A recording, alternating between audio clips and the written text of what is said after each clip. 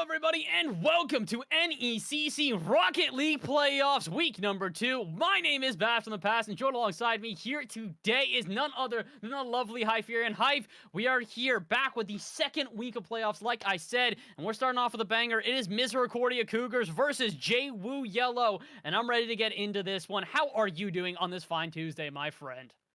It's semifinals time. That's enough. That's all I need to say, and I'm looking forward to this match. It's number 1 seed versus number 4 seed, so it should be an intense one. This is going to be a very intense one, not only because of the fact that we're here in semifinals, but these teams have squared off again before, Hyperion, so we've got a little bit of a rivalry brewing here. The Misericordia Cougars, last time they took a 3-1 over Johnson & Wales University Yellow, and well, that was in week 2 of the season. We get all the way now to what is basically the equivalent of week number 10, and we come back to see where these two teams have progressed. So, Hype, I'm ready to get into this one, my friend. All I'm expecting is an incredible back and forth.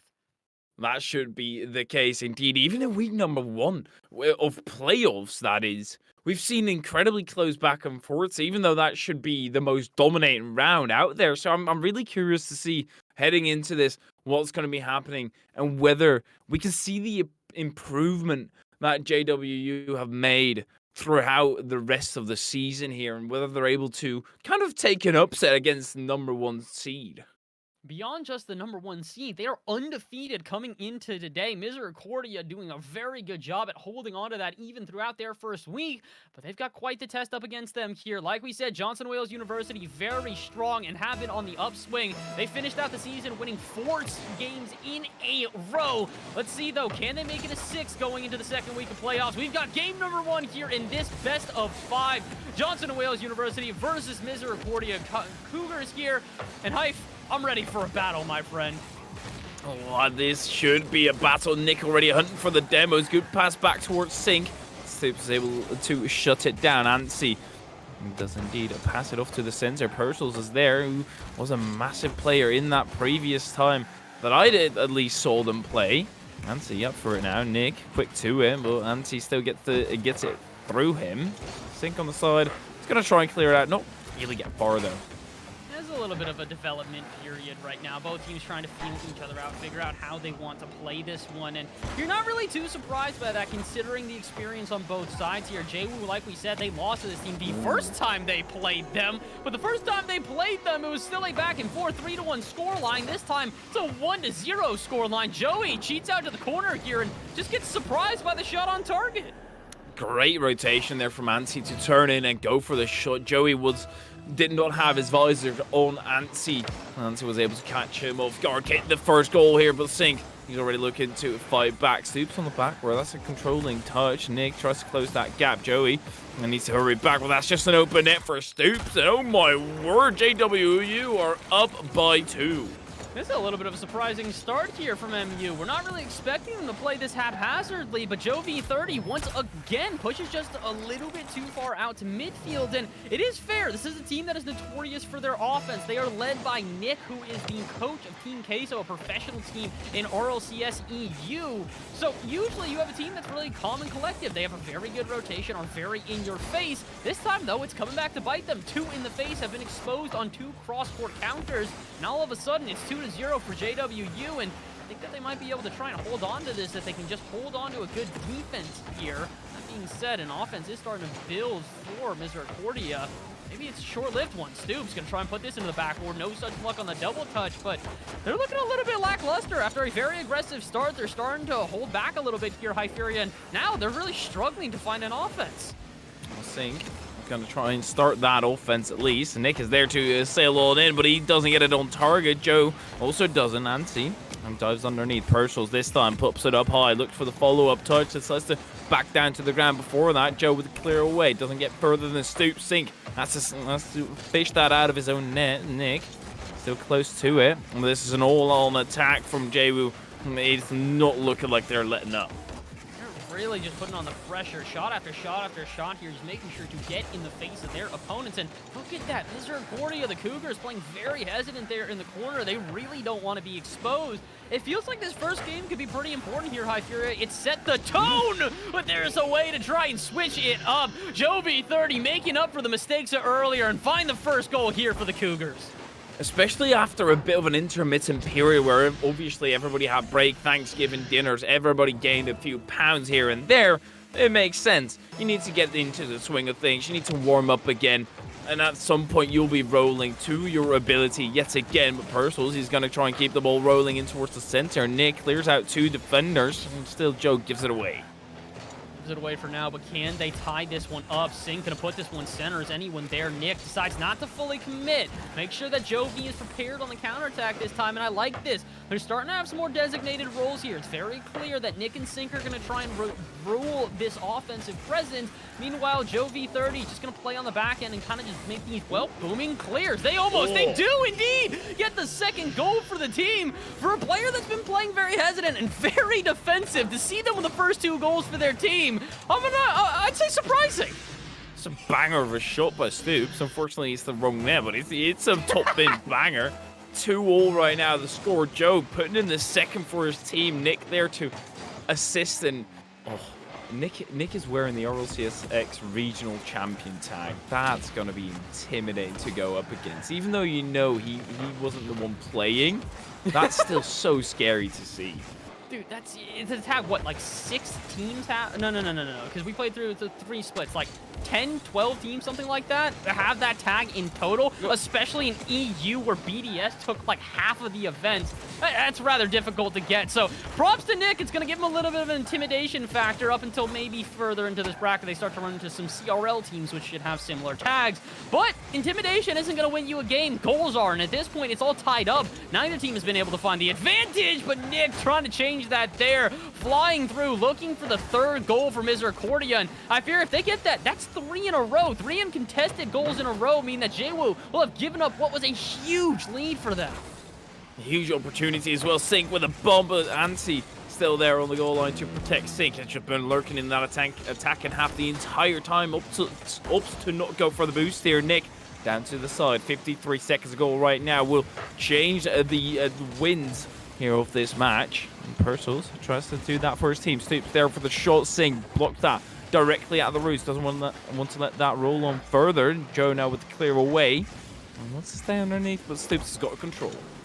Stoops has got control, but only for a second. Immediately dispossessed, and now a chance for MU to go into their opponent's half. Cougars looking to try and close out this game, and like we said, it'd be a come-from-behind victory, and an impressive one at that.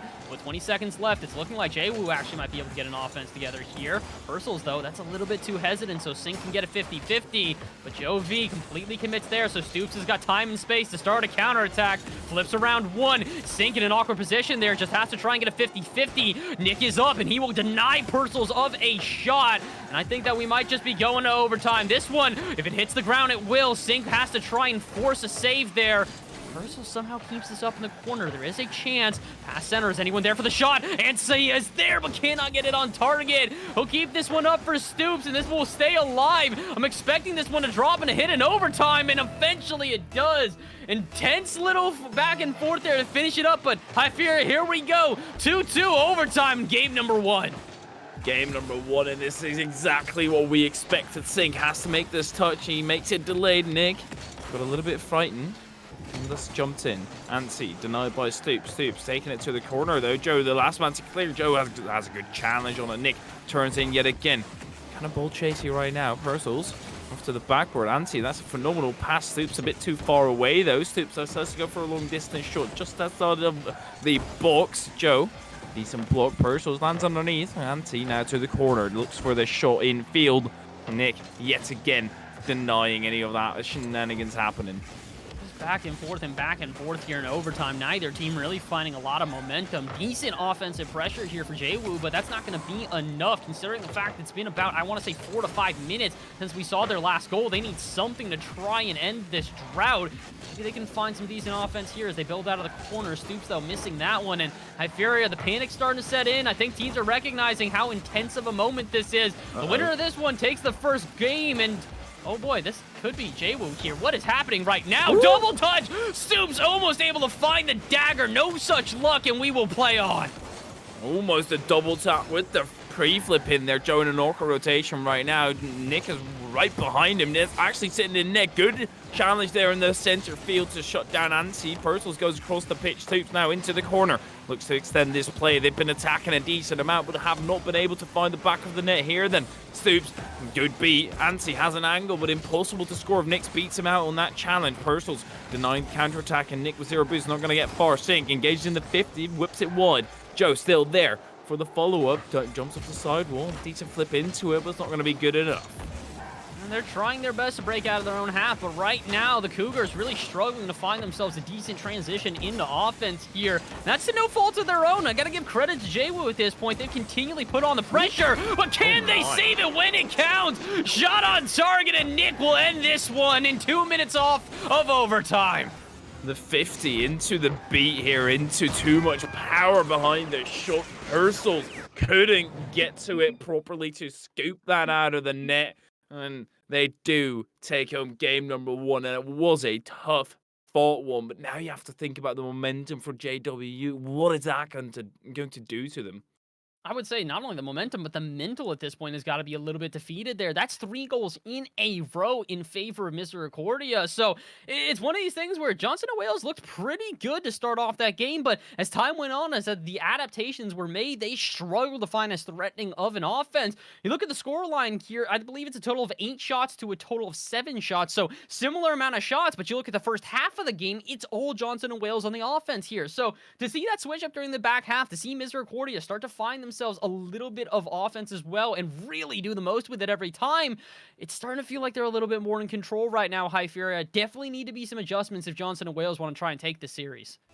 It seems like a very calculated play style. They accept the risk of being back in the defensive end, but they also have the fruits of their labor directly going into the attack. And here we go into game number 2, 6 seconds in, and they're right back to attacking on the side of JW. Won't be lasting for too long, though, or at least they're trying to make that happen on the side of the Cougars. It's still struggle city. Stoops with the double tap, dives underneath. Oh. They're trying everything, but again, this is that offensive efficiency we were talking about before. They have an overwhelming offense there, even some really awkward plays out in the corner, but still not able to find a solid shot on target. Matter of fact, not even technically able to find a shot. This time they do. Sink able to make the save, and Nick will make the follow-up as well, but 1 shot registered through 45 seconds of play, and all it takes is 1 shot on the other end. Sink gets a wide open net from a disgusting demo from Nick. This is exactly why it's so calculated. They make sure that they can get the rotation exactly in when it matters. Go into the attack when the defense is not quite prepared for it. And, well, the Cougars, they were prepared for it every single time. Sink off the ceiling. Oh, my word, he's feeling frisky here, huh? Dives over it, but it's still, yeah, he's got spirit here. That's the most important part. I mean, honestly, can you really blame him, though? At this point, that's 4 goals. No, 5 goals. No, 4 goals. Excuse me. Caster math failing me at the moment here. Well, 4 goals in a row for Misericordia here have scored in a row. It's just one of these things where it feels like right now Jwoo needs something to switch this up. Momentum is not in their favor, and unfortunately it's not going to find any there as well. Multiple shots go off target, and back to the drawing board go Jwoo. Oh my, you were talking about his goal scoring opportunities, and let's not talk about that goal scoring opportunity he created for the opposite team there. Nick yet again with the clear away, pops it up high, and still lands center. Purcell's tries to take a controlling touch. It's going to be a tough one when Ansi has the exact same idea, or at least the same idea for the follow-up. Stoops 50 with Joe. Stoops has the boost control though, and Joe jumps in yet again. Now has to recover quickly. Nick and Sink both sitting on the line. Sink has to try and back him up now. Good recovery out of Sink to go a second time. Great demo. Opens up some space. Joe nicely baits in one, then goes around the side. Attacks the right flank. Attempts to pass into the center, but Sink is there to try and actually get that there. Nick into Ansi. Nick has to, or Sink has to backflip. It's counter attack started, but they've not really been lethal.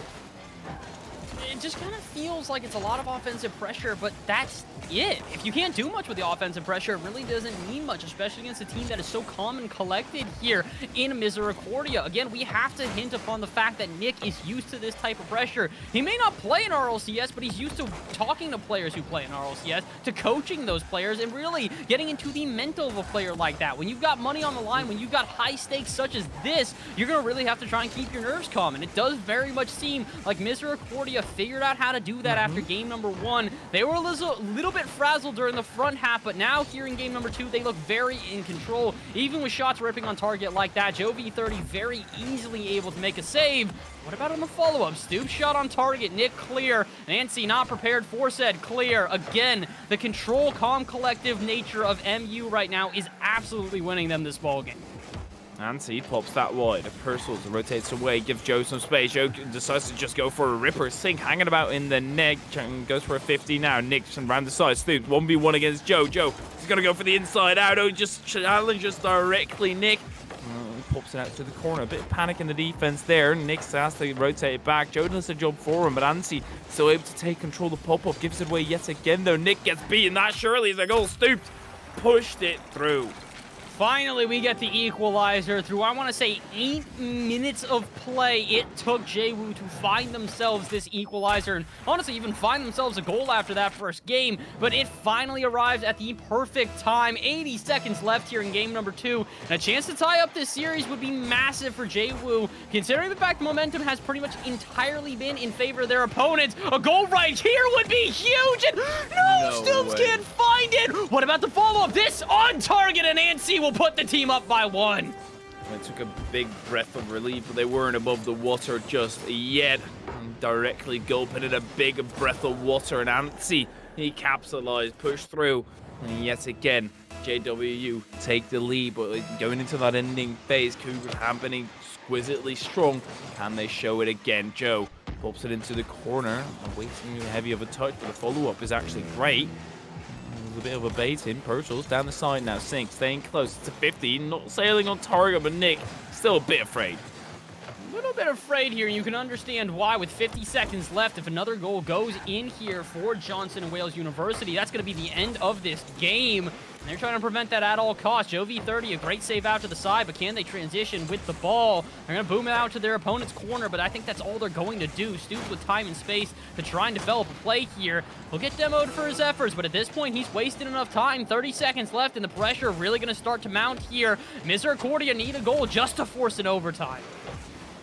Joe, out to the side, Sink to follow it up, pops it over 1. That's a good attempt. That's a good opportunity. Joe nicely staying behind to try and continue this pressure. Stoops is close, but that might not matter if it's a good 50. It's a good 50, but down the other end it goes. Sink stays close. Nick into the corner. Stoops still has control, but Nick is looking to set up a nifty counter-attack. Anti is able to shut that down, and now all they have to do is spike it into the ground. That seems to be a little harder than it sounds, but there we go. JWU, they equalize.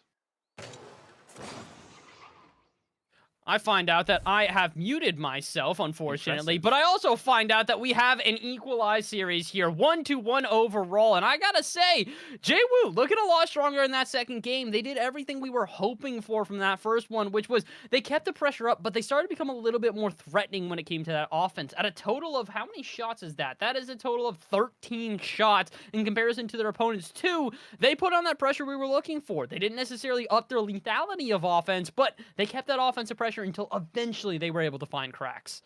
Only 2 shots for the Cougars as well. Only 2. They were able to convert one of those, of course, but that's still not going to cut it. You need more shots than that. You need to break out more efficiently, especially against a team like JWU, who's just going to suffocate you in your half. And I think for the Cougars, it's time to at least change something around.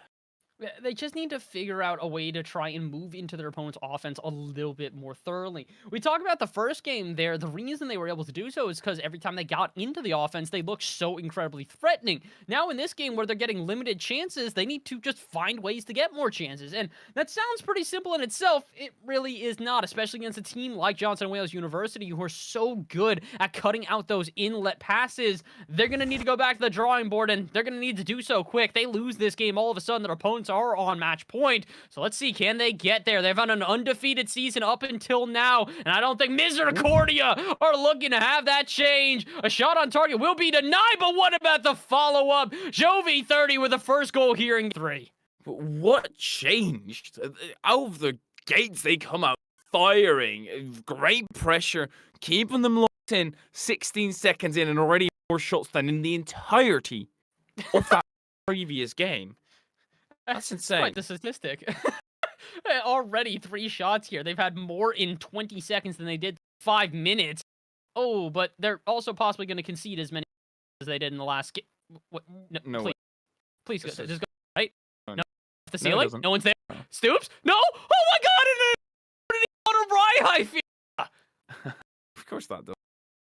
It wouldn't make sense in Ban. I said Rocket League is not a game where you have to think what would be the stupidest thing to happen right now, and that usually ends up happening. Antsy and a stupid play as well, but you know, a stupid one that actually works out. It's not stupid that does it.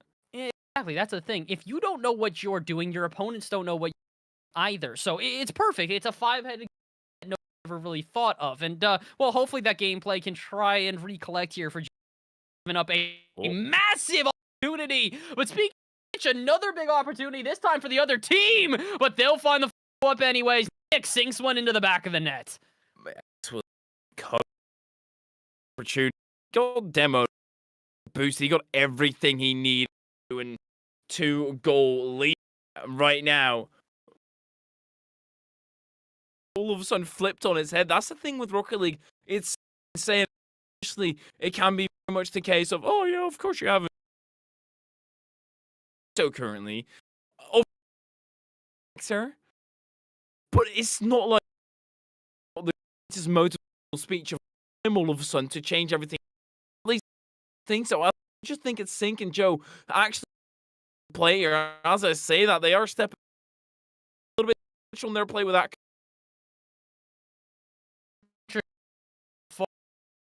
Like you said, NECC is just going to be able to facilitate to excel. That's what we're seeing. All 3 players. We talked about this in game number. First game, they had Jovi30 on the back. Game think up the front, running the offense. We're gonna have to find someone to try and play a little bit more defense. Air Souls will take full.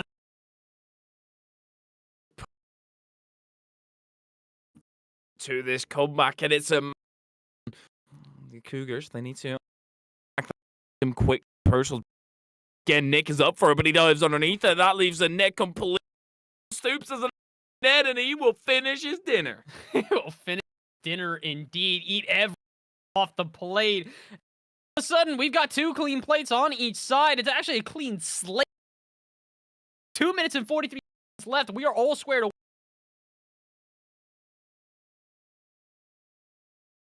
This goes on to take series point.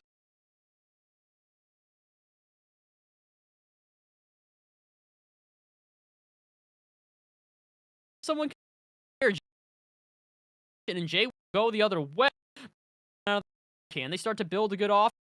NECC clear that. Mid presence starting to become prevalent. I think third game. Assume will be high pressure situation.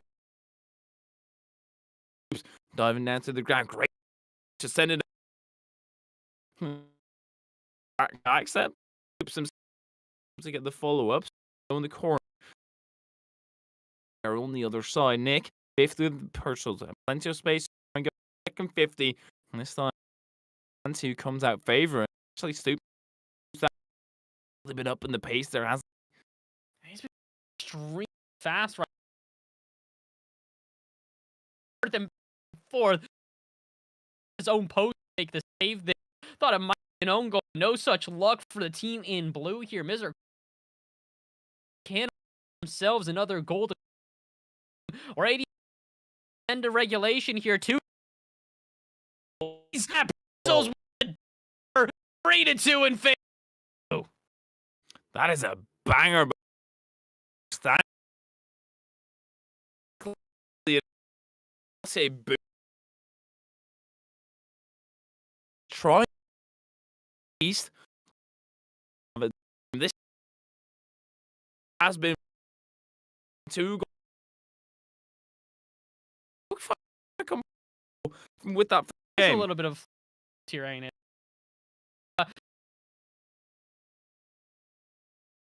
Misery.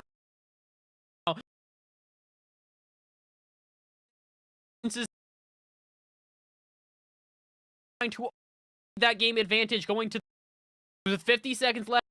They set up a pretty lead to gain it. They can continue with an off. He'll do it by himself. Ball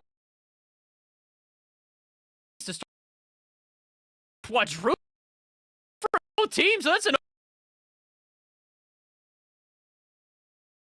chaos out of midfield. 2 from each side, and nicely represent their respective teams. It's not going to matter though. It's not going to lead to anything. Not at least seems way too high. That on the table they want to take here, but Ansi denies it.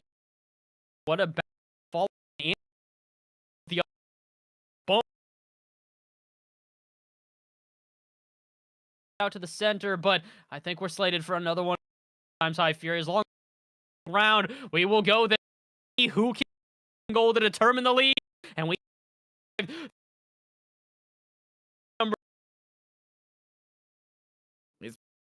I in this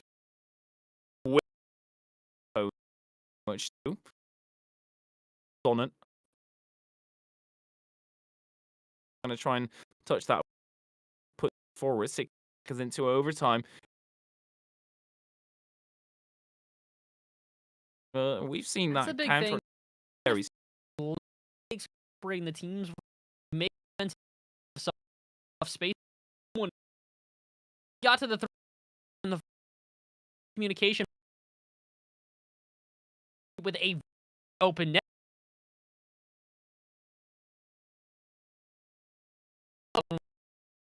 Put the rib.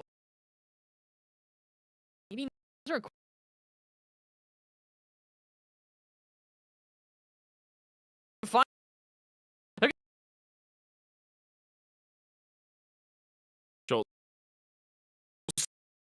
Corner and ran last man back. Good to send it field charge a bit far wide.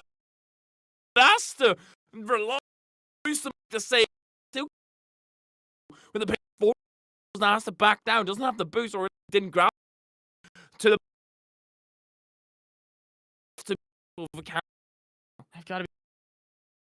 I've got to be my breath, I would say here, because again, the way we saw the regulation to an overtime, but being opportunities, here's one.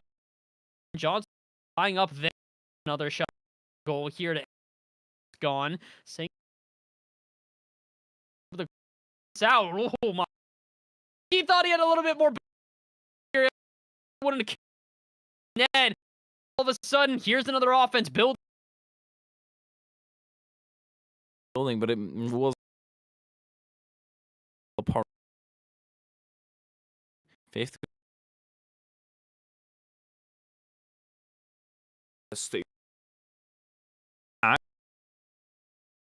Free space.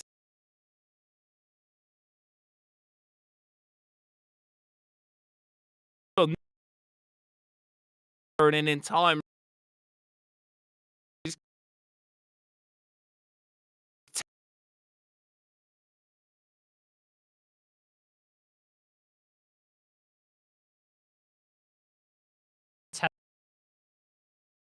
I want to end this game overall.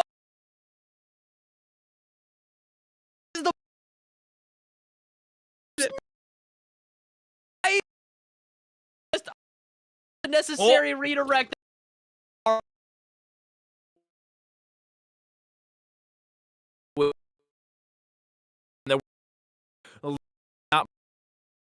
It's always incredibly tough. Let's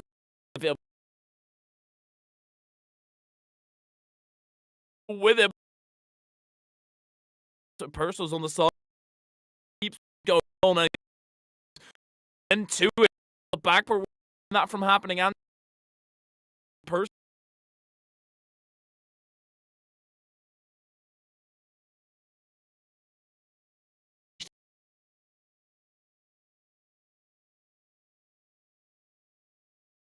E3 up.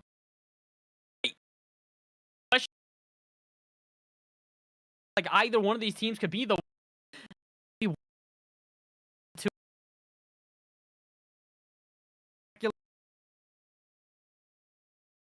On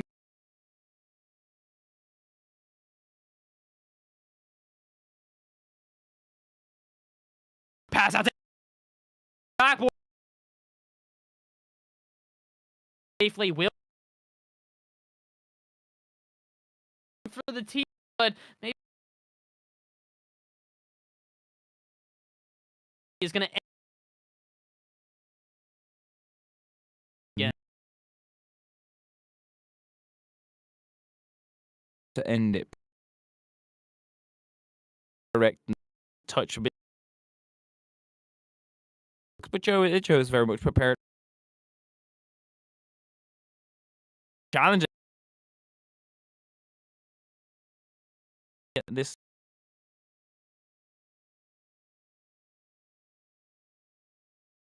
attempted it.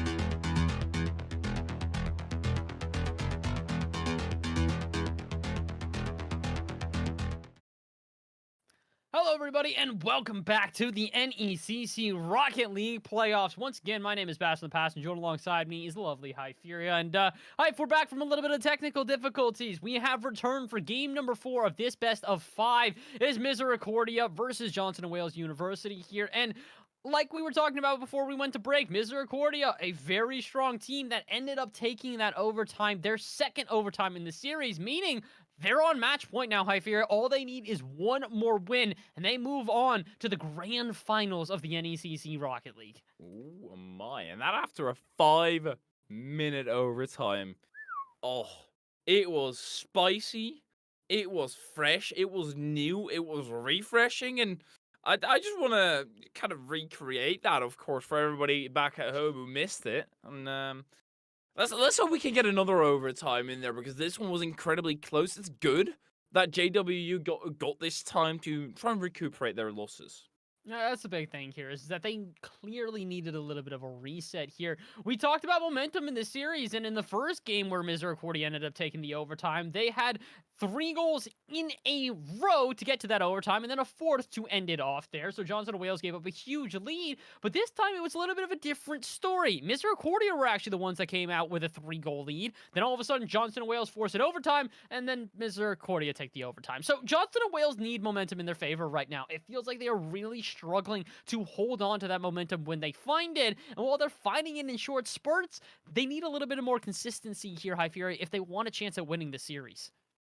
Consistency is a king. Consistency is key. It is basically everything at any single level. If you're going to be more consistent on average than your opponents, you're going to win the majority of your games. But now, it is JWU. Their backs against the wall, hanging by the final piece of thread. And they just need to get 2 in a row. I say just, but it's going to be a tough task against the Cougars. Let's see if they can get this one done. That's going to be a good start for them. Misericordia, unfortunately, a little bit off target with the kickoff there. I think Joe V30, just a little bit of a misinput, and it's going to lead to not a goal for or for Jwoo there. A save on the line, and then the follow-up from Nick, and the Cougars have come to play here in game number 4. They are ready to go here, but they're looking to get it back into their own hands on the side of Jwoo. Stoops in the center with 0 boost. That's going to be a tough one. Joe to the backward. Stoops lurking underneath. Ansi to the side. Nick trying to pass that back, but instead he gets passed back to his own back right corner. Sink takes it up to the skies. It was a demo hunt, but only a slight one. This and Nick gets sent to his grave yet again. I feel bad for him at this point. Oh, little bit unfortunate at this point. It really has been, I would say, not necessarily a targeting of Nick at this point, but I would say he's the strongest player on the team, and it seems like both teams are starting to recognize it at this point. He's been the catalyst for this offense, and even if he isn't directly responsible for each goal, he's had a hand in almost every single one. Goal participation through the roof for that player, and oh no, I was going to say you can see why, and no, Joey does not make the follow-up shot. Beautiful setup for all of Misericordia, but they can't find the back of the net, and unfortunately they'll fall out to midfield where they will have to restart their offense yet again. Stoops up to the sky, lands underneath. Nick with a good challenge. Ansi into the corner. Joe gets it up to the backboard. Stoops. Sink is waiting underneath. Just patient play right there. Joe with a boost grab. It's actually still going to go over a Sink. Joe, that's an aggressive challenge. Nick with a great pass back to his own corner to try and resume control from there. I think that would have strolled on in. Now they actually get control of the ball. Let's see, can they do anything with this control of the ball, though? Nick, that's a good touch out to the corner. Sink should be there, and he will dunk the last defender. A heck of a way for the Cougars to get on top with 2 minutes gone. There they go. 2 minutes gone, and Sink just dives on in their nose. And even if he doesn't get a great challenge, even though it pinches wide or whatever happens really, he's going to have a favorable outcome. Two players panicking on the line. He dives on in, makes him panic even more. Soup for the panic in the opposing side. Nick tries to get up the ceiling, not too sure whether they're going to reset. Ansi gets denied by Purtle, but Purtle's still taking it to the sky. Joe shrugging that bump off. Absolutely simple stuff for him. Stoops still off to the back row. Look for the second tap. Ansi's there, goes low, but Sink is in the vicinity. Okay, I don't know if you've noticed this. I'm gonna hope this is coincidence. Otherwise, this is one of the funniest things I've ever seen. Ansi switched into a Dominus for this matchup. And can you guess what decal he has? I have to check this back. I'm not sure because I only got a glimpse of it. It's either the Evil Geniuses or the Team Queso decal. So if he's got the Team Queso one on while playing his opponent, I'm going to laugh. No, it is Evil Geniuses. Darn it. That would have been so incredible. Well, sidetracked for a moment, but let's get back to the game here. 2 minutes remaining, and it doesn't really matter what decal you've got on. You're going to need something more than a decal to take you to victory because JWoo, they've been shut out for 3 minutes of play. I don't know what needs to change at this point, Hyperia, but they need a change if they want to try and keep the series alive. I mean, I feel like if Ansi would go for the Team Queso decal, right, he'd only be giving Nick money in the end. So, true. like... It's like, oh, we lose to you and I actually paid you. So it's kind of like the reverse of what you, I don't want to say want to do, but what usually happens with match fixing. Either way, you said back to the match, so let's actually go back to the match. Joe down the line. That's an open Nev. Nick can convert it, but Stoops has a denial. Still to the center. Great stuff out of Person. I gotta give credit where it's due. The defense here has really stepped up. Both of these teams were... Oh, okay. Whew, I thought they were gonna get scored on from a play like that. Luckily enough, they do not. But the defense, it really has stepped up here. For two teams that seem to be slugging it back and forth with over 10 shots to each team in the first couple of games, all of a sudden, we're really breaking down the shot total. 4 per team with about 4 minutes gone. Only a shot per minute for each squad. This has become a much more methodical game, and unfortunately for JWoo, doesn't seem like they're all too adjusted to that. They're still trying to go with this never say die attitude, this over-aggressive offense, but they need something else. 45 seconds left, and if they do not find a goal, Hyperia, that is the end of this series.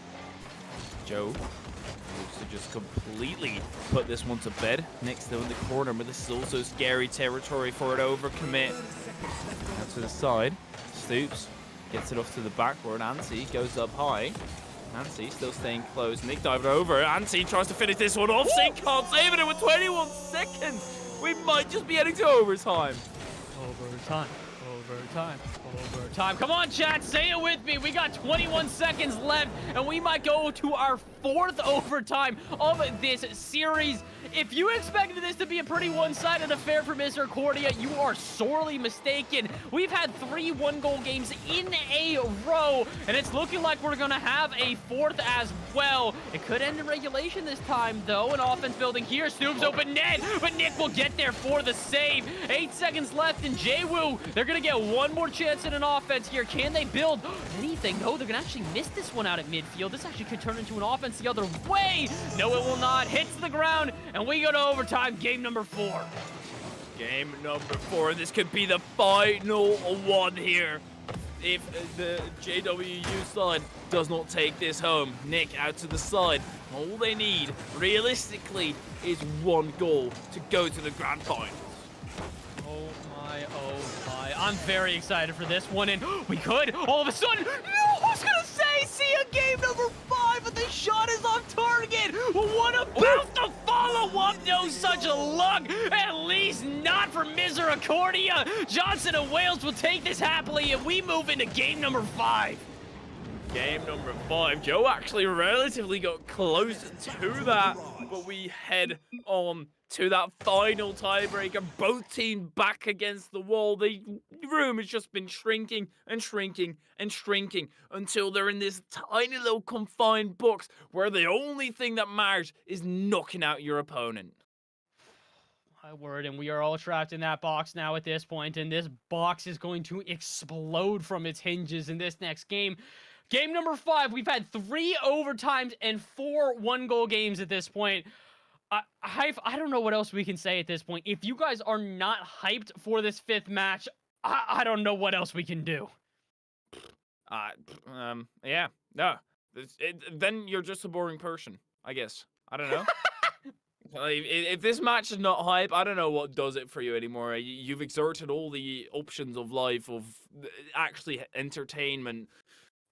Let's move on to a new topic, eh? Game 5. Pog. I would agree with you. Game 5 is pretty pog indeed. And, well, Game 5, we're moving on to a field that I'm not so sure everybody's going to agree with here. We move into Neon Fields here for game number 5. This is going to be an interesting one, and, well, it's one to determine it all. Here we go. Game number 5 in this best of 5. I'm hoping for another overtime. No way. We go to Neon Field. Everybody thinking Champions Field, surely. No, Neon Field is where the real battles get fought, because you also have to play the battle of actually being able to see where you're going. It's an interesting one, and it adds an extra element. Let's see who versus bear in this new territory. Nick with a 50 and Stoop, and a lot of power behind that. Sink catching in the end, go over Purcell's. Anti's still close to the play. The Sink to move around the side, facilitate a pass potentially. Has to go back now and a defense. The defense for the second, but can there be a solid follow-up? No such luck. Johnson and Wales with an overwhelming amount of pressure here to start this game, but is it going to mean much? We've seen this so many times, Hyperia. Good pressure is great, but if they can't get a solid shot on target, it can dissipate in the blink of an eye. So far, it has not. About a minute gone here, and it has been a lot of offensive pressure for Johnson and Wales, but you'll notice a big thing here. 0 shots registered, a full minute of offense, and they still cannot find a single shot before their opponents actually find the first of the game. Stoops into the corner. Nick, last man back, decides to fake it out. It's a smart one, but the second touch is terrible. Has to recover quickly. Purcell's off to the center. Ansi is there. That's a phenomenal pass, but Nick with an even better save to clear it away. Joe stays close. Sing. Let's let Nick take over. Now far post rotation is necessary to try and keep that pressure away from their net. Sink recovers quickly, but it's only a 50, and they're keeping on defending the entire time. Surely at some point that seal has to be cracked. I mean, you'd like to think so, but considering we've gone to so many overtimes, a 0-0 overtime is, I'm not going to say inevitable, but it's very possible with these two squads.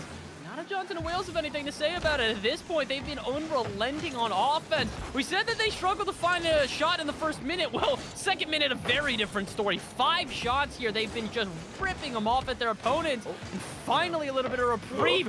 Here, it's been a goal as well. Nick, I don't even think was expecting the dunk, and then really wasn't expecting the miss from the defender. No one there to follow up, but a huge opportunity for the Cougars goes right. It's not going to turn into a goal on the other end, but a very awkward position here for Misericordia. Oh my, both teams getting great opportunities and just not quite pulling it over the line. And there's going to be one, at least, scored here. Stoop should be able to clear this one out. Let's Purcell do the job.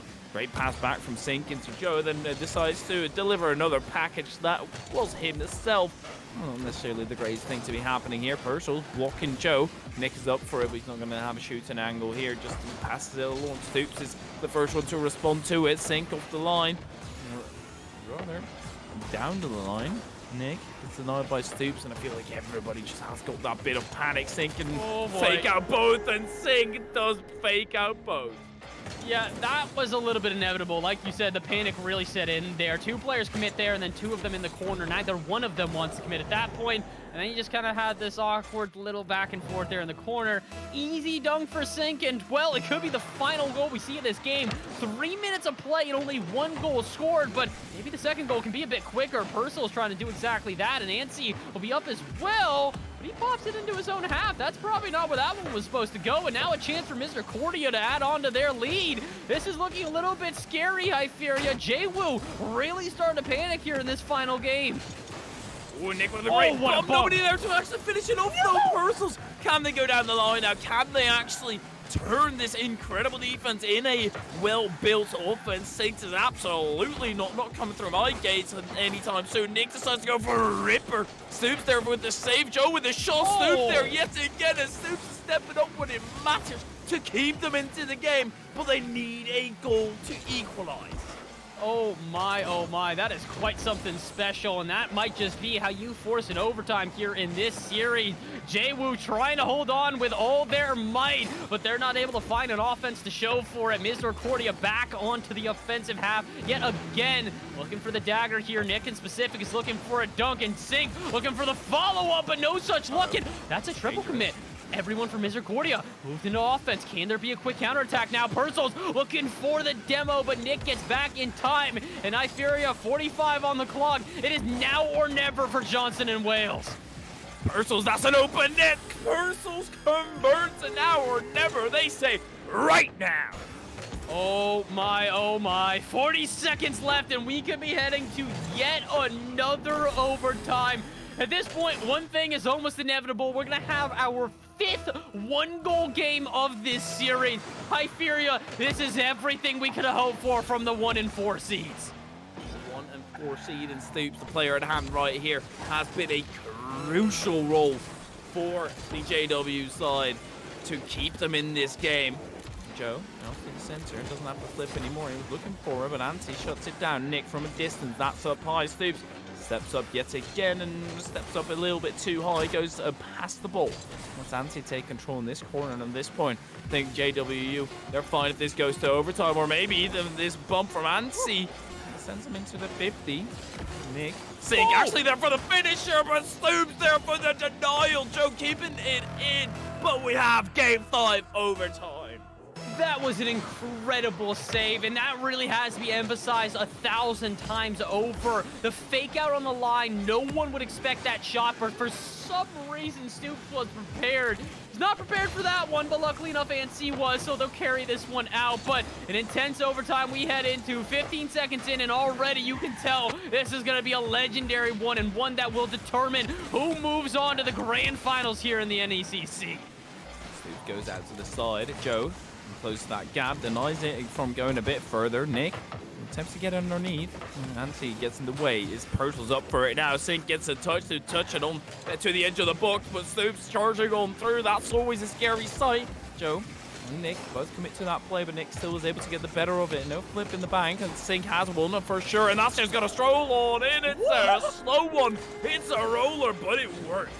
And there it is. Someone in chat, I'm not sure who you are, I won't call you up, but you might have just jinxed it. You said every single 2-1 scoreline went in favor of Jwoo, but the final one does not. Misericordia hold on and send themselves to the grand finals here and keep their undefeated streak alive. Hyperia, this is everything we could have hoped for. What a way to kick off the NECC playoffs for this week. Oh my, that was mind-blowing and absolutely perfect as well. As this first game, we're back and we are rolling yet again at full charge. It was a phenomenal one. And the number 1 seed does end up taking it. Is it being able to keep Nerve better? Is it Nick? Is it Sync? Is it Joe? I think every single piece just clicked together perfectly. That is absolutely true. It very much seemed like they were incredibly in sync there, and like we said, the pressure never really built too far for them. They were very prepared, and they kept some consistency going into that 5th match, and Well, that's just our thoughts on this one. So let's see if we can get some thoughts from someone else and let us know. We're going to go to a quick little break, get a interview set up, but when we return, we're going to talk to one of the players or maybe one of the people behind the scenes who really knows from that Misericordia Cougars team. So do not go anywhere. We're going to be back in a couple of moments for that interview, so stay tuned.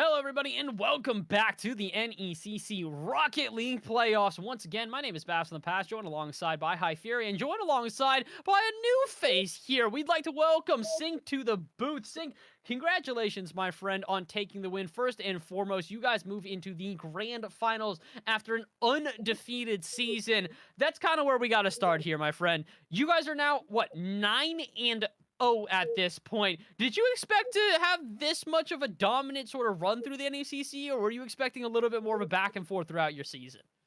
I thought it was going to be a lot of back and forth between the season, to be honest with you. We were just fortunate enough when we played well enough to be where we're at now. Well, you played phenomenally, and what kind of drives you or makes you play up to par when you're in those tough scenarios, such as in overtime? It was really just kind of like trying to stay calm. Knowing it's getting streamed, everybody's watching. It definitely makes it a little tough, but Nick kind of helped us out a little bit, trying to calm us down, and it worked out in the end. Perfect transition for me. I was just about to ask about him. So we were talking about him a ton on stream. We were really talking about how much Nick has that sort of experience at the utmost level coaching for an RLCS team. Can you speak a little bit about that, though, and just sort of explain what it means to have a player with that experience in, these tight pressure situations? Yeah, he really kind of drives everything. Really calms us down, lets us know how to handle comms in different situations, how to kind of take games when we have a lead, when we don't have a lead, and it really does help. Well, we love to see it. It really was a very impressive performance from you guys. Interesting stat, by the way. Someone in chat brought this one up earlier, and I thought that you guys might find this funny if you weren't already aware of this. The way that went, first 4 games, if the games went to overtime in 3-3 fashion, you guys won. If it was a 2-1 score line, Johnson and Wales won. So you guys changed that up in the final game. That was really interesting to see. You guys went into a 1-1 overtime, and if history were going to repeat itself, you probably would have lost that one, but you flipped the script and found your way to the grand finals. Congratulations once again. Before we let you go, anybody you want to shout out that might be watching right now? No, just really Nick and Joe for being good teammates and kind of grinding with me all the time, and it's what got us here today. Awesome. We'd love to see it. Love to see support to the rest of the players. We're going to go let you celebrate with those 2 players in particular. Make sure you guys get some rest before next week. We cannot wait to see you back for those grand finals. Good luck in that matchup, my friend. Sounds good. Thanks, guys. All right. Hyperia, We move on. That was Sync from that Misericordia Cougars side. He did a fantastic job today in carrying, well, I'm not going to say carrying his team to victory, but doing a great job and being a part of that trio that made their way to the grand finals.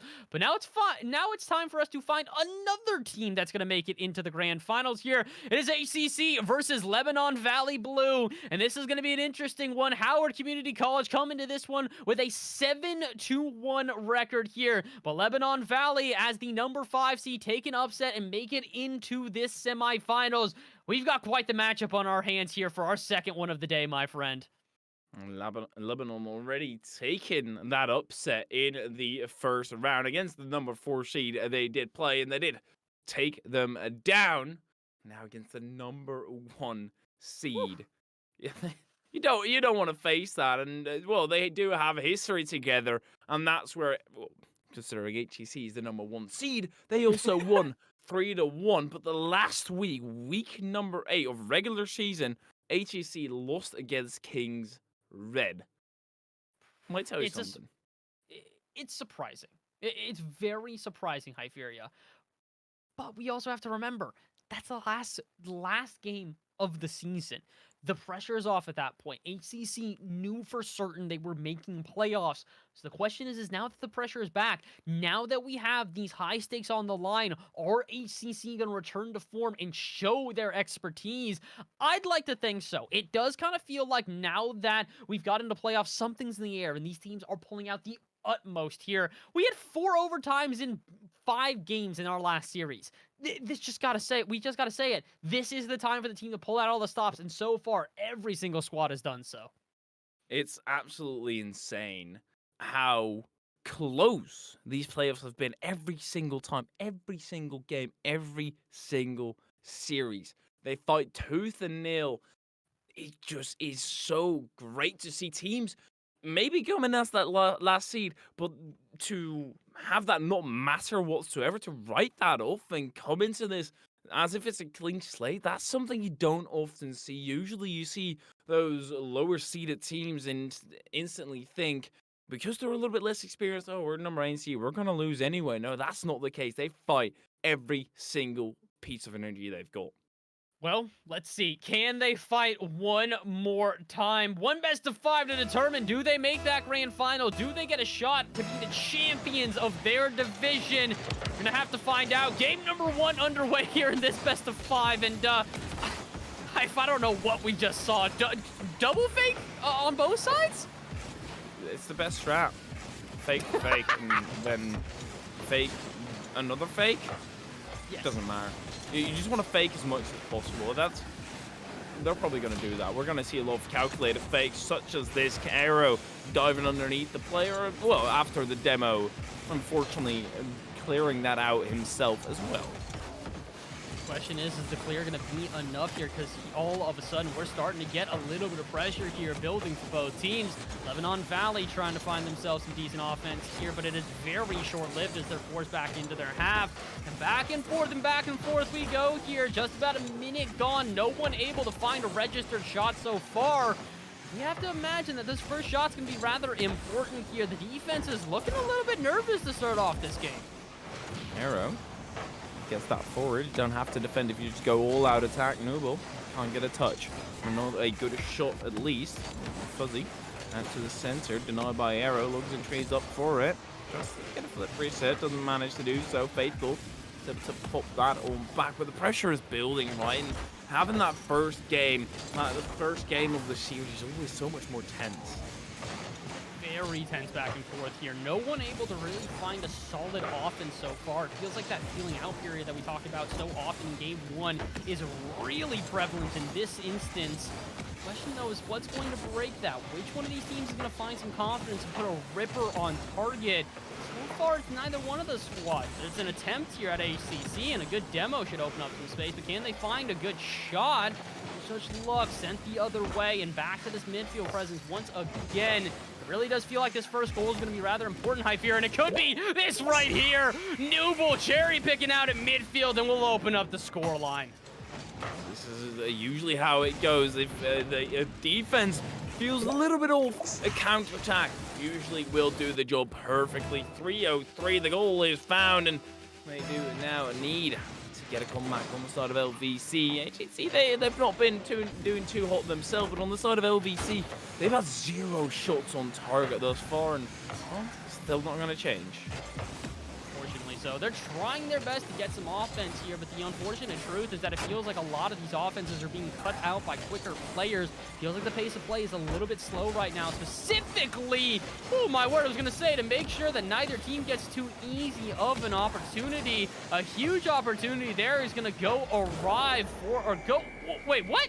Go arrive for the team of LVC here. I look away for half a second, and Nooble with a dunk out of nowhere in the corner gives an open net to Logs and Trees.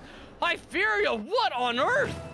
They connected on a level that I hadn't even thought possible. They just psychic to each other. I'm going to get the dunk. Okay, I'll be there in the center. Great communication for HCC to put them up by another one. 2 goals is the lead right now, and HCC, they are seizing this and are absolutely putting on the screws to their opponent, but not breaking through another time just yet. A great opportunity. He dives wide. Dives wide for now here, but ooh, the opportunity is still around. Faithful shot on target, and that'll be enough. First goal for LVC, and it'll cut the lead in half. Faithful had a free opportunity. Great demo there. 2 minutes still to go. Plenty of time to get that comeback. Absolutely no stress, or at least they shouldn't be stressing. And they're going to start jumping in for all kinds of plays and really putting it to themselves. Every single mistake, just beat themselves up over it. That's how you're going to lose, and that's how you're going to lose the series. Just stay in this, keep calm, and hope that they mess up. Big thing here is that mental fortitude has been massive for teams today. We've seen some pretty drastic swings from 3-0 scorelines to 3-3, and then an overtime that goes in favor of the team who got the 3-second. It really is one of these things where you never really know what's going to happen until that final second ticks off the clock. That final second is fast approaching. 90 seconds remain here, and LVC need another goal just to try and force an overtime, but now they need another 2. Nooble with their second goal of this game, and will put their team back up by 2.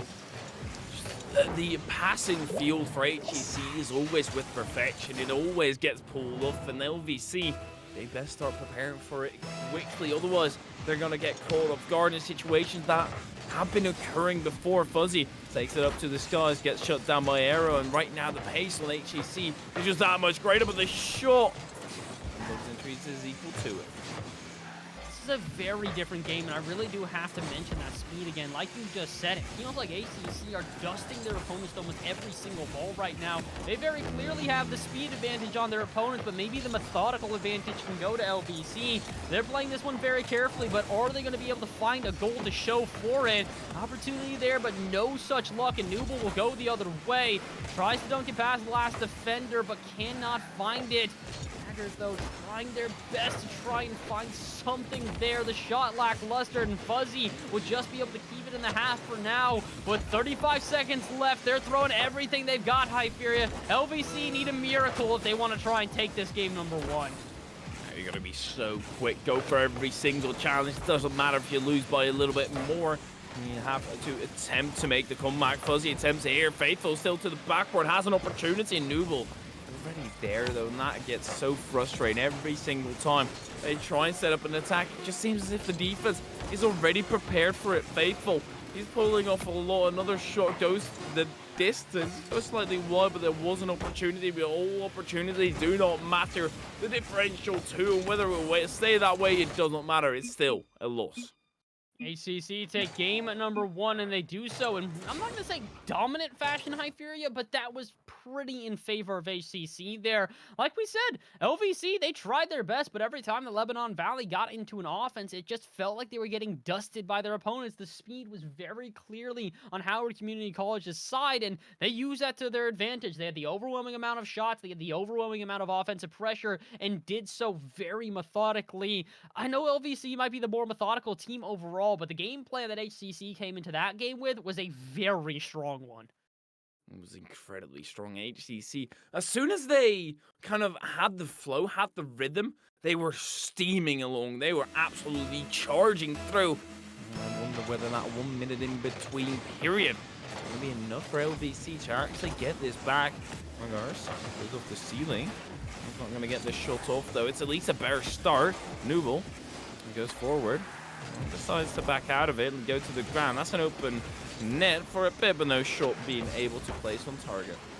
No shots quite yet here in game number 2. A little bit of a tentative back and forth, but this is exactly how game number 1 started off. And then HCC, once they found their rhythm, they never really broke from it. So for LVC at this point, I'd say it's a little bit more of an important game. Not only are they looking to even out the series, but they're also trying to avoid having their opponents go on to match point here. HCC take this one, they could potentially sweep the series, but I'm not going to get ahead of myself. Only 40 seconds into this one, neither team has been able to score.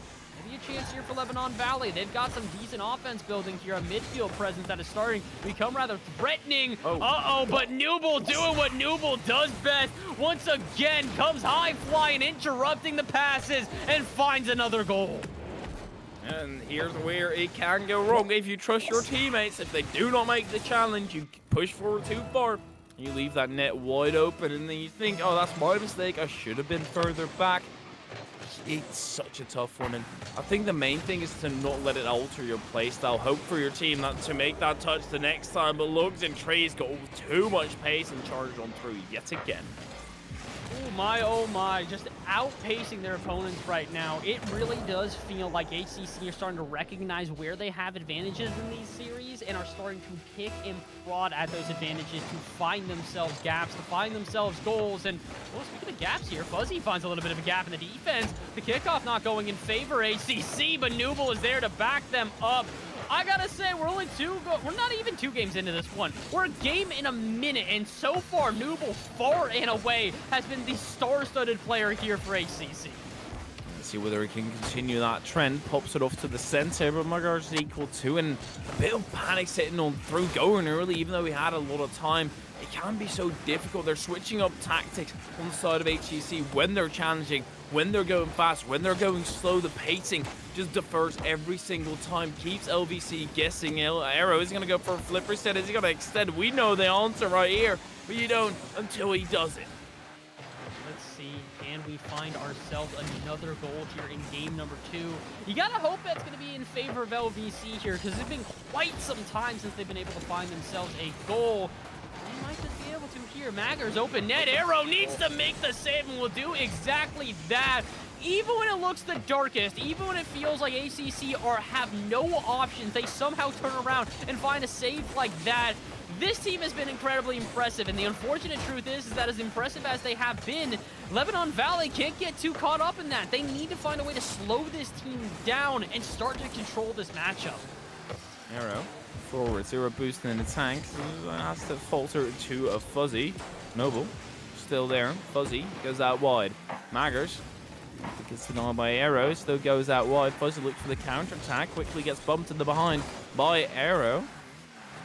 Taking Arrow to the knee, taking Arrow to the behind. It's all the same. It will incapacitate you for a decent amount of time. Noble pops that up high and also incapacitates his teammate. Actually plays that on his own target. Okay, interesting one there.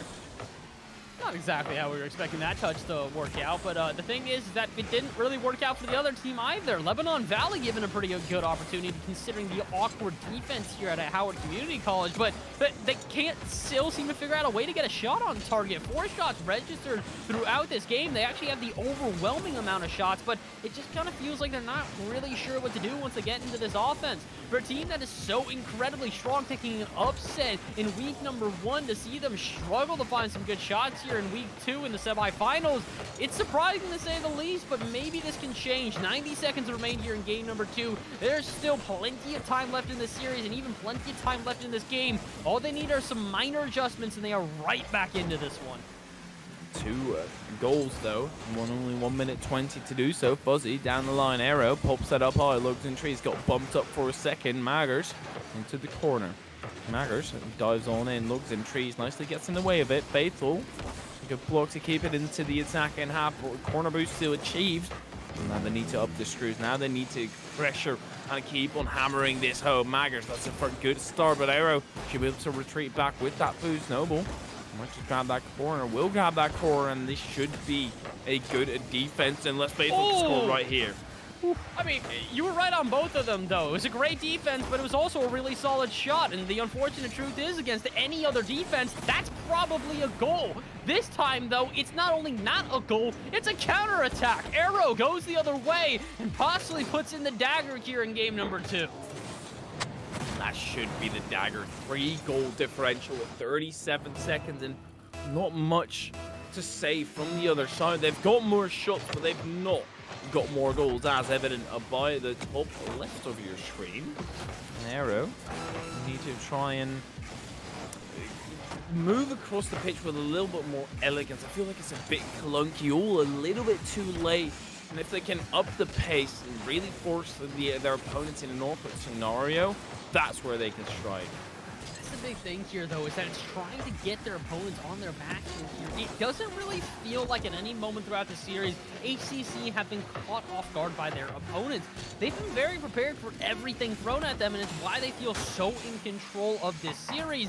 As a result, they take a 2-0 lead here overall in dominant fashion. They scored 6 goals throughout 2 games. Their opponents have only scored 1. A shutout in game 2 is going to leave Lebanon Valley with over 5 minutes without a goal. I mean, we say this a lot, High Fury, but I think now more than ever is a very prevalent statement. There needs to be a change from LVC if they want to try and win this one. They're on the verge of defeat, and sometimes that propels teams. Sometimes that catalyzes them into, we've got nothing to lose anyway. Let's just go for it. Everything goes on to the attack, or at least something changes. Something flicks the switch to start playing better.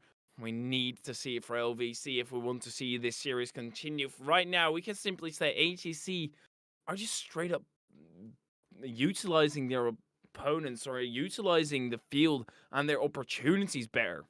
Yep, it is what it is. At a certain point, we can try and sugarcoat it here, but the truth is for Lebanon Valley, they are being outclassed in a number of different ways. And for a team that has shown they can take upset wins, for a team that has played against this squad previously and have taken games off of them, now it's time for them to prove it. Now it's time for them to show why we have been so highly rated of this team.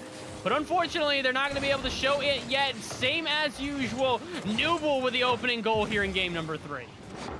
Yet again, the infield pass that they find each other with. HEC 7 seconds in, and LVC, they've got their head down. They need to get their chin up, look at the field, and realize that they've not gotten to this position just purely by luck. Now, they actually worked for this. They can get back, and they need to get back. To all the fans back at home, they need to have the support right now. Fuzzy with a pass out wide. Maggers looked for the connection. Faithful, it's an awkward tap, but it will do the job.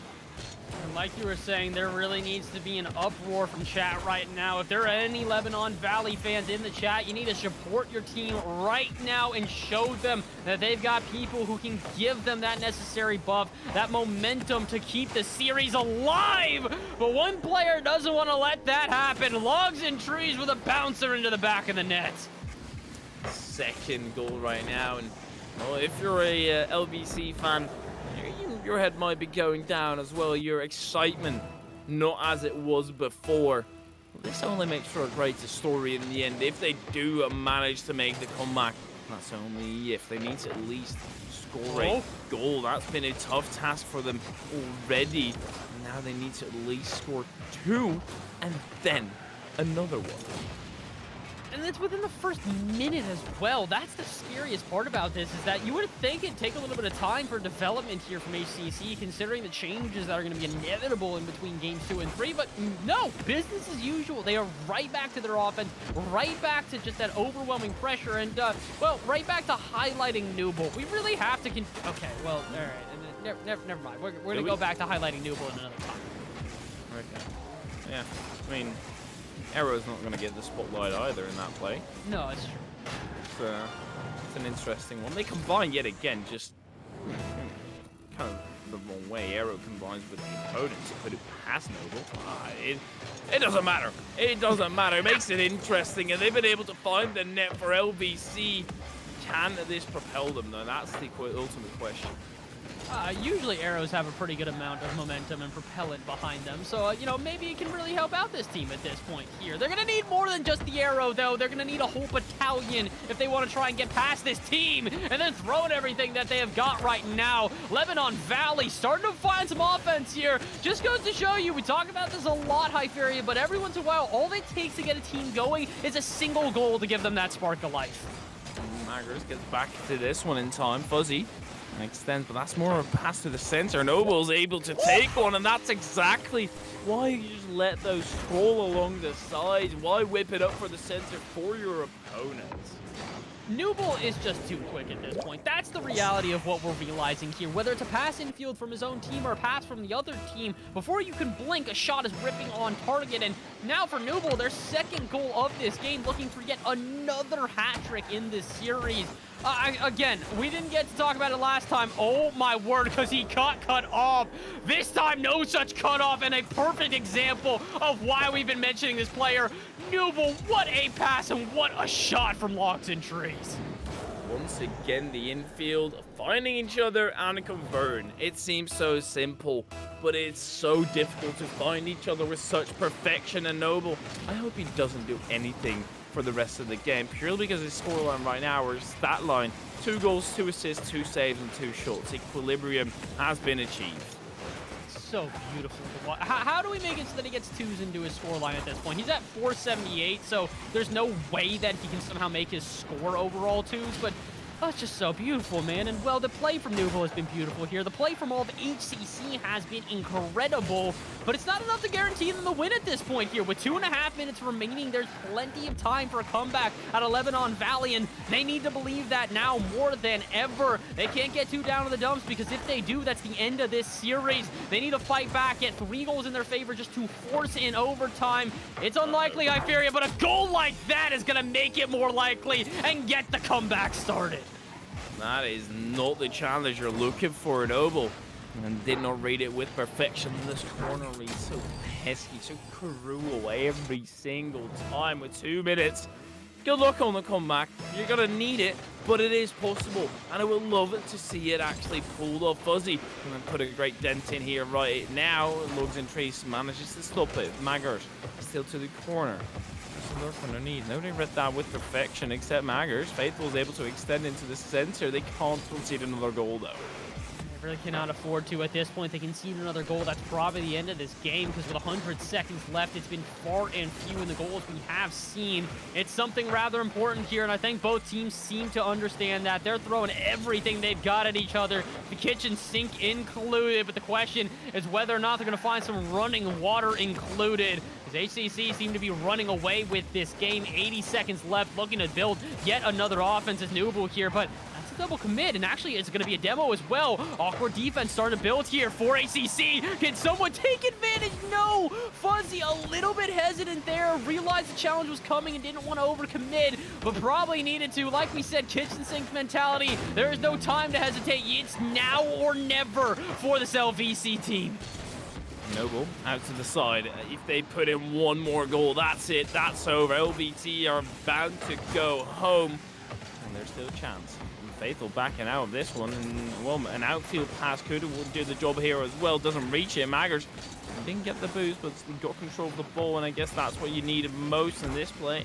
Maybe it was boost. Arrow look for the double tap. Faithful still on the slide. And they need it to score right now.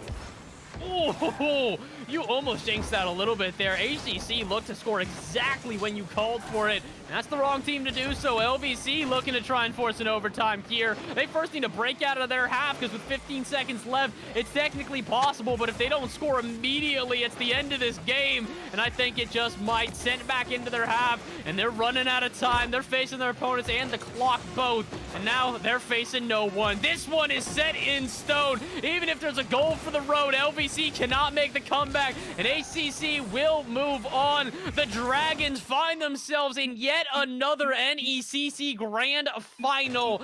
And my, oh my, what a deserved victory at that. 3-0 in favor of Howard Community College. Dominating here, and I said everything was close. This one was close at times.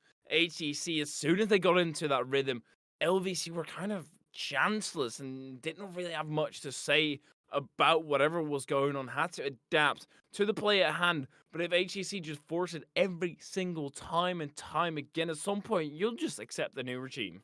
Yeah, unfortunately so. At a certain point, you got to accept the reality at hand. And the reality at hand here is that Howard Community College look unreal going into their final game of this season. They've only got one more. They've got a single matchup left here in the grand finals if they want to become the champions of this Challengers division. I think it's possible, but it's not up to us at this point. It's up to the squad to carry this momentum from this incredible victory into their final series. Hyperia, though, what an incredible matchup from the two teams. What an incredible performance from the Howard Community College. Howard, they just keep on pulling off dubs left, right, and center. Even in the semi-final, they get another win on the board, managing to keep their undefeated streak, or almost undefeated streak. They lost in a game 5, and it's very opinionated whether that's actually a loss or whether it's just half a loss. It doesn't matter. They're charging on through, and they're in the grand finals. They are indeed in the grand finals, and well, if you guys want to hear what it means to them to be in the grand finals, you're going to have to stay tuned. Quick little break and get an interview set up with one of the players from that HCC squad. When we return, interview with the Dragons. You are not going to want to miss it, so stay tuned. We will be right back.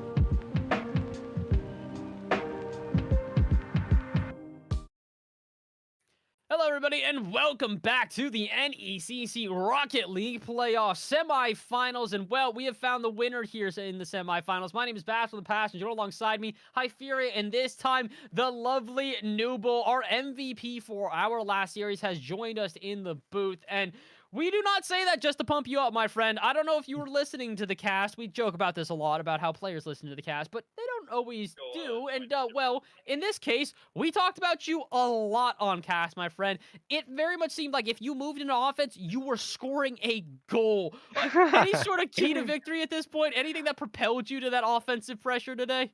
I think we were just all really feeling good. Like none of us were feeling out of it. We were all just syncing together really well, which really is a big thing for us right now. Just keeping our synergy together, having our chemistry work well together. So that's basically the main thing, and it seems like it worked out, and we played really well today. Certainly. At the start of the first game, it kind of felt as if both sides were kind of having struggles to really get into the groove of the match. Did you notice that as well? And if so, what do you do to try and change that around? Well, obviously, every single game of like the first game of every series is usually like a feeler to see how each other teams play. And I think after that we just kind of like capitalized on we knew what their mistakes were, we knew what our mistakes were, and we just fixed that and we took the dub. Uh, Took the dub is a pretty simple way to put it at Yes, that sir. point. Yes, sir. Overall score line for that, by the way, is 10-3. You guys only scored or allowed 3 goals throughout that series against you guys. Is there anything in particular that really carried you to that victory, you would say, in game number 3? Because it felt like by the time you got to game 3, you guys had a game plan and executed upon it perfectly. Just focusing on our rotations and our touches, making sure our touches were either to each other or make it awkward, or just playing really like having our rotations in sync, basically, making sure we knew each other where each other were. and just played around it. I would say you guys knew exactly where each other was. It very, Thank you, very much thank you. seemed that way as we got further into the game. The passing plays, that final passing play, man. Oh my word, was Yeah, that I something yelled special? so loud. Yeah. Gotta love it. Got to love it, especially when the players like you are seeming not only confident but Yep. happy with that win, and you absolutely should be. You move on to the grand finals here in the NECC, and you can correct me if I'm wrong, but I believe you guys made it to the grand finals last season for the NECC as well. So anything different before we let you go here? Anything that is really the key that you would say going into this grand finals that's gonna make this one different than the last time you guys showed up? Keeping up our mentals and definitely keep practicing in scrims and knowing what we need to work on and stuff like that. Just perfecting what we've already tried to perfect. Love it. That's the best response you can get from a player that's like, hey, we're doing well right now, but we've still got a little bit more to go. We're going to keep For on sure. practicing, keep on grinding until we get to the very tippy top. And my friend, you're just about at there. You just need one more series and you will find yourselves the champions here at the NECC. But Sure. Very you hyped still about have it. to get there. Sure. Sure. Everyone's hyped about it. I'd love to hear it. Well, if you'd like to shout out any of those hyped people, now is your chance. Any shout outs you want to give before we let you go, Nooble? Shout out my teammates, Logs and Trees and Arrow. Logs and Trees works for you guys. I think just shout out to the teams we scrim so we can, practice what we need to perfect. Awesome. Awesome. We'd love to hear it. And, well, we're going to love to hear you guys next week as well. Maybe we'll get you back for another interview. Only time will tell. For right now, we're going to let you go and celebrate with your team. Thank you again, Nooble, for hopping in with us. Much you guys for having appreciated, me, my then. friend. Thank you. You are very welcome. And, well, Hyperia, that is the end for the 2 series for you and I here today. Thank you again to Nooble to hopping into the booth here. But unfortunately, that's the end of not only the booth for him, but the booth for you and I. It's not the end of the day for the NECC, though. We're going to hop on out of here. But when we come back, another 2 lovely casters. And Hyperia, before we go, any other things you want to say to this audience as we move into our 3rd series of the day? Make sure to stick around the entire time. I had a great first match. Second match, a bit dominating, but you never know what's going to happen in the future. So you just want to make sure you watch everything and find out. Couldn't have said it any better myself.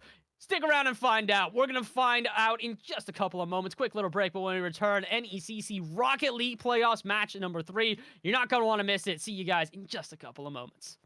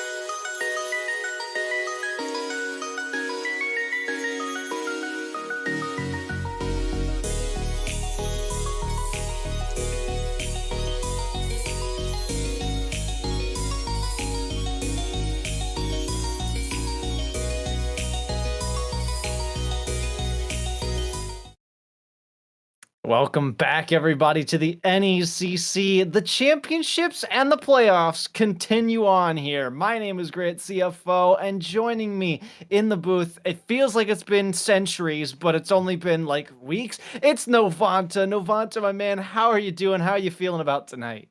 After weeks of false starts, we finally got the hype cast in the booth, and I can't think of a better place to do it. Challengers White Action, semifinal round. Grant, I'm so glad to be here. I'm so glad that we are here together in this booth, Novanta. It, again, has been just a long time. It feels like a crime for how long it has been, but we're back, we're reunited, and with some lovely NECC action now. We got Fanshawe taking on Southern Illinois, a team there in the semifinals. The winner of this advances on to the championships next week. So if the stakes weren't high before, they are now higher than they've ever been, Novanta. Yeah, you're basically walking on hot coals there. You got to keep moving forward. You can't make any missteps. That bracket tells you you have a very small margin for error, if any at all. So both Fanshawe and Southern Illinois are looking to do the damage and do the damage early here today in this best of 5 series. Oh, certainly. And Southern Illinois, of course, swept their way through the quarterfinals last week, and that's a quick, swift 3-0. But you also have Fanshawe, who took it down in 3-1, and that's against the 8 seed. So you just look at the basic paper of the bracket. I know the audience had a chance to look at it, but it seems like Southern Illinois might have what it takes to take down this 1 seed based off their momentum from last week, although I understand that is a long time, and it all winds down to this very moment right here. The clock reset, and we're into game 1. Probability states we won't see many game 5s in this series bracket, but this might be the one that tends to tie. You're right, Grant. Teams that make it here at this level have a lot to prove, and I think it's going to be a battle in the mid-pitch. Oh, we've already seen some good connections, good passing plays from Fanshawe. Boxes with a miss, though, as I say that. Jakers around the corner looking to push through. Doesn't find anything to the mid side. Sustain. Sustaining their pressures. They go across with a midfield presence, not willing to let up from Southern Illinois. Boxes getting their hands on the ball for the first time this game. It's Jakers Again, connecting with Nerve off the back wall, has a shot just out of the reach. Dungeon was just barely able to wrap around to that one. Yeah, it's a little bit of a lazy shot on goal and a lazy clear. Like, I don't know if it's a bit of a pace, because we see these two teams go really fast when they have possession, but that last final stretch, that shot just tends to come a little bit half step behind both teams, and because of that, we haven't seen a score yet. Still a stalemate. Dungeon taking their hand at it around the corner. Nerve, not the best touch. That's over their teammate Jakers. There's a shot from Sustain, and the first blood comes for this quarter semifinal. Well, as I just complained about the pace of shoots on goal, this one here was another floater, and it just clears both defenders. Top 90, no one was there. 1-0. You got Fanshaw tying it up, drawing first blood. Well, that is first blood from the first seed. You know, it's no wonder that they find themselves here. You see a first seed, you're like, yeah, they're going to advance on, especially playing the number 8 seed last week. It's a bit tougher of a challenge as you play the 4 seed, which is, you know, it feels a lot more traditional, at least in a smaller bracket. But NECC, this ain't no small bracket. This is a long season that these teams have played out, and there was so many competition that got weeded out, and we're all down to this bracket here. Still 1 goal lead for Fanshaw. Dungeon retreating back for this one. Boxes recovers from the awkward positioning. Sustain taking their time with it. That's a shot on. You can't take your time on defense for very long when you got Southern Illinois facing you across the pitch. What we're seeing in Liga right now is using more of the mid-pitch, that broad strip, that main strip down on both sides of the field. There's only been 1 car short of a nice passing play from both teams, which means that it has to be a little bit more of a sync-up issue between both squads to be that second or third option around the horn of that goal to give yourself that shot on frame. Other than that, we might be seeing a lot more goals that way, Grant. I hope we can see a couple more goals, especially in the favor of Southern Illinois. We'd love to see an overtime here, wouldn't we? Nerve doesn't succeed with their air dribble. It's back out to the corner for Dungeon, swirling their way around, fires one down, off target though. Jakers finding Dungeon again, just barely missed it. Boxes with a shot just over that last defender. Matt not having enough time to recover. Well, Boxes gets the buckets. This ball here was cleared lazily there. Boxes had a lot of room, maybe a whole car's length to make a decision. And just like that, snap of the finger, the scoreline is doubled. 2-0 favoring Fanshaw. And just like that, momentum can shift, although this time much more in favor of Fanshaw, looking for a third, or at least Nerve looking for a goal back the other way. It's Jakers to pick up the first for Southern Illinois. I'm a firm believer not all goals are created equal. This one here is important and critical just to pull one back. Not only that, but it's the first goal that we see from Southern Illinois. They know how to get their shooting boots on. Let's hope they maintain that momentum. Let's surely hope so. We're just under halftime. Dungeon pressing forward into the Southern Illinois corner. Sustain moving that pressure in favor of themselves yet again. Box is getting dunked by Nerve though. Dungeon in an awkward spot keeps it up. Sustain having to retreat, can't get back there yet. Open field for the offense. Dungeon, one shot blocked by Nerve quickly. Having another opportunity, pushing midfield. Got it off the sidewall. Nerve with another beat. Sustain. Third man finding the backboard. Need a double tap. Need a follow-up. Dungeon's there. Needs another double and can't get what they're looking for. They're out to fight another day for that offensive opportunity. Gotta give a shout out there to Nerve on the Southern Illinois squad. It was an awkward clear to put a fender out to stop that scoring drive, and it could have easily went a goal the other way to stop that pressure. And now we have ourselves a little bit of a moot point because Jakers makes it happen on the other side. We're now tied there, Grant.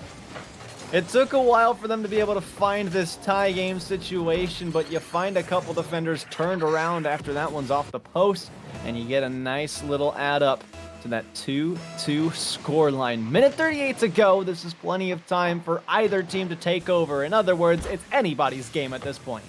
Anyone's game, silver goal situation here. The one that will probably score. The next one who might have control of the game. There's no one has anything up their sleeves, but Grant, I gotta say this, both these teams have learned each other's play style, and we've seen the pace pick up over the last 30 seconds or more, so I know the next game, looking ahead, is going to be one for the ages. Oh! Shot on frame and Nerve, the hero a minute ago, made it happen!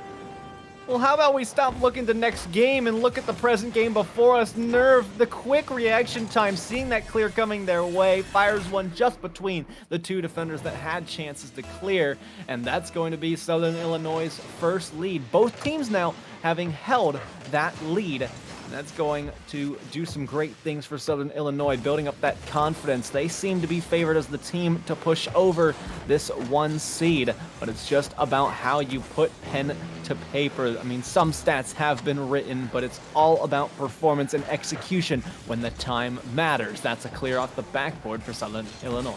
That's really deep, man. I like that. Pen and paper doesn't matter, y'all, but this is collegiate Rocket League. I don't know what that means. But no, I'm with you. A lot of it comes down to grit, and if there's any one team, there's any one player that's able to upset the apple cart, it is Southern Illinois, because everyone's kind of looking the other way, and they've just been really cheeky and really sneaky, but getting good and goals from frame like that. There's the insurance nerve for 2, 4-2.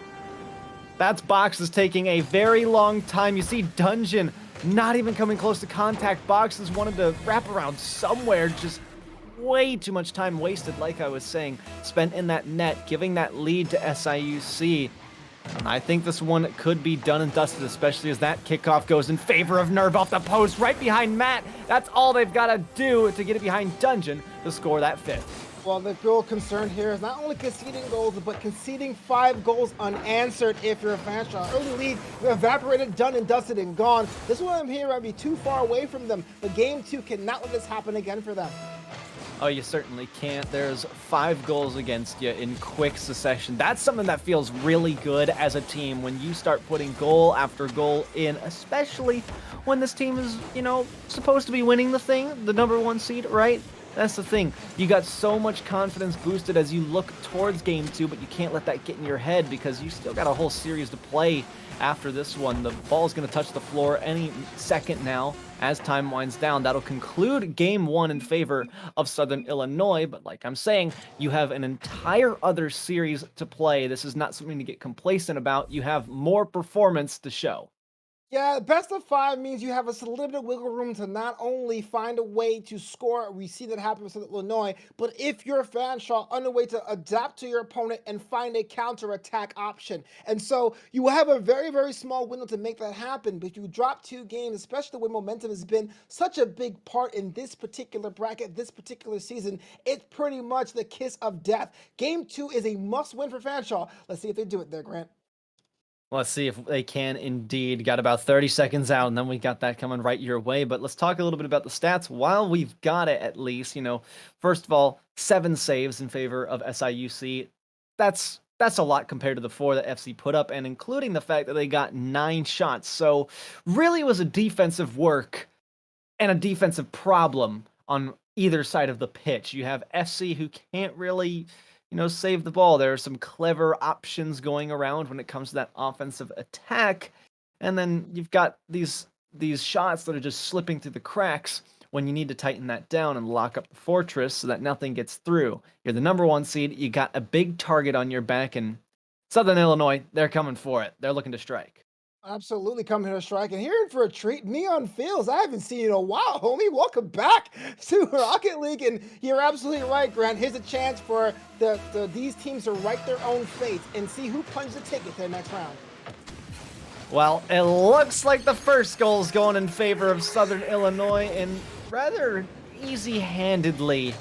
Not quite sure what happens here. I mean, Boxes turns upfield expecting that to go in their favor, and Dungeon's like, guys, I can't react that quickly. You gotta give me something there. So I guess just a miscommunication, a small mishap, 1 wrong turn is going to set you pretty far back. And it's something that I talk about as a coach to, I guess younger players in terms of experience, where the turns matter. Whether you turn left or turn right, like, that's the smallest of details that matter, and we see it come out in very devastating form against Fanshawe. Another shot ringing in and pinched out by Dungeon. Sustain's gonna have to get their hands on the next one. They do so. No connection, blocked by Jakers. Sent across. Nerve is there to follow up. Leaves it for Matt. And Dungeon has their chance yet again. This is some suffocating pressure that Southern Illinois is pressing on, although Nerve could have gone sooner to that one to keep it up. Well, you got the 1 goal lead in hand, and some of that was kind of technical skill, and some of it was luck. I mean, you really benefited from that geometry, heading the ball on the roof there. So you want to be able to put another goal as quickly as you can. That's why you see Southern Illinois pick up their pace, which has been their advantage. Because when both teams were going pretty slow, it was even keel. But as Southern Illinois has figured out the speed game, they've already had the advantage, and that's why you see them driving around like chickens with their heads cut off, looking for that second goal.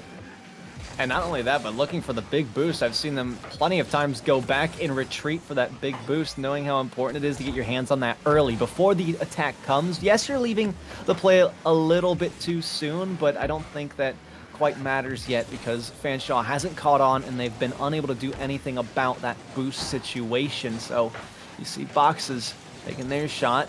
Offense coming around, Dungeon with a miss. Boxes again forcing their way through. Nerve getting dunked, Sustained, can't get there quick enough. Dungeon as the third man, beat out by Matt. No, just kidding. That is up to the ceiling and uncontested. Jakers takes over, one shot on Sustain is there to block. Blocking. You know, you're saying a lot about that big boost and that lack of boost management. I gotta do a little in defense of the big boost. If you're Southern Illinois, you know your team is not as quick as you and not really attacking you and giving you all the space when you have possession. Why not take that space to your advantage? Especially at this level, there's so many times you go back looking for those pennies, looking for those pads, and you miss. And you don't really have the wherewithal to find that one and look upfield for that vision. So if your team is giving you all the space in the world, give you the collective thoughts in those big boosts, why not go for it? Oh, well, look at this. Here's a big breakaway opportunity that Dungeon can't capitalize on. That's so sad to watch it happen. You have so much open field, and you can't make it work. Not even there. Jakers gets the save on a rather easy shot to defend. Nerve getting the ball robbed from them, taken away by Dungeon.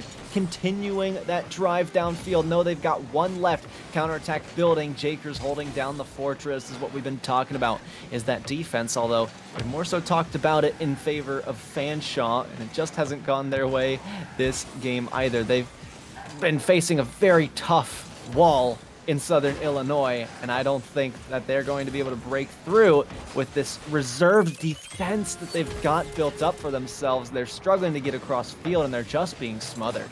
Well, this right here is kind of like coulda, woulda, shoulda. That shot was on frame a couple minutes ago. It'd be a whole different game. But the one thing you can't do, regardless of skill, is occupy more than one vehicle in that corner. We saw 3 hanging out there. That leaves a whole swath of the field undefended, unmarked. And that's why the scoreline is 2-0. Matt taking it back for themselves. Sustain was there. Jakers has their opportunity. It's stolen away rather quickly. Nerve taking a step up. Boxes with a punch through. Sustain waiting in the midfield. Takes their opportunity. Bounce down off the waterfall. Down to Jakers. Dungeon's got a clear-cut shot. It's just off the post. Boxes with the follow. Almost blocked by Dungeon. That would have been tragic. But that's the first goal for FC. Yeah, the post was about to write another story here, but thankfully Boxes gets the cleanup and draws one back. I always say this. Actually, I don't always say this. Lars Newt always says this, but I'm taking it from him. The last 90 seconds is so important. You have one goal to your tally. Getting one more is that much more attainable. Now, so many great things that we take from Lars Newt. My goodness, 90 seconds to go here. Still some time left on the clock. Sustain has an opportunity for 1v1. Just not quick enough to the punch. Nerve got it over. Dungeon's waiting. Dragging it way back. I like that play. Not so quick to throw away possession. Looking for that second touch. Now has it with Boxes. Got demoed. Jakers on the goal line. Sustain punches it through, and we've got a tie game.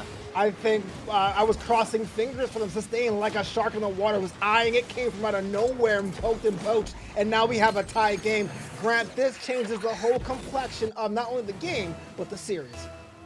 Oh, certainly it does. With 65 seconds to go on the clock, it is anyone's game yet again. Last time, Southern Illinois being able to pull through, and now waiting for redemption is the #1 seed in Fanshawe. This one bounces up. Dungeon from the ceiling, looking for a double, doesn't find much. Play Jakers out to midfield. Matt couldn't get their hands on it either. Here's Nerve. One touch. Matt finding the redirect just off target. Looking fancy. Had the defense grounded. Probably going to put something on. Just missing that quality. Just a little bit of hesitation that might come into play there. Sustained. So much time to work with. Nerve recognizes it. Pushes it over. Upfield. Dungeon's over their head. Uh-oh. Head over heels in a second. Jakers out to Nerve.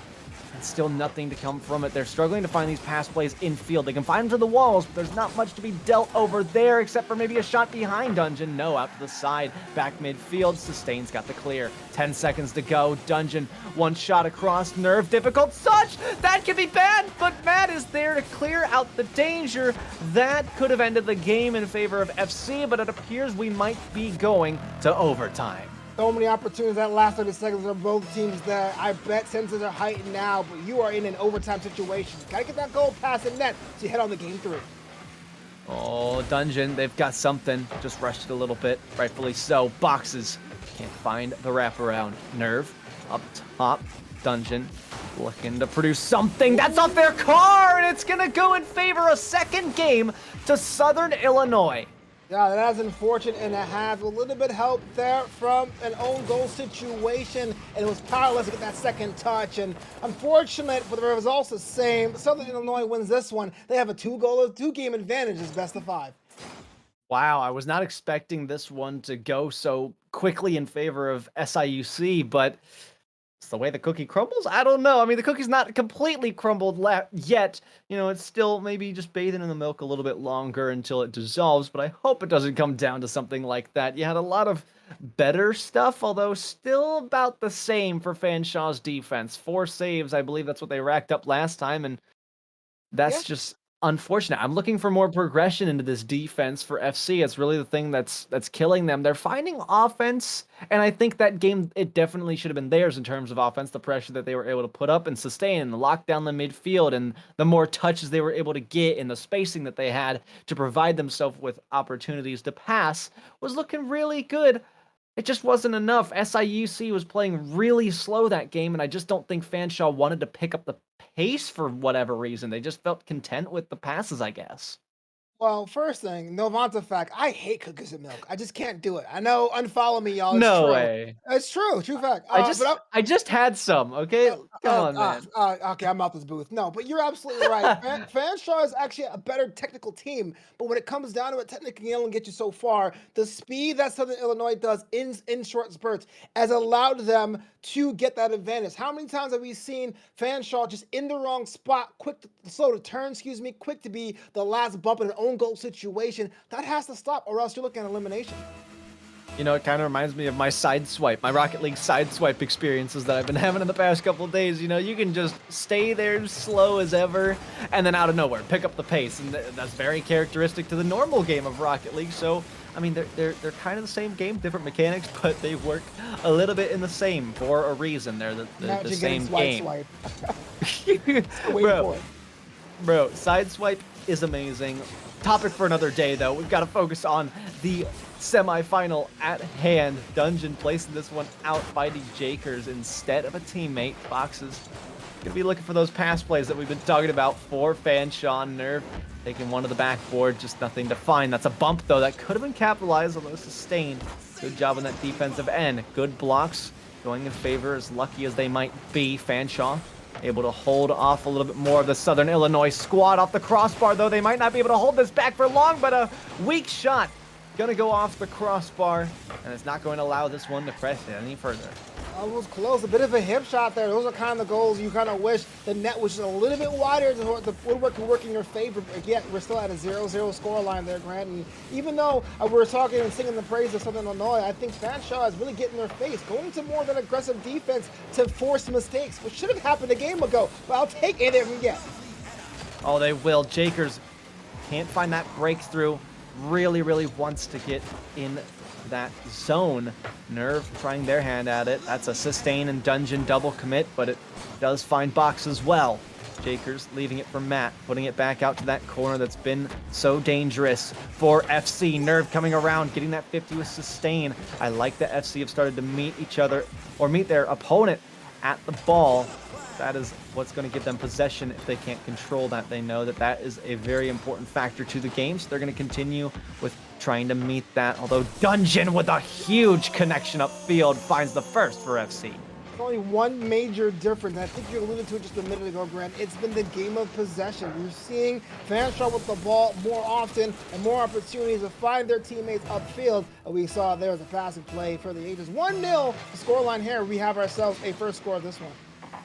That's more characteristic of Fanshawe, having the ability to get those high-quality passes and turn your opponent inside out, quite frankly. Nerve really didn't know where to go, and rightfully so. It was a very well-executed play, and that's what I'm talking about. It's going to come down to execution today. Nothing about paper really matters all that much, and we see that all the time in esports and traditional sports. Now it's back out, though, to the wall for sustain. taking their shot at it. Boxes producing upfield. That's a huge demo from Sustain. After they commit, they know what to look for, and it's a heat-seeking missile. Those are the worst ones. If you see that ball flying down, you're probably looking up in your camera to make that last grass jump. You get destroyed for your efforts, and that one sailed in easily, 2-0. Wow, just phenomenal execution again from Fanshawe. Matt, though, up to this, looking for that equalizer, or at least halfway to it. Jakers, no pinch there. That's Boxes to Nerve, finding that up to Jakers, looking midfield or across. Matt just hanging a bit too far back in the shadows, needing to press out if they can. Jakers up to Matt again, Sustain blocks. Matt really feeling a little lost here, struggling to make themselves useful, and that's forcing Southern Illinois back into their own half. Now Matt finding that with an opponent. Dungeon, so much time to work with. The back passes, not throwing away possession, is Fanshawe. Jakers putting one down. Dungeon finds it over the head. A lot of miscommunication. Matt very hesitant to push. I'm getting really concerned looking at it, because the longer they do this, the longer they might spend on defense. Well, you're in the last minute and 45 seconds. We haven't seen any goal score from Southern Illinois, especially at the last game. They had so many working out for them. That was a shot on goal if there ever was one. And we're probably going to see a lockdown, the closing of the space, the very same space that Southern Illinois got so often last game has been snuffed out. And that third goal is the exclamation point they needed there for Fanshawe.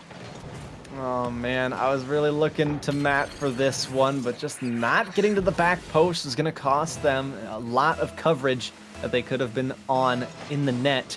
That's a 3-goal lead for Fanshawe that I don't see evaporating. We saw a 2-goal lead in game 1 evaporate, but I think they're warm now. They've kind of figured out what they need to do, and part of that is meeting their opponent at the ball, meeting them to those challenges, those 50-50s, and not even really trying to get them to go their way, just putting a body on it and making sure that they can at least challenge and make their players useful. And then on top of that, they find these passes to each other, and here might be another one from Sustain. It's just off the crossbar, and Dungeon doesn't have enough time to break through the double-stacked wall of defense. That shot's off the post as well, but you can really see a sustained, yes, pun intended, offense from Fanshawe. And I can't stand them. You know, we can always compare Rocket League to soccer or even boxing, but a lot of times you can compare it to a bunch of sports. And what we're seeing here in this game is a sport of basketball. There is a closing round of space and just getting a hand up there. Get big is what we call it. You don't really know what to do. Sometimes having a face, a finger, a thumb in your opponent's eye or eye region is able to put them off kilter. That's what we're seeing here. A whole different game there for Fanshawe. They have a lead, and a controlled lead at that. Oh my goodness, that drop down from Matt was deadly. Jakers just not relevant in the play to capitalize on it, unfortunately. In 15 seconds to go, things are going to be taken away here for Southern Illinois. They've got 2 games to their name, but that might change in the series to come. There's still plenty of time left to go to make this comeback, and I think it starts here with this Fanshawe lead, and that save adding to the momentum. Yeah, I think having saves are always good, but that last-ditch effort to get that 1 goal for pride, 1 for the road, and having that just slapped away like someone that owes you money. Oh my goodness me. 2-1 is a series tally. We still have a series point for Southern Illinois, but now they have to dig into a whole different bag of tricks, because I feel like Fanshawe sussed them out. I think so as well. They've got to really reach deep and just down into the depths of their memory to see what they've got going on, what kind of strategies that they can pull and bring to the table. But this is a best of 5. It's series point, and we're about to go to game 4, and it's a matter of, can you close out the series if you're Southern Illinois, or can you continue this fight back? Do we see a reverse sweep for Fanshawe? I think that's definitely possible. I mean, just looking at the point stack, the player involvement, the participation, that's really the only time that participation and score matters in a game of Rocket League, is because you have these touches that you get points for as well, and there's a lot of saves, shots, assists, and goals for everybody. There's plenty to go all the way around, and then you look at the participation from Southern Illinois, and they really felt disconnected as a team, not just on the scoreboard, but really in the way that they were playing. They weren't able to find the high-quality passes that Fanshawe were able to, and now that FC's warmed up, I think there's going to be a ton that comes Southern Illinois' way that they just might not be able to handle. These pass plays have really heated up, and I think Fanshawe is ready to take the series. Yeah, take a look at the scoreline. You see that Jacob was pretty much just taken out of the contest, and that's usually a sign of aggression from the opponent. So if I am Jacobs now, you got to use those lips, got to use the walls to your advantage to somehow get away. Evade some defensive tackles, give yourself more space here. 5 more minutes on the clock here, Grant. This whole thing has just changed and shifted. I can feel it going, but for which team, I don't know. Yeah, I think Fanshawe might be locking this one back up, especially if they can continue what they just did in that last game in this one. I think it could be a reverse sweep that we are looking at. But Southern Illinois, not a team to go down quickly. Just hoping that their luck has not run out, because it has been. I mean, that game 2 was a very close game, just a 1-goal game, and it felt like they got away lucky with a simple mistake that was punished upon. And I don't expect Fanshawe to make many more of those mistakes, but with the creativity flowing, Matt almost finds the first. Dungeon stepping up to that defense, which is something I've criticized plenty enough in this series already. Dungeon again, finding that pinch, continuing the clear. Matt to follow up, Nerve underneath them waiting, did find the teamwork where they needed to, even though it seems sketchy. Jakers firing another one downfield, and Boxes with the block. Matt coming in, finds them. This is where I think Southern Illinois has caught on to what has been their kryptonite, being met at these challenges, and now they throw it back the other way, trying to give Fanshawe a taste of their own medicine. Dungeon finding that connection just wide. This is why best of 5s are so great and best of 7s are great too, because once you find one strategy and your opponent figures that out and tries to counteract that, you have to dig deep as a team to find a new way that your opponent's not necessarily seeing. And so good teams and great teams find a way, have a second strategy on deck. And I'm not sure if it's beared fruit for Southern Illinois quite yet, but what happened in game 3 does not look like it's going to happen in game 4, because this right here has been a battle in the airs, on the flanks, and on the walls. And here comes Dungeon taking back to said air. Lots of spins to go with it. Looking over the top, just got bumped, but Sustained with a follow. Double wall again. Dungeon across, just off the woodwork. Sustained, putting it somewhere. Boxes somehow wraps around to it. Jakers solo on boost. The defense starting to crumble, starting to falter. Nerve wants to keep it alive and might not be able to. Boxes on the other way after a quick clear from SIUC. They continue their pressure. Down move through the corner. Another touch over the top. It's Dungeon. Nerve shot off target, unfortunately. There's a lot of lasers being thrown from either side. I just don't know when that first breakthrough is going to come through. It's a matter of defense and just misplacement of the ball.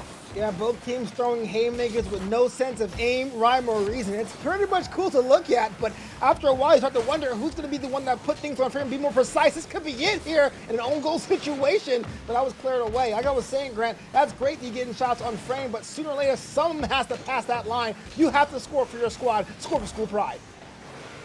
And here comes Matt again, checking out of their own half. Nerve with the follow-up, blocked by Boxes, sent the other way pretty quickly. Jakers not the best touch. Boxes has another. Matt is there for the clear. Sustained can't touch. Here comes Dungeon.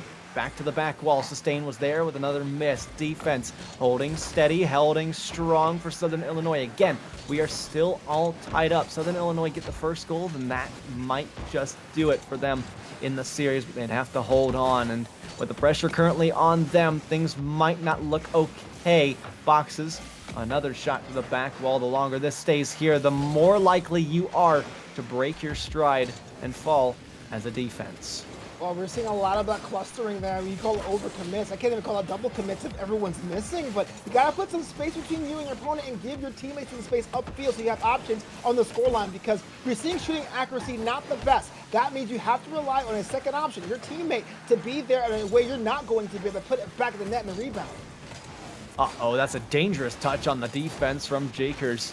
That almost resulted in catastrophic failure of the defense. Jakers again with a miss though. This time Boxes on around, slowed it down, pinched it up. Sustains there, just a touch quicker, got it over backboard. Boxes with the advantage, passes to Dungeon, blocked by Nerve out to the side, and it might just live another day for this defense, but this pressure's been going for almost the past minute and a half, and finally able to clear it away was Jakers for SIUC. They're still unable to find those targeted shots. They're unable to pepper the net with as much pressure as they just suffered. The counterattack has been long over. That defense has settled in for Fanshawe. The counterattack for them going their way. Although quick retreat, mapped the shot just off. Well, the problem with being too aggressive and getting all those shots back and forth. Again, almost like boxing. You have so many punches in rapid succession. You got to worry about your defense. You keep one hand up on the tempo. So we're seeing so many teams push forward, and there's no one back to defend, Grant, and that's exactly what happened.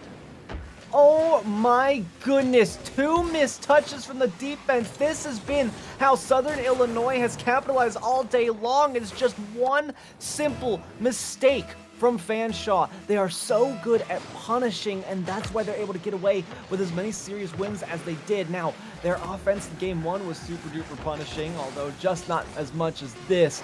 10 seconds ago, Dungeon couldn't capitalize on that mistake. Maybe Sustain can, and they do.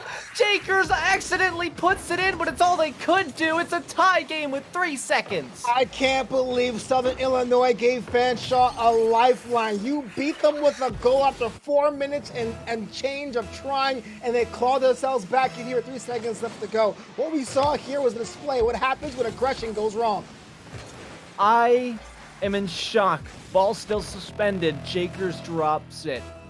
I'm speechless. I don't even know what to think of this right now. All I can tell you is that it's tied. We're in overtime. It's match point for SIUC, but they just faltered in a matter of 7 seconds after holding the lead, but it doesn't matter anymore. The 1 seed has been knocked off, and Southern Illinois, with a small upset, advance from the semifinal on to the championships of next week, just like that. Well, it took an overtime period that was completely unnecessary, but Southern Illinois found a way to be a complete performance against FC. We had ourselves with a faster rate of play, crisper rotations, and when it's all said and done, more goals past the net. Congratulations, you advance. I am wow. I don't even think the players know that was a best of 5. That's what we've been told. That's what we know, but they're still trying to ready up as if it's not time to go. But that was 1, 2, 3 for SIUC. Now they're leaving. Now they get it. They understand that this series is over. Fanshawe thought it was a best of 7, I would imagine, and they were just like, "Oh, I mean, I'm ready to play another," but they don't get another chance, and that's just, I mean, unfortunate for them, but hands down to Southern Illinois for the way that they were able to execute on the pitch. That's what it always comes down to, is your performance on that day, and SIUC getting the best of Fanshawe. And I mean, they might as well just be the new number 1 seed at this point. Yeah, like I said, we didn't see too many game 5s in this tournament so far, so it's bound to happen. The momentum was the side of Southern Illinois, but Fanshawe had a very strong fight. Just wasn't your night. All you can do now is come back next semester stronger and better than before. Well, we've got a player interview coming up pretty soon. I think we've got Nerve from Southern Illinois about to join us pretty soon, but I think we're going to go to a quick break before we allow that to happen. So don't go anywhere. We'll see you in a second.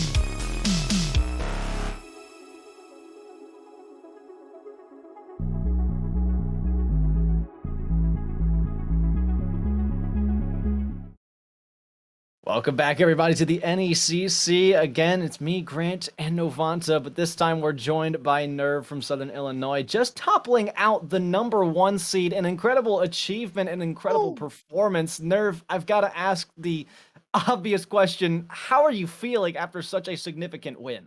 Still a little anxious from it. It was a really good start we had, and from there as it kept going on, and try not to let the nerves get the best of us. Well, you got to take us back to game 4. Looked like after battling for minutes upon minutes upon minutes that you got that one goal, and another goal was conceded right after that. Overtime situation, what was going through your mind? Just try to play the best of abilities, keep comms up, and keep doing what we were doing before.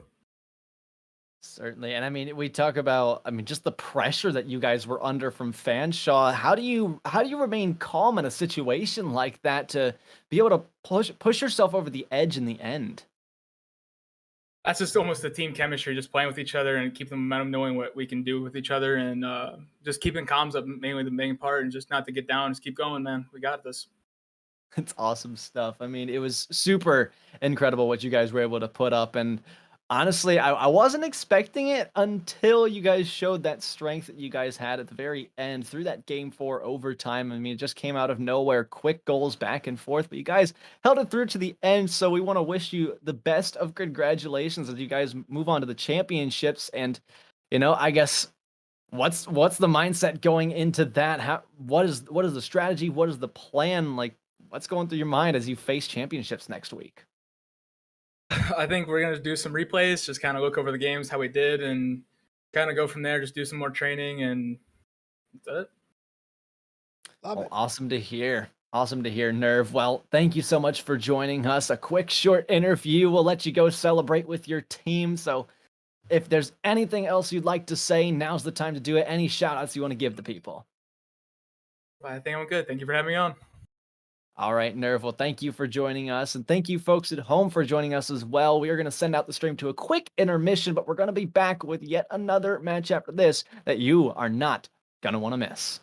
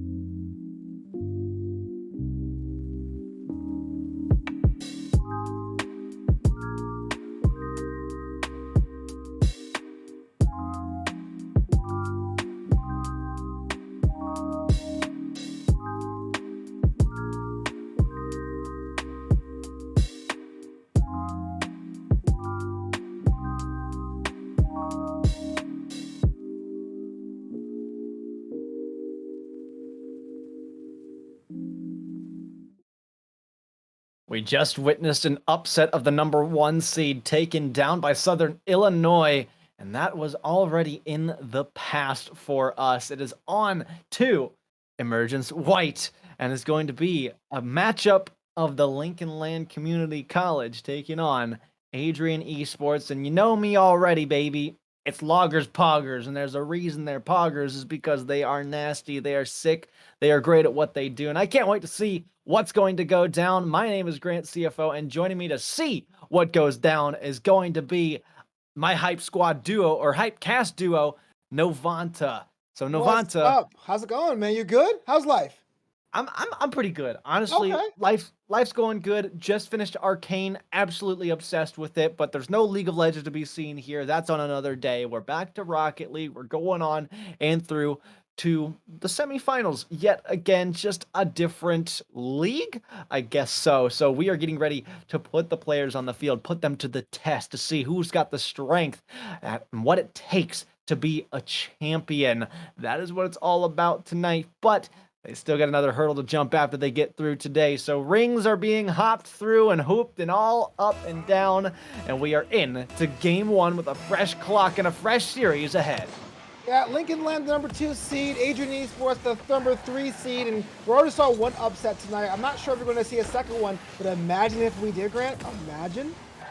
Imagine if we do. Well, it might look like that could be the case. Hockey 34 goalie is going to get the first goal of game #1, just behind Ibu. I'm not sure what the rotations were looking like there. Sniper just wasn't able to wrap around and finish there. But this is, again, Lincoln Land Community College, I want to say a staple of the NECC. Every time they come around, they always find a way to put up a show. And last week, or a couple weeks ago, I got the pleasure of casting them again, and they went down early. It was kind of the same situation where they go down a goal or maybe even a game, but they were still able to come out on top in the end. And here, where it all matters, I don't expect anything less. You can't discredit Adrian Esports knocking out their opponent in a 3-0 as well. And, being a little bit lower for seed, they had a little bit tougher of a challenge, but not by much.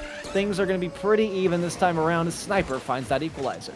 Sniper here doing the work that Relic set up for them, cutting it down the bottom 90. And Grant, you're absolutely right. Whenever Lincoln Land is on the stream, the chat has the support. Right now, the predictions are 100% in favor of Lincoln Land because, it's a favorite franchise. But they find a way to tie it up here, and we have ourselves a contest. They know how to execute, and that's been my big word tonight, and especially in the last series that we just witnessed. It's all about execution, and you're going to see Ibu and Sniper playing their game a ton, while Relic just kind of works in the background, and they still can come up and strike at any point that they want to. That's over the head of one, but back to the backboard. Difficult for Ibu to get their hands on. Clarism firing another shot, and again, you're going to have to make those touches. Lincoln Land failing to warm up. Well, this one here was clinical. You have that one wayward try to get a hands up there, and Relic turned around a bit too late. That was all easy pickings for Claire. 2-1 featuring Adrian, and they have a little bit of their feet under them, it seems. It does seem that way, but I like how quickly they were able to kick in the door and just say, yeah, we don't really care who we're playing. We're going to take it to them either way, although Relic having their own opportunity off that backboard. XP Agent off the backboard as well for Adrian Esports. Another one out for Hockey. Clarism waiting their turn. It's going to fall into the hands of Relic. They just missed. That's an opportunity for Agent. No doink there. Sniper clearing out midfield. Clarism coming through. One flick over. Ibu a little awkward. Still sending it backwards to their territory. Relic missing their opportunity. This is super uncharacteristic of Lincoln Land. They're going to have to wrap that up and get things under control if they want any hopes at getting another offensive opportunity. This is what I'm talking about, making sure when you get a goal conceded, you bring it back. And so we saw Lincoln Land have a little bit of confidence in that passing play to make it even. But just like that, 2 shakes of the lamb cells, my daddy would say, he had a 2-1 advantage going the other way for Adrian. That put pretty much Lincoln Land in a whole different thing. But they found a way to get another tie here. It's 2-2, 2-all. Well, then, certainly, again, not what I was expecting, but one defensive mishap is what's going to result in a goal most of the time. This is those ranks where you'll see people start to really make some work and punish other teams, and this is just the game of Rocket League. How quickly can you do such a thing? How quickly can you make those counterattacks work and perform those actions? That's what's going to allow you to push through and get the dub in the end. Relic Finding that over to Agent, clearing it back out to midfield. Snipers there. Relic with a huge connection just off target to the outside. Relic just goes up, no boost to work with. Ibu, not a lot either. Finding the way to the ground, and the defense a little bit stagnant for Adrian, but nothing that's really going to hurt them too much in the long run. Hurt them towards the long run, but already we're seeing a little bit of those seeds of what makes Lincoln so fun to watch. Those passing paces. Usually Relic is either the engine or on the other end of it is being able to do some target practice. It didn't go the way they wanted to, but eventually, I always say more creative plays are the ones that eventually win the day. And even though it's tight, I have to tip my cap to Lincoln and have to try new things. You know, Relic might be the engine, but Ibu is always the accelerator, that leader of the charge to keep pressing on shots. You see one come out there, and they've been able to make that work of the offensive field. And we see Agent doing a very similar role, being that initiator to the attack, and it could be something that really does benefit any team that's going to be able to take advantage of it. But we haven't really seen much of that second touch yet, or at least that second connection, despite the passing play attempts. Nothing really following through. Things following through in the last 90 seconds there, and I know Lincoln Land wants another opportunity to show that that early goal was just a mistake, but you got to give it up to Adrian. They're not rolling over. They're showing virtually no respect when it comes to spacing for their opponents. They're getting up in there to make sure they have some forced mistakes caused by Lincoln. Ibu, another missed opportunity. Sniper off the back wall. Relic looking to produce something. Nothing to come up of it, though. Agent leading the charge for their team. Sniper just leaps over the top and clears it to the corner. Clarism fakes that one out, leaving it down for Hockey, and no contact met. This has been a very interesting game one. The more missed balls, the more we're not going to see anything. And that's not a show that we want. We've seen a very just odd performance from both sides. The amount of misses that we've seen are just really strange to watch unfold. And at this rate, it could be a long overtime before we see a goal that wins the game. It's almost like a fight between two cobras. There was some hissings, a little bit of bites back and forth, and now we're seeing a lot of posturing. In the last 30 seconds here, we're still tied 2 apiece, and it really comes down to who's going to flinch first. But the way it's going there, I think when it comes to possession, I got to give the favor of Adrian. They've controlled the ball a little bit longer when they have the ball on their side of the pitch. Not even just a matter of who's going to flinch first, but who's going to push first? Who's going to find that first connection that they need? It looks like Lincoln Land has something that almost went under Clarism. Sniper can't find a shot on target, and that could have been the game-winning goal right there. Ibu smart to back off as we delve into overtime. Coulda, woulda, shoulda, Grant. There's an opportunity when you have a goal on a plate for you to score. Doesn't happen often. The higher you go in these games, you have to execute. And the fact that maybe something they may have end up ruining the day, they missed that one, is a tragedy. Ibu again starting up the engines. Just unable to find said engine in Relic. Ibu unable to find anything from that attack. Clarism to the top. Relic tries their hand at it. Another touch from them. Moving down. Hockey and Agent with a pinch. Lincoln Land pressing onwards. Clarism. Another clear back the other way. This turns into those typical tennis matches. No one's controlling the ball. They're just booming it away when Relic had plenty of boost and plenty of time to do something with that. They just would rather play clang the ball away and pray and hope that something happens. And that's just not a productive way to go about it. They need to slow down. They need to take their time. Look for a second touch. Keep control in your favor. Don't just throw the ball away and give away possession. Yeah, when both teams clang and bang like that, that's usually a sense of both teams are beginning to quote-unquote sweat, which means they respect each other's opponent as being a very formidable opponent. So it really comes down to which team has the steel reserves, has the will, has the intestinal fortitude to have the composure to put shots on frame without worrying about that the least. Relic waiting upfield, or at least downfield, for the attack incoming from Adrian College. It's been a really stale game so far. Like I said, we could be in for a long overtime. It's been uncharacteristic how many misses we've seen from both sides. And I'm just like, I'm just chilling back. Nothing too spectacular has happened for either side. It's just an unwillingness to push forward. Hockey tries, and that time it's going to be a mishap. But we've seen now one attempt from each side to finish out this game, and they're both unsuccessful. It's not many opportunities that Lincoln Land is going to get, and it's not many opportunities that Adrian College is going to get either. It's off the back wall, and no one wants to capitalize on it. Playing super reserved, super defensively, and Whoever wins this game, I think, is going to take the momentum and run with it. Oh, absolutely. It's kind of like being in a fight and your opponent know exactly what your move is. And so almost like Psycho Mantis from the first Metal Gear Solid and PS era, you got to put the controller out and put in the second port. Try something new that you don't even expect. If you're going up there and they're following you up, fake high, go low. Fake right, go left. Draw the defense out and keep them off balance to have some space they're not even occupying. Or else you'll be doing this back and forth for a long, long while. Yeah, and I think we are in for a long, long treat. Almost 3 minutes of overtime that have elapsed. Although this is an open goal, you will not miss out on Lincoln Land Community College taking game 1. Oh my goodness, right here, Xbox agent tried something around the corner, but it was just stopped and pilfered around, and that was soft, lightly placed, kind of like my Amazon delivery. It was nice, and we have Lincoln Long with the first game in this series set.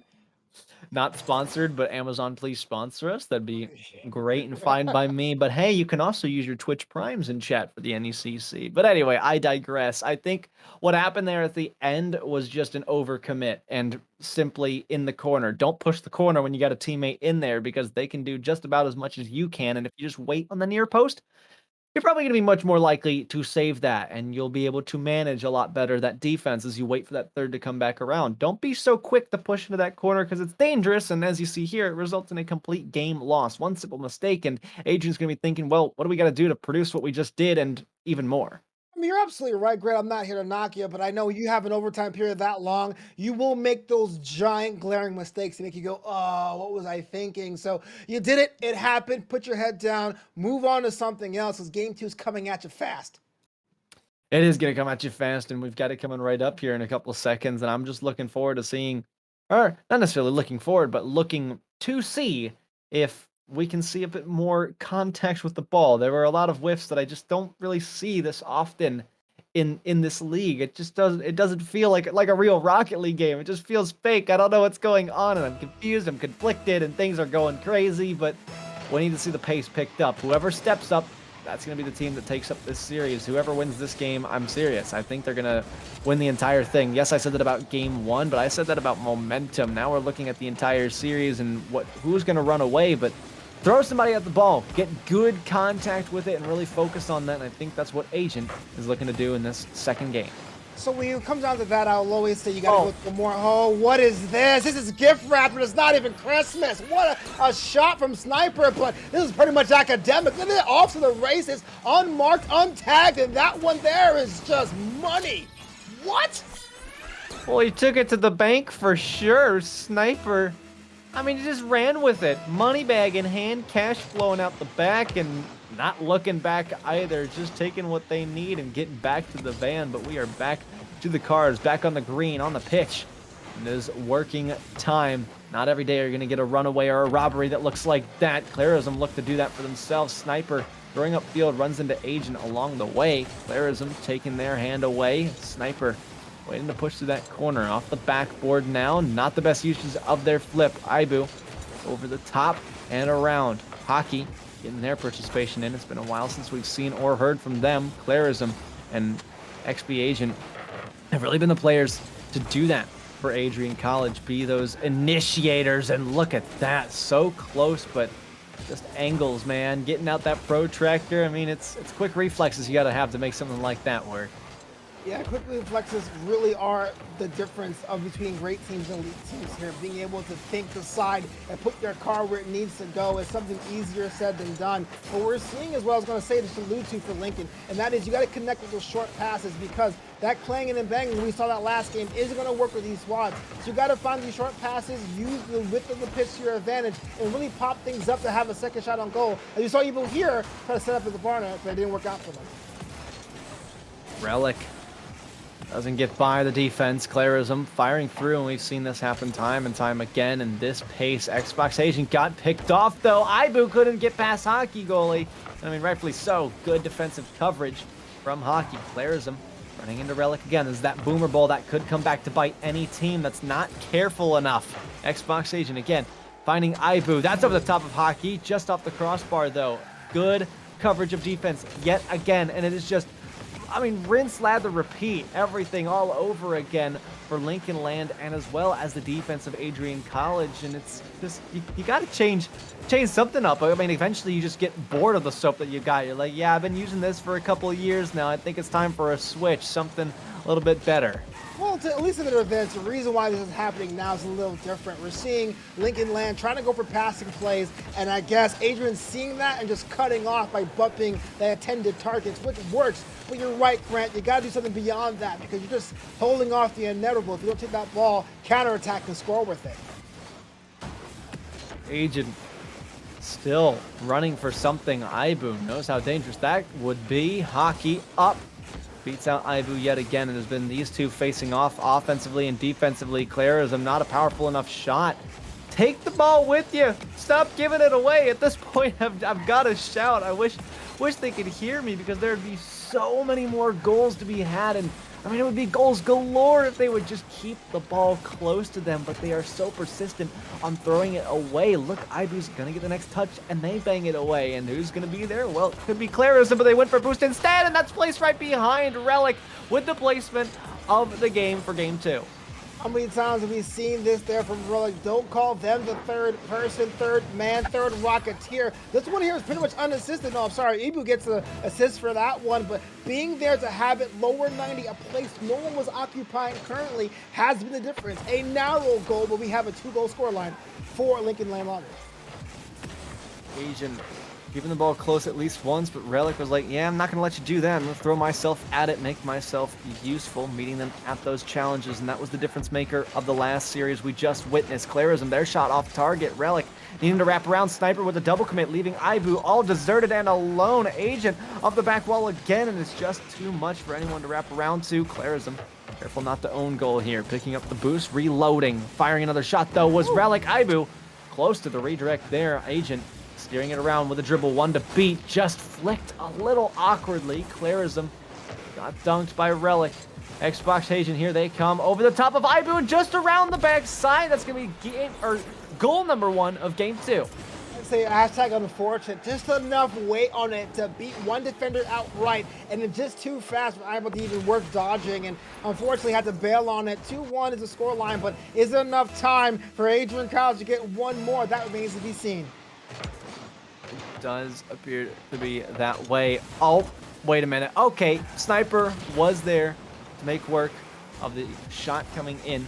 Clarism putting it back out, looking for this next attack, but opportunities like that don't come that often, and that's what we've seen in this series. If you're not familiar with it now, you're gonna be pretty shortly.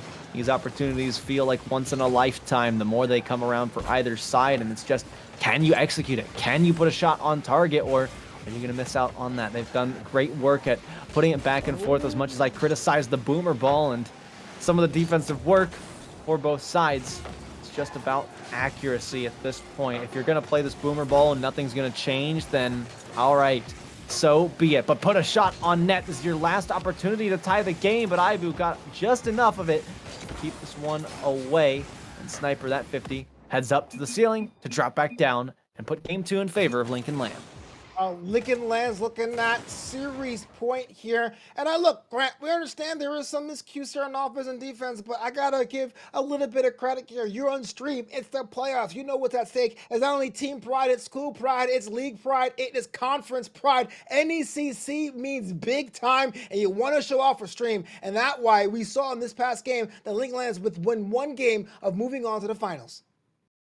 Oh boy, it is quite a test of both of these teams, and it's one that I've been so happy that we've got to see. I mean, we've really criticized the heck out of these teams, or at least I have. You know, I'll put my name in there. I won't drag you along with me, Novanta, but I've really criticized the way that these teams have been playing. But I mean, like I said, whoever takes game 1, they're going to run away with that momentum. And now whoever takes game 2, I think is just going to take the rest of the series. It's just been a little bit extra that Lincoln Land has had to their favor. I mean, rightfully so. You know, NECC held a LAN in Iowa, and I believe that Lincoln Land was the runner-up. They got second place. They proved that they can compete in these kinds of pressures. So even when things aren't really being produced as well as they would like to, things are still going to look at least a little bit decent for them as they go through into game 3 on series point. Like you mentioned, this best of 5 could be coming to a quick close as Ibu finds the first by luck.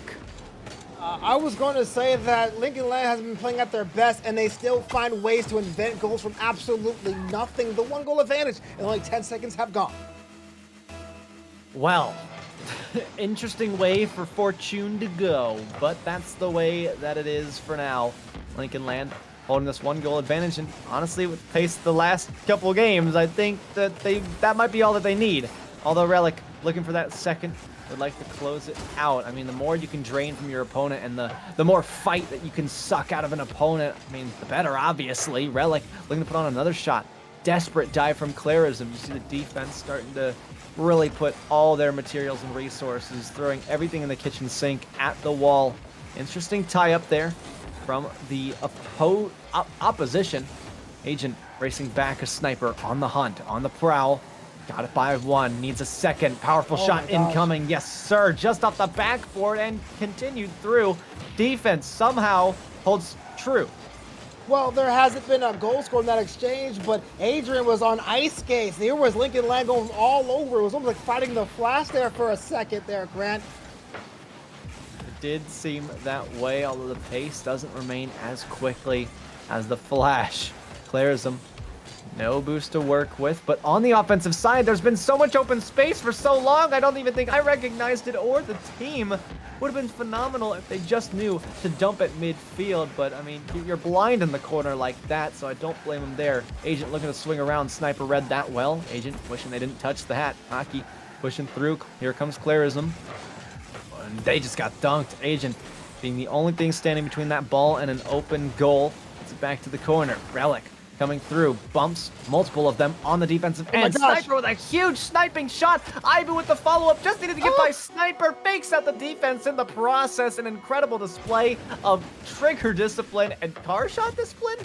Relic was in the corner, double tap with the momentum to posh it up there for Sniper, and that was just easy pickings there for Ibu. This right here wasn't the cleanest tech play, but that's what I'm talking about, because there's no way you're going to defend the corners, the flanks, and top of the bar and the bottom of the bar at the same time. That's how you score every single time, and that's what Lincoln Land just did.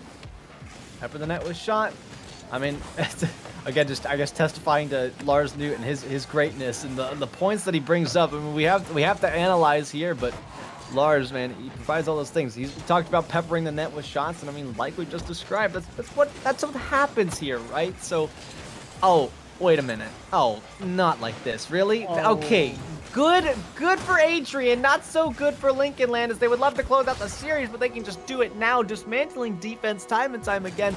The pressure just too much for Adrian.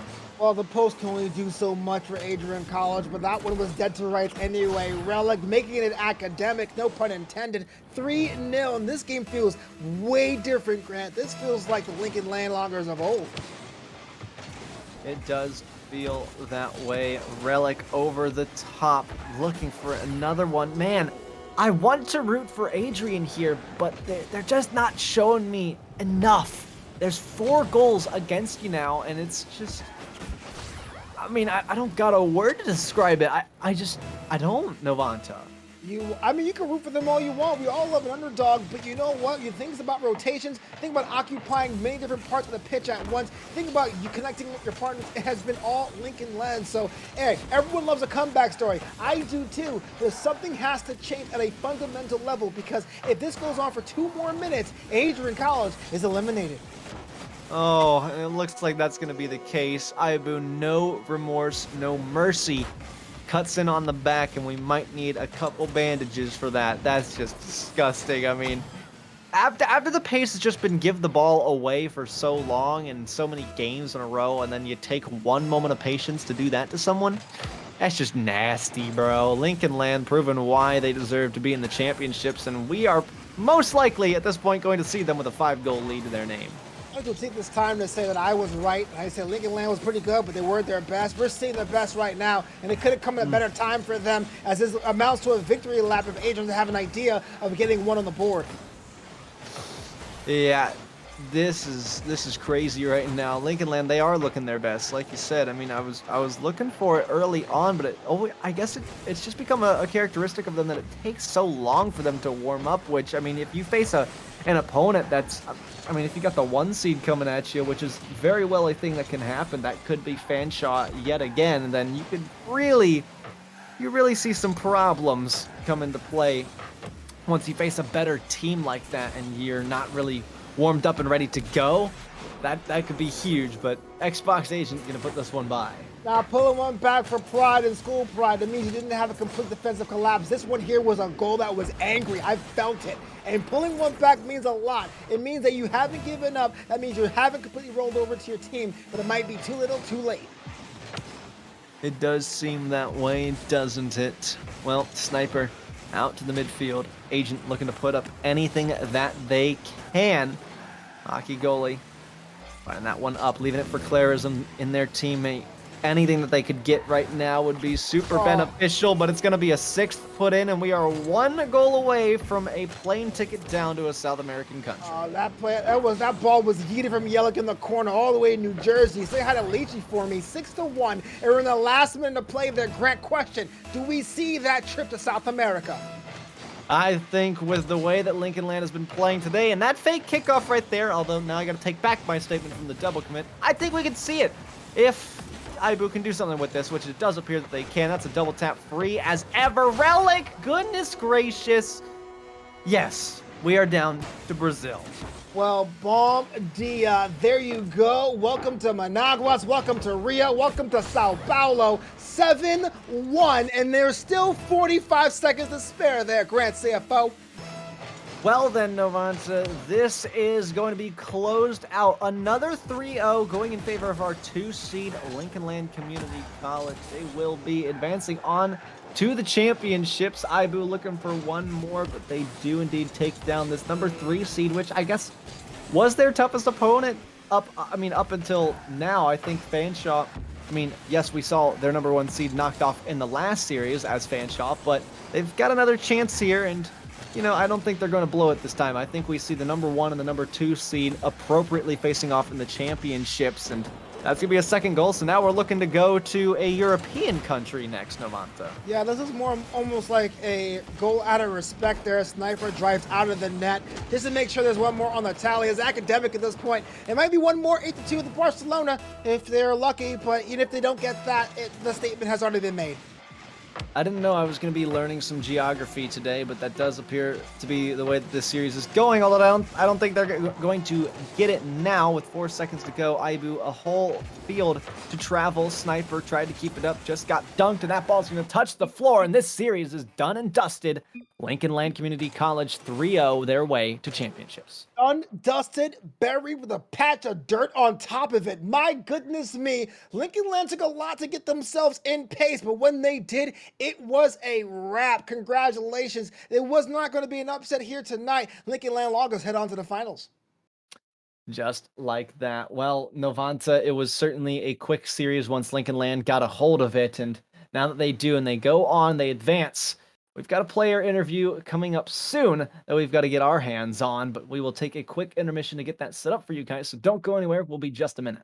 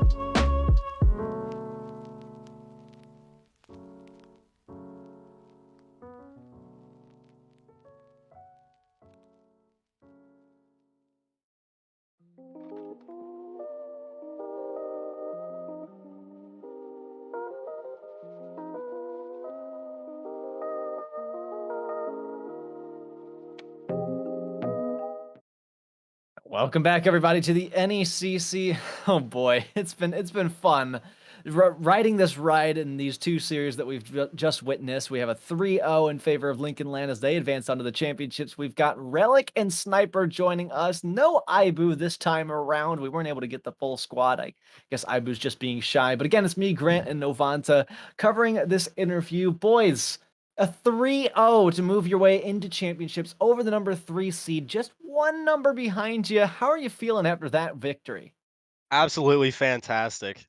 Everything was electric in here pregame. We were all ready to go. Came in with a lot of energy. And when you come in with a lot of energy, tend to get the win. Absolutely. You know, you guys won each of the games. That's what a sweep is, duh. But game 3 was way more dominant than the first two. What changed? What was going through your mind as you head into that game 3 and had a very dominant Brazilian-like display here against Adrian College? We were just right on confidence. That's all that was. I mean, we saw we could take 2 games. We've blown leads before, but something just felt different, and we felt that fast pace, and we knew what we could do. We didn't perform well in the first game, and I think that was right there what we should expect to see in the finals. What we're hoping to see. You know, it's something that I've kind of taken note of, Relic. I mean, talking about just how long it can take you guys to get warmed up. But once you get going, you're rolling. So you move on to the championships against either the 5 seed or the 1 seed, and it looks like Fanshawe might be the ones to make it over to meet you guys. What's your plan going in there? How can you ensure that when you get into game 1, you're bringing the heat right away? You know, like today, we came in a little bit late, and so we didn't get a proper good warm-up in. I know we're definitely going to make sure we get a good warm-up in, get mentally ready, come in with some high energy, Yeah. and just get ready for it. Already beat them Definitely. once. Got to do it again. Ooh, there it is. Last question for me. You know, there's some people watching here. You have a very huge following on the streams where you're going. If someone is living that silver life, that gold life, that platinum life, looking for any kind of tips or tricks, anything you want to share today to help them out with that? Go for flip resets whenever you can. Okay, Sniper. We'll let Sniper Okay. answer this one. I kid. It's definitely not easy, but I mean, it helps to find friends to help you carry you along, but you just got to keep working at it.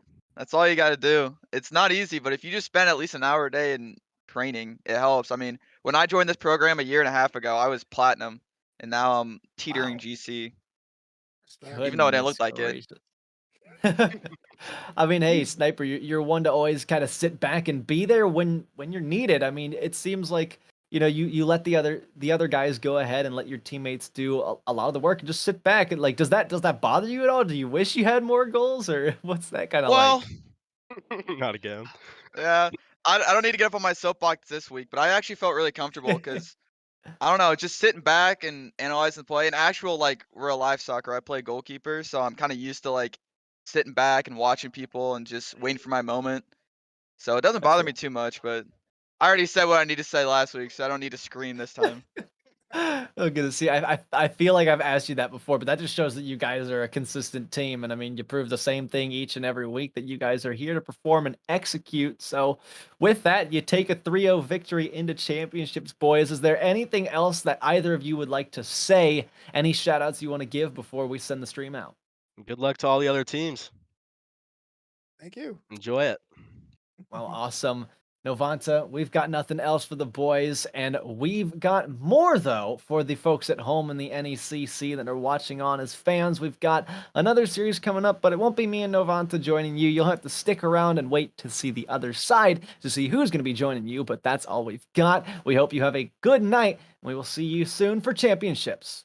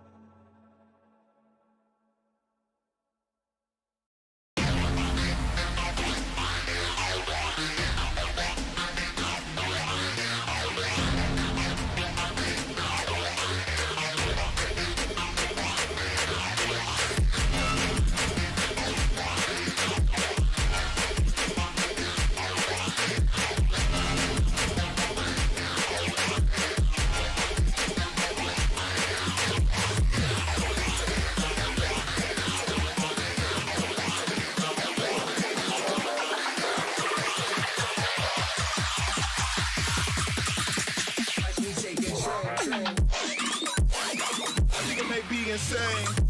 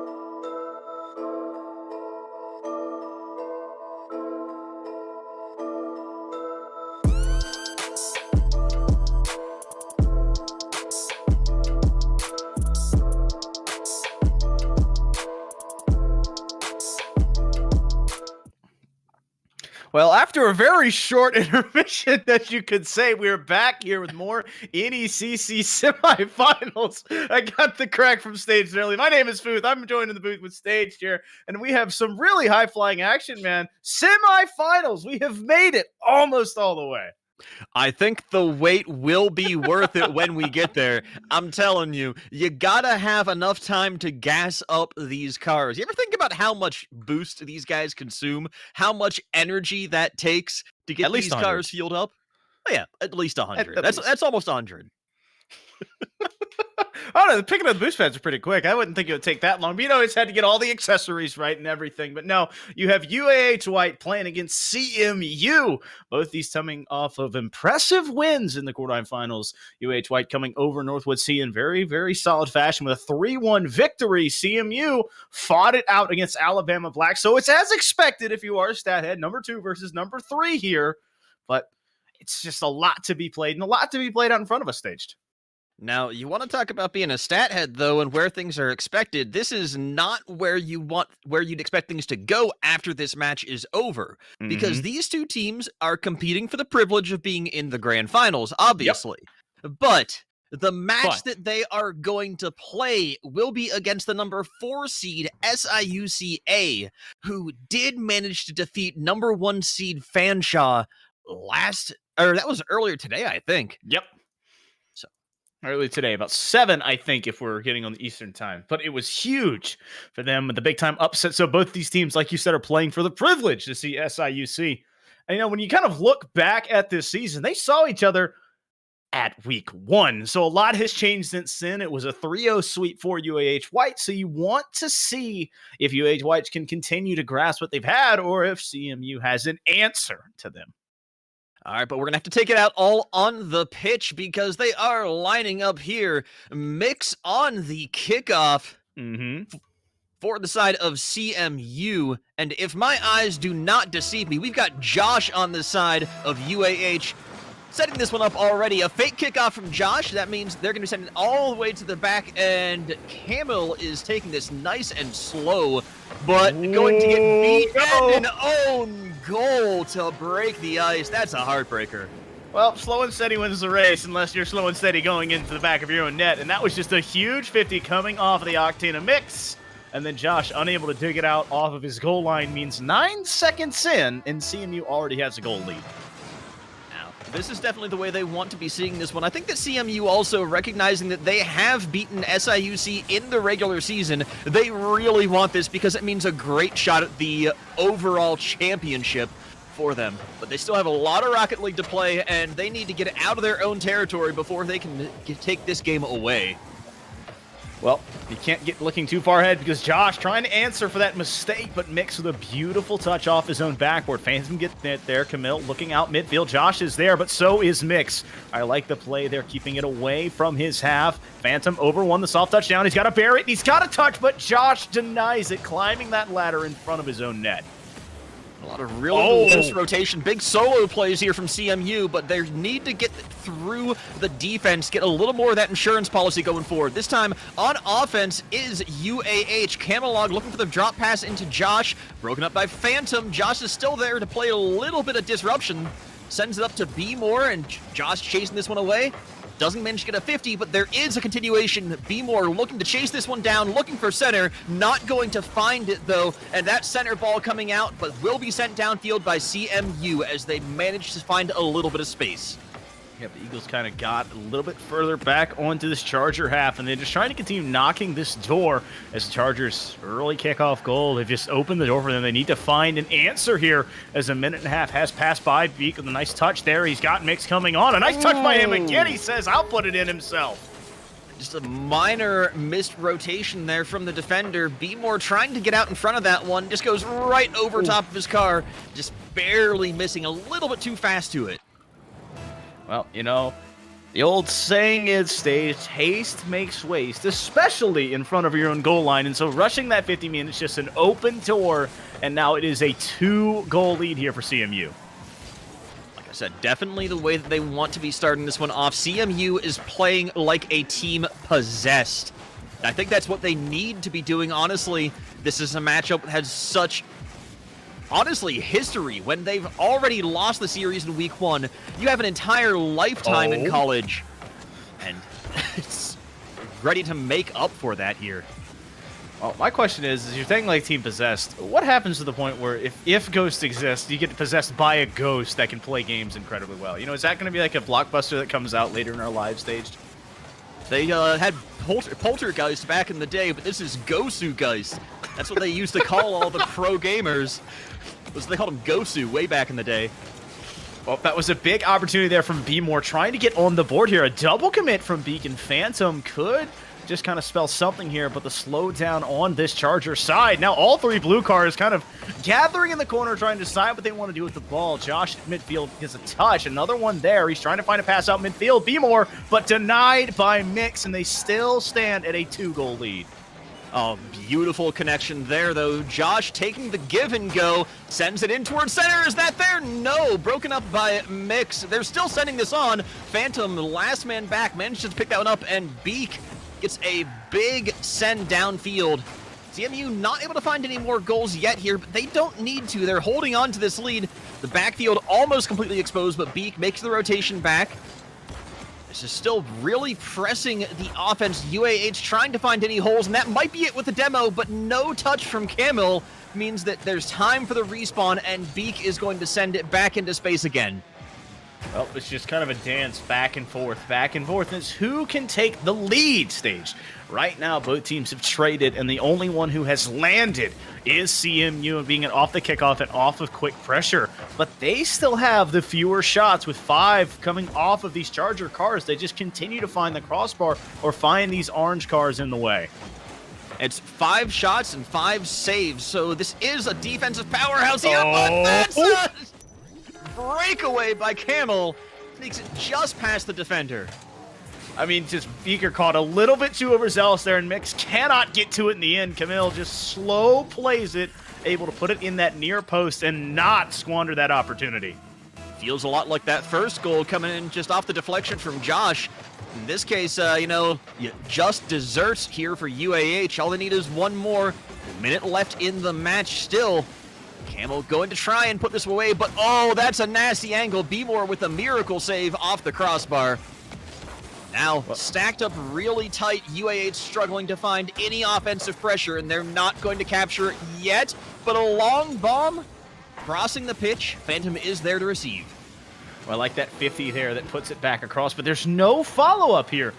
The Chargers need to create something here as UAH just continue to get pushed back into their half. The Eagles more and more pressure, B-More into the corner, but there's Phantom once again. The ball getting cleared out, but there is another yellow card just standing that test again, Stage. You just can't break through this midfield trap unless they missed. Phantom now in a 2-1-2 with Mix. Camille looking for the pass downfield, but B-More can't get to it in time, but it's still open. Josh, he gave up the first goal, but he can't get one to tie. The save off of the touch from Mix. CMU, an absolute barn burner at the end of things there. If we have an entire series like this, even if it comes out to a 3-0, I swear I am going to lose my mind just because this is... Those last 30 seconds were so fast. Yeah. It was, we talked about needing to refuel the pitch. That's the reason why. They ran out of boost 1,000 times over. Listen, man, there's only a certain amount of boost on the field, and especially when those big pads are gone, it's about who can do what with less staged. And right now, CMU did enough. 4 shots on the day for them, giving up the 7. So that is not exactly a recipe for success, but they had a successful win here. And that's one of the rare situations, too, where you find a team that does have fewer shots putting on more goals. I think a lot of it comes from just kind of the jitters that you might have had from UAH off those first 2 goals. Honestly, if UAH just kind of settles down a little bit and plays a little bit more patient, this might be a really dangerous thing for CMU. The best thing I can say is I love watching UAH. I've seen them a ton of times. They just need to get playing Charger ball. And it's going to be up to them to pick that pace up, but Mix and company do not want to allow them to do just that. Josh in his own corner getting it past Beaker, but there is no follow-up control. He got a little bit too overzealous, and now it's Beaker and Mix and Phantom, all 3 cars posturing around on the offensive end, and it's only 15 seconds in. Camille into his own corner, but I think this onslaught might not be over. I like the touch from Mix. Phantom, though, cannot get it past Josh, and it's a clear, but a shot coming from Beaker. B-more able to get a touch from now. Josh clears it back into this corner. We're doing such a good job of standing tall in net, but unfortunately, Feels backflip there. Not going to be capitalized by Phantom. Oh, not quite finding the angle they need. Camelog breaking it past one. UAH desperate for an angle. A little bit of bump play in the midfield. Josh gets the tap over top. Into space. There's a lot of it there. I think this team's going to play it a little slow once again, but that was how they gave up that first goal, was taking these slow plays and losing to 50.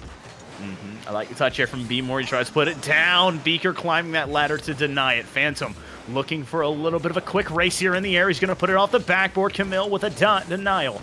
The ball still finding a way onto this half. Josh, that long clear. Phantom running back to his own net. Camille off the backboard. B-more gets through it, sifting the traffic, but Beaker denies it. Josh, the soft touch. Mix goes all the way across the pitch to make that save. The rotations and the defensive positioning there from CMU are a masterclass. And this is one of the things I've wanted to bring up a little bit too, is CMU seems to play with a lot more synergy between their players, whereas I feel like UAH is playing a lot more with like the, okay, you challenge and then I'll be there to back you up after the touch comes out.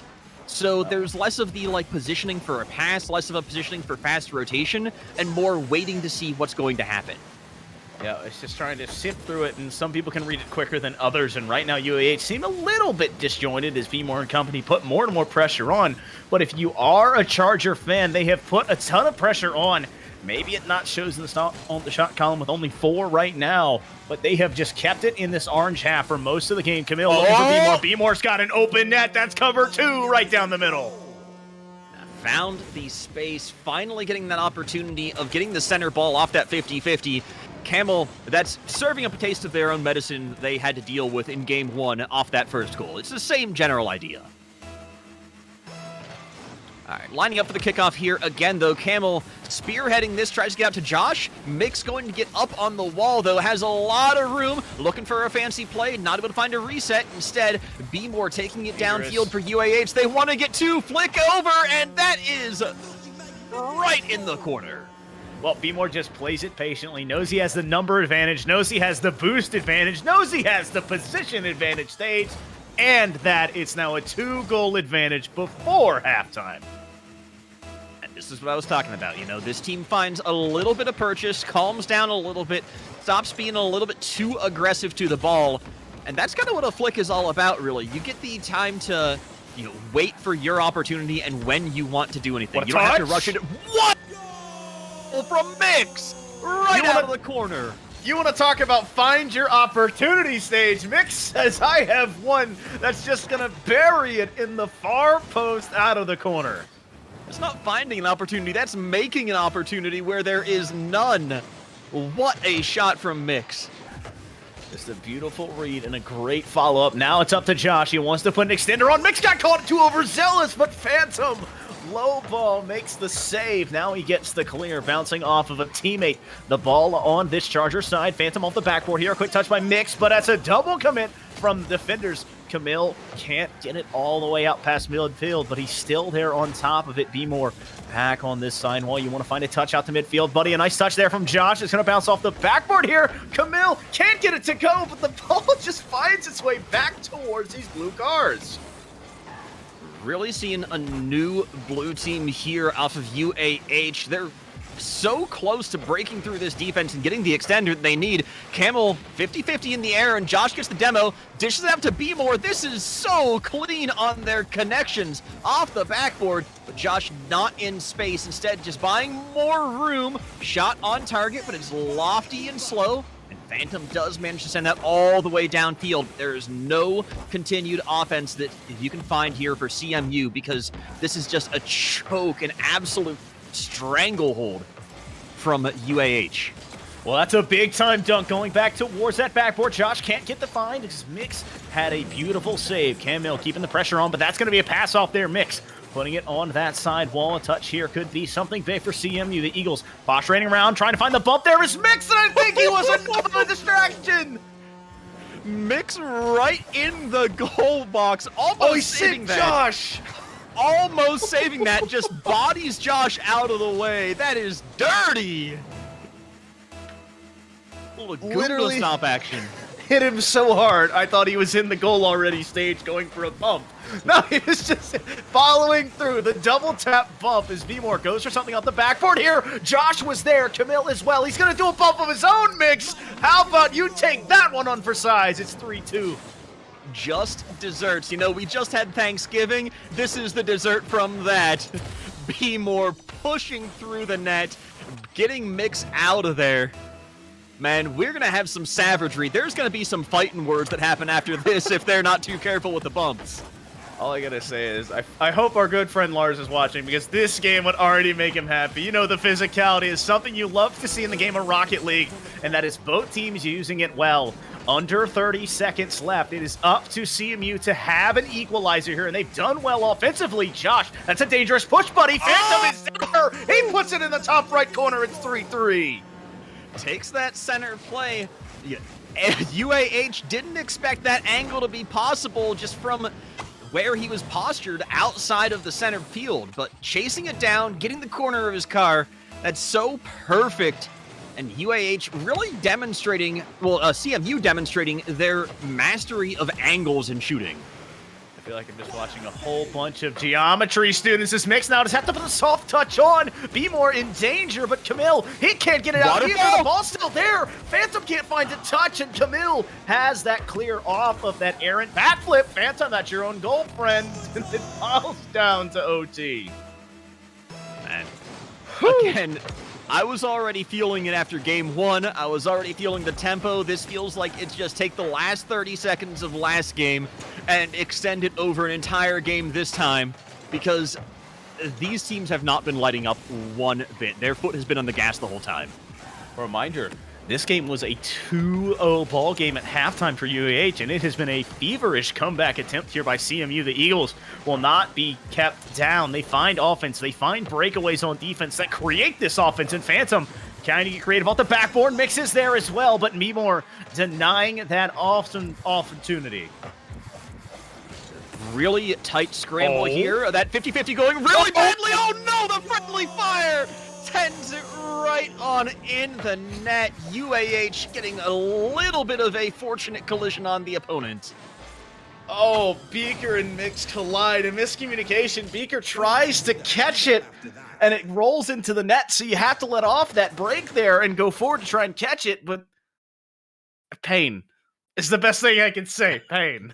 It's split-second decisions. It's the things that you can't rehearse. And you try and make a call, you're just yelling over each other. I got it, I got it, I got it. And then the two baseball players collide head-on and the ball lands. A heck of a job by the Chargers, because you know what, Stage? Good things happen when you put the ball in front of the net, and that was the best opportunity that I think you could have happen. I just put it at him, and it went in. You know, he just kept shooting, and it kept working, I guess. All right, but we got no time to lose. We're busting off into game 3, tied at 1. CMU, bit of a unfortunate result to game 2 for them. They're still really hungry here. UAH still leaving nothing for chance, though. They already won the first game they met in this series, the first time in week 1. Now it's just a matter of putting the nail in the coffin, showing nothing has changed. Well, technically something has changed. There was a sweep the first time, and both teams have a win here. Be more trying to find it, but Mix just once again puts that Octane in a perfect position to deny it. It's a 1-on-2. He's got Josh right where he wants him. I like the shot there, but it's not threatening enough. It's back on. Be more can't get there, and Beaker with the soft touch to put it in. You know, the first angle, they've learned that Mix can shoot from everywhere. They haven't learned is that Beat can do the same thing and take those rebounds and put them away. It's the most dangerous opportunity stage. Not the first one, but that second and third chance, because the defense has already moved. It shifted around. And that is the spot that's so hard to cover, especially in threes when you're rotating so quickly to find touches. Oh, it's a double commit. Oh, no. The friendly fire again. That has been the bane of CMU. UAH trying to capitalize here. Double touch off the backboard. Camille.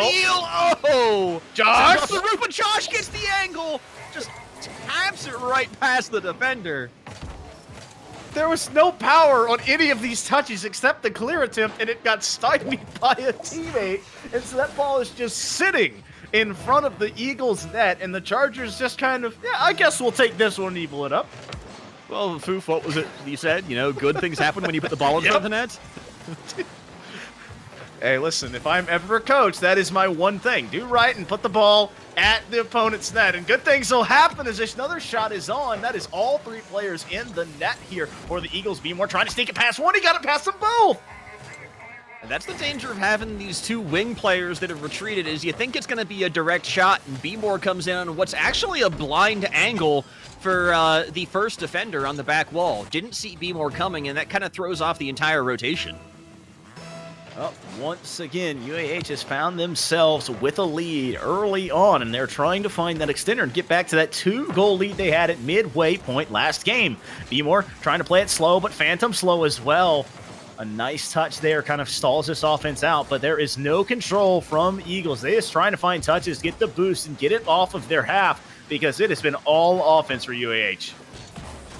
This offense is not going to let up here. Camille taking it out, tries to get the low ball, instead stymied by Beak. Now off the sidewall, up to the ceiling, but B-More has an extra touch. That was snazzy. Camille tipping it back towards center. Everything is a threat for these guys. B-More finds the connection to Camille, and that's back into space. Beak's got to pick this up. B-More still chasing it down. There's nowhere that you can retreat from UAH's relentless offense. You may run, but you cannot hide from this offense, as they will force you out of the net. They will make you come off the backboard. They'll make you awkward, Beaker and Phantom, because that's another goal. Oh my lord, everything. This has just been a minute and a half straight of nothing but pressure and shots on net. It's not even halftime and there are 8 shots from UAH already. This is absurd. It is a bit intense, and they are pouring it on stage. They are trying to put not only this game, but this series kind of out of question, because they kind of felt bad about game 1, couldn't find their way, and game 2 went all the way to OT, and they were able to win it. And so it's just about taking that momentum and running with it. Phantom and company now still hemmed in on the defensive side. Mix just clearing it out. And so something I want to see from the Eagles, they need to get a little bit more control on the ball. They need to win a 1-on-1 or a 2-on-2 with some nice 50s for some good passes. Right. They were really capitalizing in game 1 off of the, like, miss speed, I guess you'd say. The attempt to be hasty. Oh my lord, that pinch midfield! Just teeing it up and knocking it home. Once again, the ball gets away from the Eagles, and Camille handing it off to B-More. B-More just lining that up into the bottom right corner. We'll call that calculated, because it's a 3-goal lead here for UAH. You know, Foof, whenever I want to make a point, whenever I have something like deep that I want to think about and say, you just get a pinch like that, and that's why, you know, in Rocket League, I just want to think monkey brain half the time.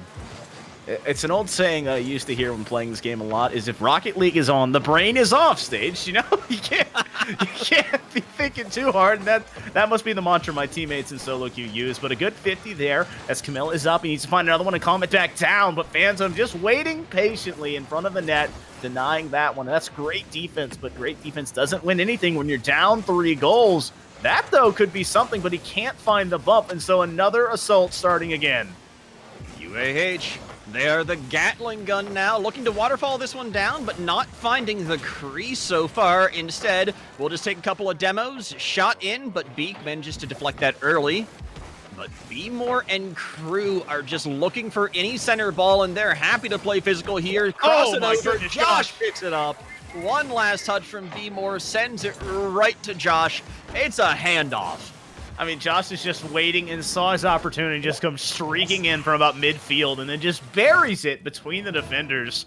I've got to be honest, Staged. You know, I have the default colors on, and with Phantom in that light blue and black car, and Camille in the red car, that has thrown me off so many times. Just seeing those cars, but not being on the correct teams. Yeah, Foof, have you ever tried to make a car that looks like a spy? You know, it looks like it's on the wrong team. That was always my gimmick when I was playing a lot, is just I'd have my cars on blue look like they were supposed to be on orange and vice versa. I don't know if I've been able to pull something off like that, but this is this right now because B-More climbing that once again, but can't find it. Josh on to the side there. A good touch from Mix. The shot not on Camille, not threatened by that, but this one could be something. Mix presses on, but Josh just waiting near post, gets the Savior medal for his troubles and keeps his team up big time as they are standing 5-1 with only 20 seconds left. Man, UAH 6-1. Nothing if not physical. I have been seeing nothing but smoke out of the CMU cars as they're just getting sent to the chop shop the whole day. I didn't know if it was smoke coming from the chop stops or, smoke coming from between the ears because they have not been able to figure out this UAH offense in this game because it is full steam and full send ahead here. Josh and company putting more and more pressure on Mix. A touch there, but it bounces off of Beaker. B-More looking to midfield. He's got Camille. Camille gonna send us to South America. It's 7-1. Man, I have no idea how you recover from a Brazil like this. This is such clinical execution from UAH. This is showing how that first series came to pass.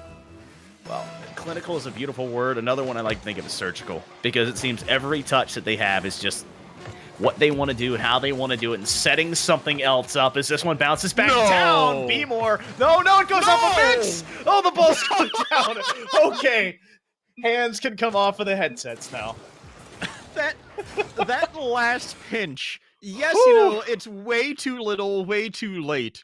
But the fact that you had a ball on a beeline for the UAH goal, that's got to make it even harder for CMU because it's like, at least we can pad the stats. Oh, wait, no, the game ended before we got that goal.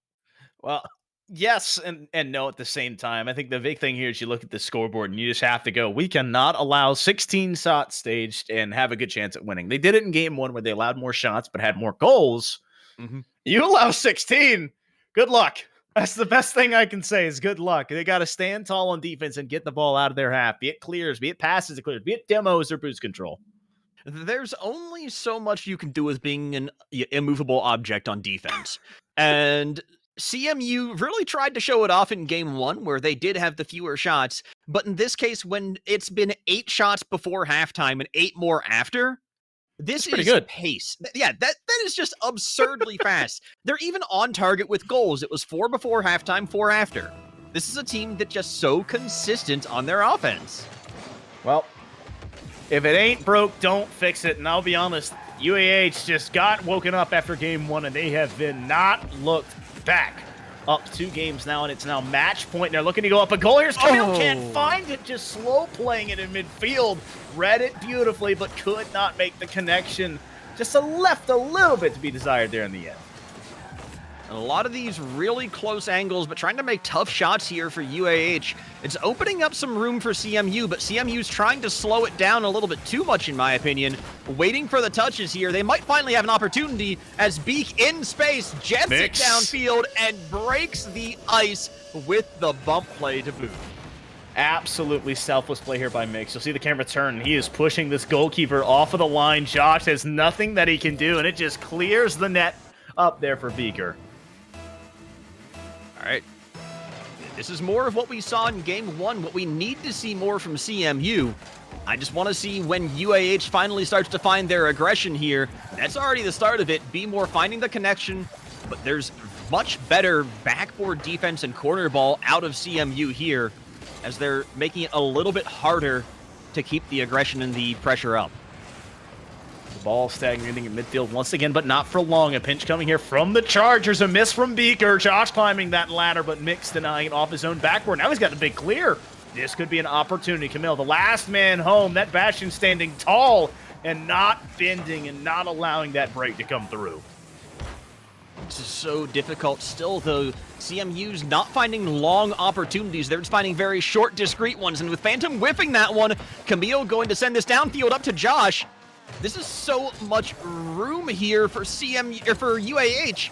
Unfortunately, CMU does get that one downfield. Phantom getting demolished here. Josh and Camille, screenplay actually.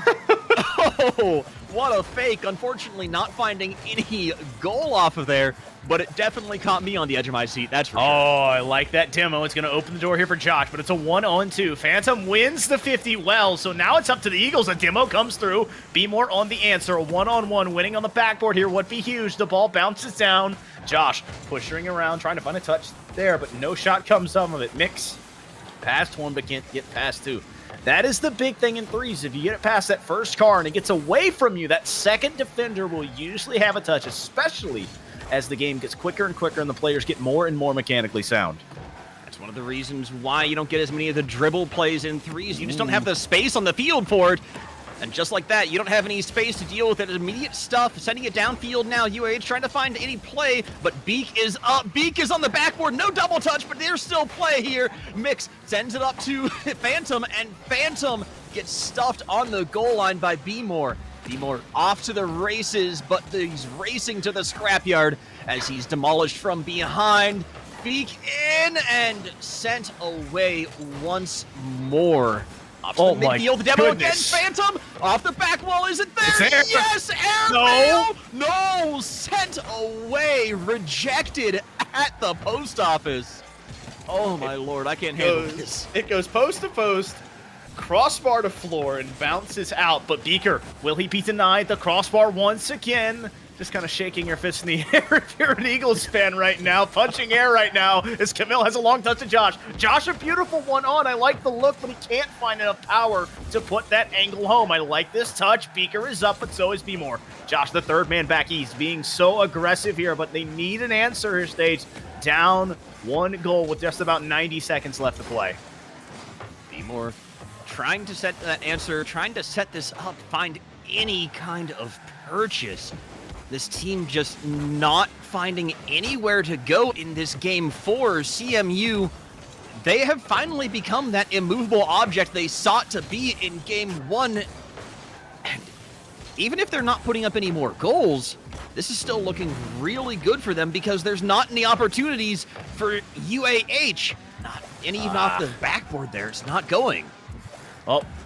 Chargers just have been stopped at all points here as the Eagles continue just to keep them at arm's length. And at arm's length is where they continue to look dangerous and find opportunities, but they can't put it in. This goal is cursed. They just can't put it in the back of the net. B-More to midfield. Josh is there. It's still cursed, Stage. It goes to the right. Camille wins the 50 and there's 30 seconds left. There's a magnetic field around the CMU goal, and it is just pushing everything away. UAH getting so many opportunities and not able to put it away in this game. We might be going to a game 5 here. Last 10 seconds. B-More off the back wall, looking for anything, but not finding an extra touch. Keeping it low is Camille, but sent back to the backboard. Phantom up to Mix. Mix puts it away, the nail in the coffin. We're going to game 5. Just sealed, signed, and delivering it, and just saying, I'll take an express to game 5 because there is not enough time left. 2 seconds on the board, and it's 2 goals on the board here for CMU. This is just so breakneck. I thought that CMU had lost their touch. I thought that game 1 might have been a fluke. I am ready to eat my words, Foof. This is my just desserts. We talked about games 2 and 3 being the just desserts for CMU and their dirty show in the first game. But no, this is my just desserts for doubting them. Well, the big thing here is CMU answered the call of UAH's offense. They didn't allow 16 shots, only allowing the 4 and taking 6 of their own. So, folks, that's the way to do it. You shoot more and score more. It's usually a good kind of way to win games. I think a lot of it, too, just does come down to they had such better backboard defense on CMU. Aside from the couple of times where they centered their own ball and just somehow that magnetic field pushed things off to the side, there weren't many shooting opportunities for UAH. Listen, it's just a defensive presence, you know? You can just feel it through the monitors, you know? Just the eyes leaning on. Just those poor posts got absolutely abused on both sides. And Stage, I was sitting here thinking, you know, drop shot, right? Yeah. Imagine drop shot, but instead of the goal being on the floor, it's on the backboard. And you just knock down bits of the backboard. I feel like that's a Lethamyr map. probably is at this point. But I'm not going to claim it's my original idea, but I was like, that would be an interesting way to play. But it's no more of an interesting thing to happen because it is game 5 with a chance to the grand finals here on the line for both of these teams. It has been a tried and true series so far. It's 2-2, and I think someone's game for us. You know, this is just par for the course. We had an hour delay before the series. We had to refuel the pitch. And in this case, you know, we're ready for a game 5. We're ready to finally decide Salty this Shores set. does it. And Salty Shores has decided to corrode out somebody's internet connection. And now we have to wait for either the game to restart, a substitute, something. We have to wait for the logistics. You know, it's not our job to find it, but this, folks, is for a chance to play SIUC, who's coming off of that big upset victory that we talked about earlier in the bracket. Number 4, throwing off the number 1 seed. I think they've done it before in the regular season, right? SIUC had some serious wins early on and then just took a couple of losses at the very end. I was definitely thinking that was going to be a number 1 seed team around week 5. And then just their schedule started to pick up in strength, and suddenly you're down to seed number 4. Well, you know, it's all about getting to the dance. And if you are in that mix of the end, if you can make it your way to that quarterfinals as one of those last 8 teams, hey, it is all open from there. And they have made every opportunity count. And they are waiting in the grand finals. I know they're watching eagerly here because both of these teams have put on a show. There have been points of contention here. Both teams have opened some weaknesses and shown their strengths. Now, the thing about it to me is if I'm on SIUC and I'm looking at this, I feel like these 2 teams have such completely different styles of play. Yeah. So I'm wondering who it is that they're secretly hoping in their heart of hearts is going to take this series. Because, I mean, you've got to understand that, like, you're going to be better or worse against certain styles of play. So do you want to have the hyper-aggression of UAH or the defense of CMU?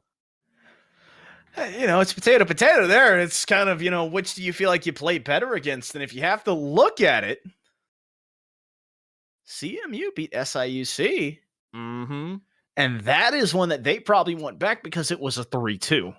It was an incredibly close series in week number 4. And so it's going to be up to possibly a big-time rematch here if CMU can answer this call. I think that was the first loss that SIUC took this season as well. I think that was first blood drawn against them. I'm not going to go back and check the stats, so I could definitely be wrong on that. But I think that was the beginning of the downfall of SIUC there. It was. I went and did it for you.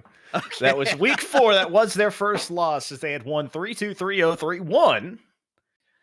And that was their first loss, and then they went win-loss for the rest of the season. But that's enough of the preamble. It is game 5 of the semifinals. There are 5 games to be played, 5 minutes being placed on the clock. I'm going to punch my microphone and 6 cars on the field. That's what it's all about, you know, 5, 5, 6. That's the way that we want our series to go. 5 games, 5 minutes, 6 cars. So let's do it. Josh already taking it out of his own corner, but sets it directly into CMU. Unfortunately, there's no one in the backfield. Josh just pummels that in. A bad touch leads to an open goal for UAH. Just a misplay there coming off of Beaker. Miscommunication as him and Mix both go for that ball, and there is no one home. Josh, you said it, just kind of walks the dog and puts it in. Man, that's if we talked about nerves in game 1 and how UAH was having a bit of a nerve problem going on, that's got to be a really bad sign for Beak if you just make that kind of touch. And it's going to happen again here unless Phantom can get off the backboard. Sets it off the crossbar. One more touch. There's nobody continuing that pressure. Instead, all the way sent back. Josh just making this into a ping pong game now as they look for any kind of play on the side of the pitch now. See, that series of events look like the old pinball tables where you just shot it as hard as you can and it immediately comes back at you. In the midfield, trying to find something there. Camille out midfield, but Mimor is there. A clear here, but once again, both these teams just going for a dump and chase as they push the ball all the way down the field and look to chase it. A nice dunk there from Mix means 2 players have to commit for the save. And You talked about this earlier on in terms of like the relative lack of control, and I think it was game 2. And we decided that that really didn't favor CMU. So I think if they keep this style of play up, it's going to look really good for UAH because they tend to be a little bit stronger in the dump and chase. But that being said, it's still a wide set of variants in this style of play. Listen, the door has just been blown open. Both of these teams can score, and they can score in a hurry. It's just up to who gets hot at the correct time. And I'll be honest, there is no correcter of a time than right now. In UAH, the Chargers are defending this 1-goal lead. Josh saying, get out of here, as the ball goes back towards Camille. Looking for the heat there, shot in, but B-More sends it downfield. Camille gets demoed to get away from that one, still stalled in front of the net. Yeah. Beak gets it away with an about face from Phantom. Camille trying to find a stall. Beautiful roll into the back wall. And that creates enough time for this team to rotate back. A fake out of CMU as well. That's enough to buy a little bit of space and time as CMU's going to send it back into UAH's territory, but we're back to that dump and chase again. Just full sin stage. You know what? Just go ahead and throw it down there, and we'll see if we can get there in time. As there's about 10 seconds left before the midway point in game number 5, and it's still just a 1-goal lead here for UAH, and I will mark my words because that has been doubled to 2 off the touch from Camille. UAH, that's only the 3rd shot they've put on net, and that is very uncharacteristic of them, but they're still just putting so many good shots on net. When they find the goal, they put it away. It's about making the most of your opportunities, and they're doing just that. Mix the last man back. Josh can't win that 50, though. B-More beat by the respawning Phantom. Josh out at midfield. Beaker looking to climb that ladder. Camille puts it in his corner and finds Josh with a clear, but Mix can't get there in time. A little bit too overzealous. Phantom having to commit and make a touch there means a couple of these players are out of position. That's a double commit once again, but this time on the blue side. A lot of just real passive defense anyways, though. Even after that double commit, Phantom just taking it so slow, shadowing the ball the entire time. Now, instead, they can't even find a way of getting it out of their own territory. This is... You have to get it out of your own side before you can find the aggression. When you're down 2 goals, you can't play passive like this. Well, Josh climbing that ladder, trying to find the touch there, but can't get it. Camille 50'd beautifully, so that ball is still on the goal line. Josh putting it back down. He can't find that resend. Beaker playing dangerously there as he put it back up, just kind of asking the challenger or the Chargers, excuse me, to score. And right now, Josh answering that bell once again. Beaker can't get there, and it's a 3-goal lead. Man, I don't know what I'm seeing here, but this is just... The pressure is coming back up from UAH, and again, even if they're not putting the shots on goal, there's no opportunity for any powerful touches out of CMU at all. It's, just not finding consistent connection. It's got to be huge because they need to find something here to grasp onto here in Game 5 because they have not found a single goal. Beaker can't kind of touch, and Josh with that clear, and it's just going to be more and more of this clock milked away with just about 70 seconds left. And once again, back into CMU's side. Ball trickling towards midfield, but a pinch from Camille sends it down towards CMU's back wall. B-More holding the position here off the back wall. Double commit on the push, and that means Josh gets to send it into the corner once more. Receiving the give-and-go pass, Camille pops it up. B-More in the air, climbing the ladder, looks for the extra touch, but it's nowhere to be found. Instead, a pop from Josh, and one more touch. This is the Josh show as he puts up a hat trick. He just stopped at the red light, watched the traffic go by, sees the ambulance drive by, waits for it to go, and then just softly parks it right in his garage and gets another goal for himself. And that one being his hat trick of the affair, and it is now 4-0. Josh, once again, on his own corner, taking this slow. Beak trying to contest it, trying to stall for a little bit of time. Mix has it off the sidewall, sends it infield. Phantom whiffing, unfortunately. Beak off the crossbar. Continuing forward, they're trying to get an extra touch, but Camille wins the challenge, wins the 50-50. Mix pushing forward into the corner, in towards center. Phantom with an awkward angle, but B-More is there to defend it. You got to get some power, not the awkward angles. And one more shot from Beak, but the time is ticking down. And I think that UAH is going to move into the grand finals to play against SIUCA. Well, a huge showing from both squads there, going all the way to the distance stage with all 5 games being played. UAH stumbled out of the starting blocks. It looked like maybe they were overmatched at the beginning of this series, but have wrestled it back. CMU forces a game 5, but UAH in dominant fashion shows that this was their series all along. And this goes back to all your stats junkies out there. You know, number 2 seed is supposed to beat number 3 seed, but it's supposed to be close. So, of course, you get a 3-2 because you got 2 and 3 seeds. That's the way this works, right? Yeah. Usually math, 3 is bigger than 2, but, that's not how seeding works, So, but it was a big I hate going back to that word because it was a really impressive job from both teams to adapt their play style. CMU started out with a team that wanted to play defense. They wanted to get shots and get ahead and then play from that lead. Then they had to play from behind and open up the offense of their own. And UAH said, you know what? You're playing faster. Let's go. And never looked back. I love teams that do that. It's kind of like this bait and switch or like a pocket play where you've got like you're making room for the quarterback in football to drop in there, say, all right, you guys want to blitz? We're just going to go ahead and block the entire way until we can pass it out. Well, just got to stick around, make sure everything's well. And you folks watching Twitch chat, stick around. We're going to be taking a short break here and get a couple players in, hopefully, and have a little interview. So stay where you are and we'll be right back.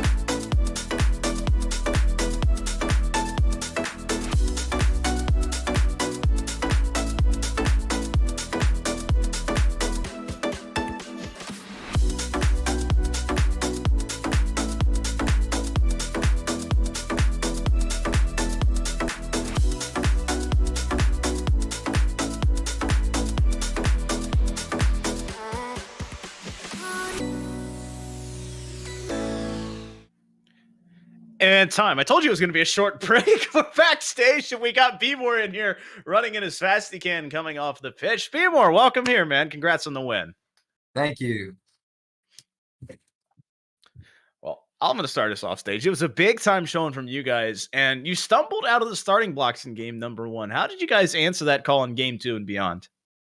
So in game 1, I really felt like we were under prepared. We weren't ready to play, even though we had been warming up and everything. It was like something happened. But then in game 2, we really felt like we turned it around and brought some more of our normal play back and didn't make so many silly mistakes. Like, I don't know if you saw in the first game, but we just missed the first kickoff and then missed some other stuff pretty bad.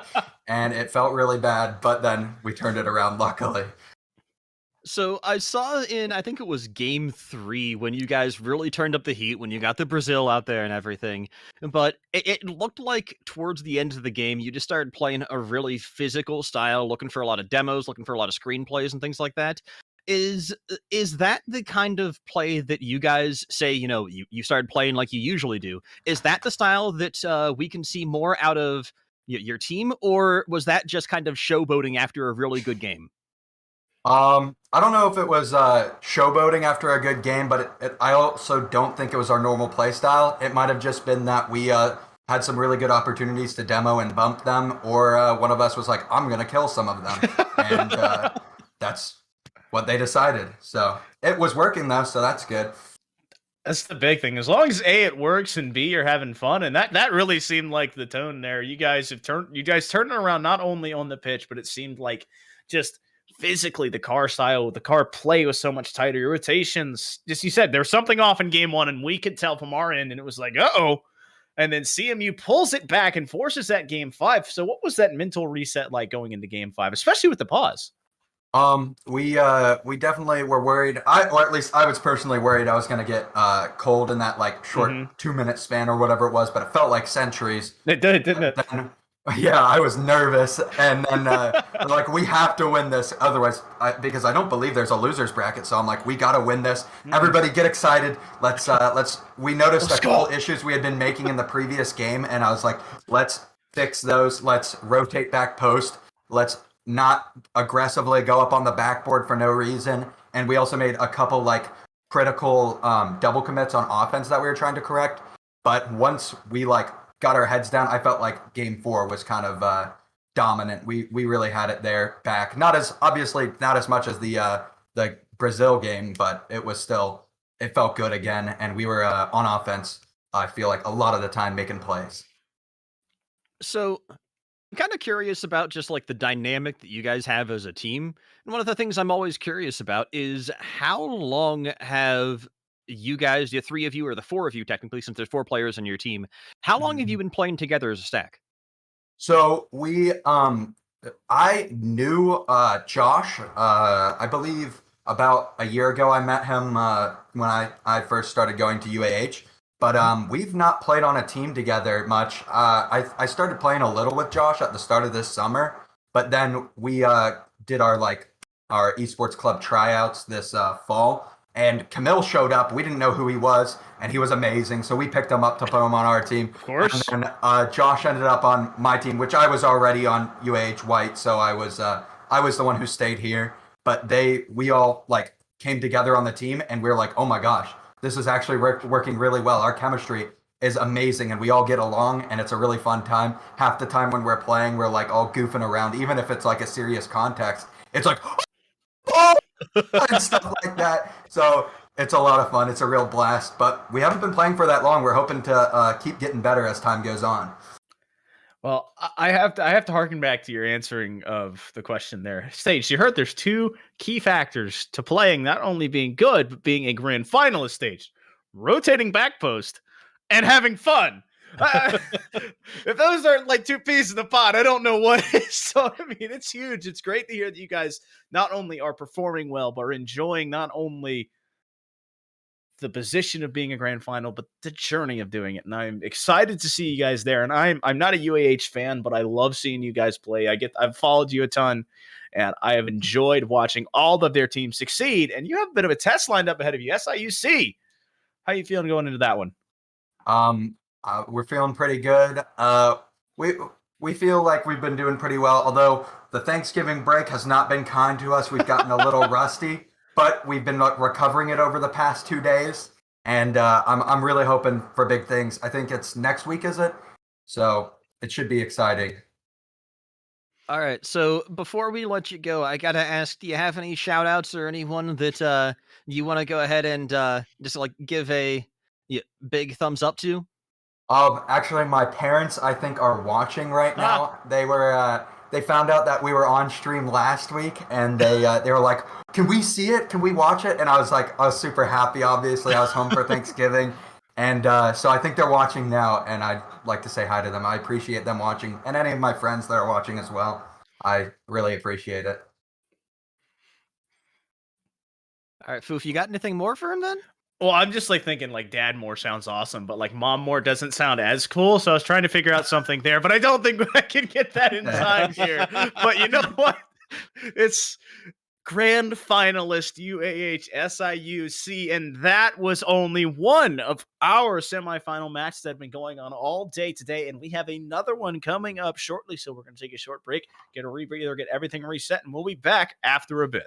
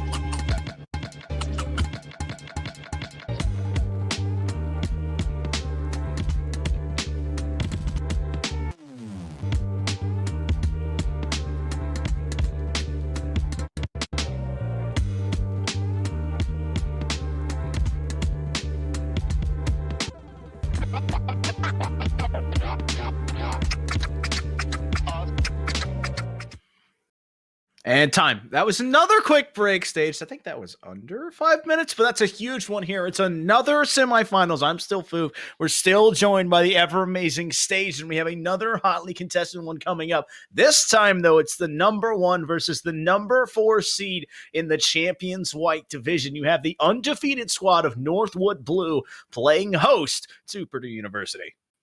You know, I always love seeing undefeated squads coming into the playoffs because that is everyone is gunning for a loss. They're definitely the favorites. They're definitely the ones that you understand you've got to beat, but it's everyone out there is like, are they going to lose? The entire story revolves around it. Well, you know, those are the best stories, A, when they win, and B, when they lose. So it is one that you definitely keep your eye on, and it's going to be all about them, but you cannot overlook Purdue University. They have been tried and they have been tested, and they are undefeated in their last 4 games. Both of these squads 4-0 heading in to this semifinal match. So it is winning ways. Who will give? And we already saw it in week 2. It was a 3-0 sweep for Northwood Blue. So, you got to be a little bit conscientious about that if you're on Purdue, but at the same time, you know, Purdue on that hot streak, like you said, maybe it's going to turn out better for them this time. So already line up the kickoff, Purdue trying to get that one outfield, but instead, the Hockey already sending it in. Pirates there to chase this one down, but getting demoed is Hockey, and Pirates not able to find that one in space yet. Yeah, Jack, Jask, and Hanson in here for Purdue. Pirates, Buddy, and Hockey here in for Northwood. So both these teams ready and willing to make some plays. 30 seconds have passed and only a shot has been on, but it was saved immediately. Pushing around here, Purdue on their own half. Buddy with a big time 50, pushing it. Jack, Jask beat by Hockey. Hockey into the corner, but Jack just waiting patiently off that backboard to clear it. I'm already liking what I'm seeing out of these teams. We're seeing a lot of these soft touches, keeping the ball close, and then explosive power. That's kind of the staple of really high-level Rocket League, is finding power out of nothing. Well, the big thing is right now, Northwood has just been boost control as they put that one in. Buddy just daring Jask to save it, and he gets the save, but cannot get it out of his net. Buddy finding some power right there, too, just in the perfect spot to pick up that passing play. I mean, Sage, you're in the right position. You're in the net. You're making the save, and it still goes in. What more do you have to do in that defensive end? You've got to work a miracle. That's what you've got to do if you want to stop that one. You got to get out in front of it earlier. You have to have somebody who interrupts that play, but you did everything right. That's just a case of misfortune if you're on Purdue. And I hope that they don't see too much of that as the series continues.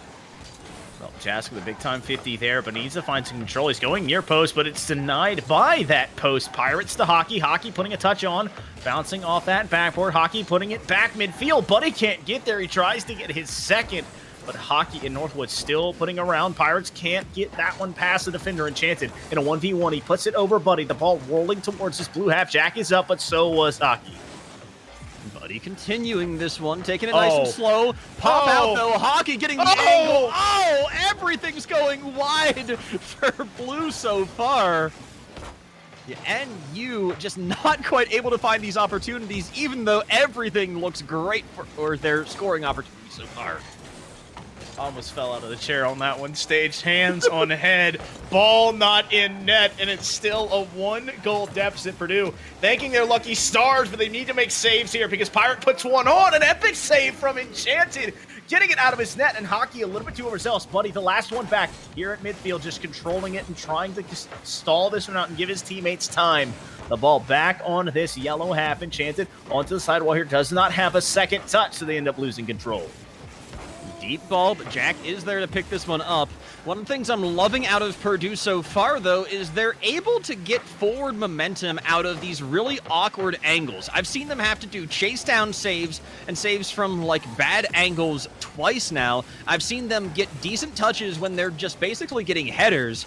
And that's one thing that I do think this team's going to find as their advantage, but that's not going to happen that way when you have a long ball that beats the goalie. Pirate just lines it up, and good things happen when you put it towards the net. Buddy with a ghost touch from the ceiling, and there is no save there on the back end, so it is a 2-goal lead here for Northwood Blue. Hockey lining up for this one, takes it up the wall, but dropping this back for Buddy. Buddy skying it up to Hockey. Hockey off the backboard, back to Buddy again. Buddy drops it right in. Beautiful tag team play there. Showing why they're undefeated and why this #1 seed was so highly touted coming into the playoffs. Buddy and company out to a roaring 3-0 start. So far, so good for NU Blue. Pirates setting this one up on the kickoff, back to Buddy once more, and that's already in space. Enchanted has to just play that slow on the fadeaway. Jack and Enchanted double committing down the sideline. Jack popping that into space. They do have Jask there and will find the shot out of nowhere. Well, it's the one they need to find, because when you get in a big rut like this and you can't score and you can't score, it just seems more and more impossible. But getting one on the board just makes everything seem a lot more doable. You're chipping into this lead, you're finding opportunities, and you're capitalizing on them. They need to do a lot more than just one goal if they want to make it back into this. 1:30 to go, 3-1 on the board, and Hockey taking it slow already through the midfield. Buddy chipping it out to the corner. Enchanted is there for Purdue. Pirates is going to take it off the sidewall, though, send it infield. Jask holds on for the moment. Jack is backing him up, a pinch downfield. Hockey looking for the trap, finds it off the corner, but Jack there to challenge. Been stalking the whole way through. Jask in the midfield looking for their shot, and it's on! Hello! What I tell you, Stage, find opportunities, make 50s, be a nuisance. Enchanted putting it off the corner. Hockey can't get home in time, and the ball slips right over him. And don't you dare overlook this Purdue team, because they've already had that situation. They are roaring back into this game.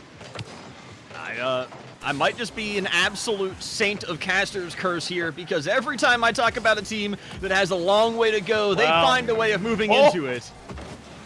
That was a huge save from Jask. It looked like it was just all done there. They're going to be down by 2 again, but that keeps it only 1. Hockey into the sidewall here. The ball bouncing down. Jask beautifully touched there. Keeps the pressure on. I like the touch here. Pirates in a lot of danger. Enchanted going up and putting it down. An unfriendly bounce off of friendly fire there. Gets it off the crossbar from Enchanted, and look right there. Hockey just gets a tiny little tap to give it that forward momentum. Best thing I can say, Stage, if it works, and that is how Purdue has lived. They were down 2 big ones here and have just fought their way back into this game. Now it stands at a 3-3 scoreline. Hockey and company want to put it back on, and they will, but Jask just standing up once again, and that is 5 saves on the back of that Octane alone. Pop up over the net.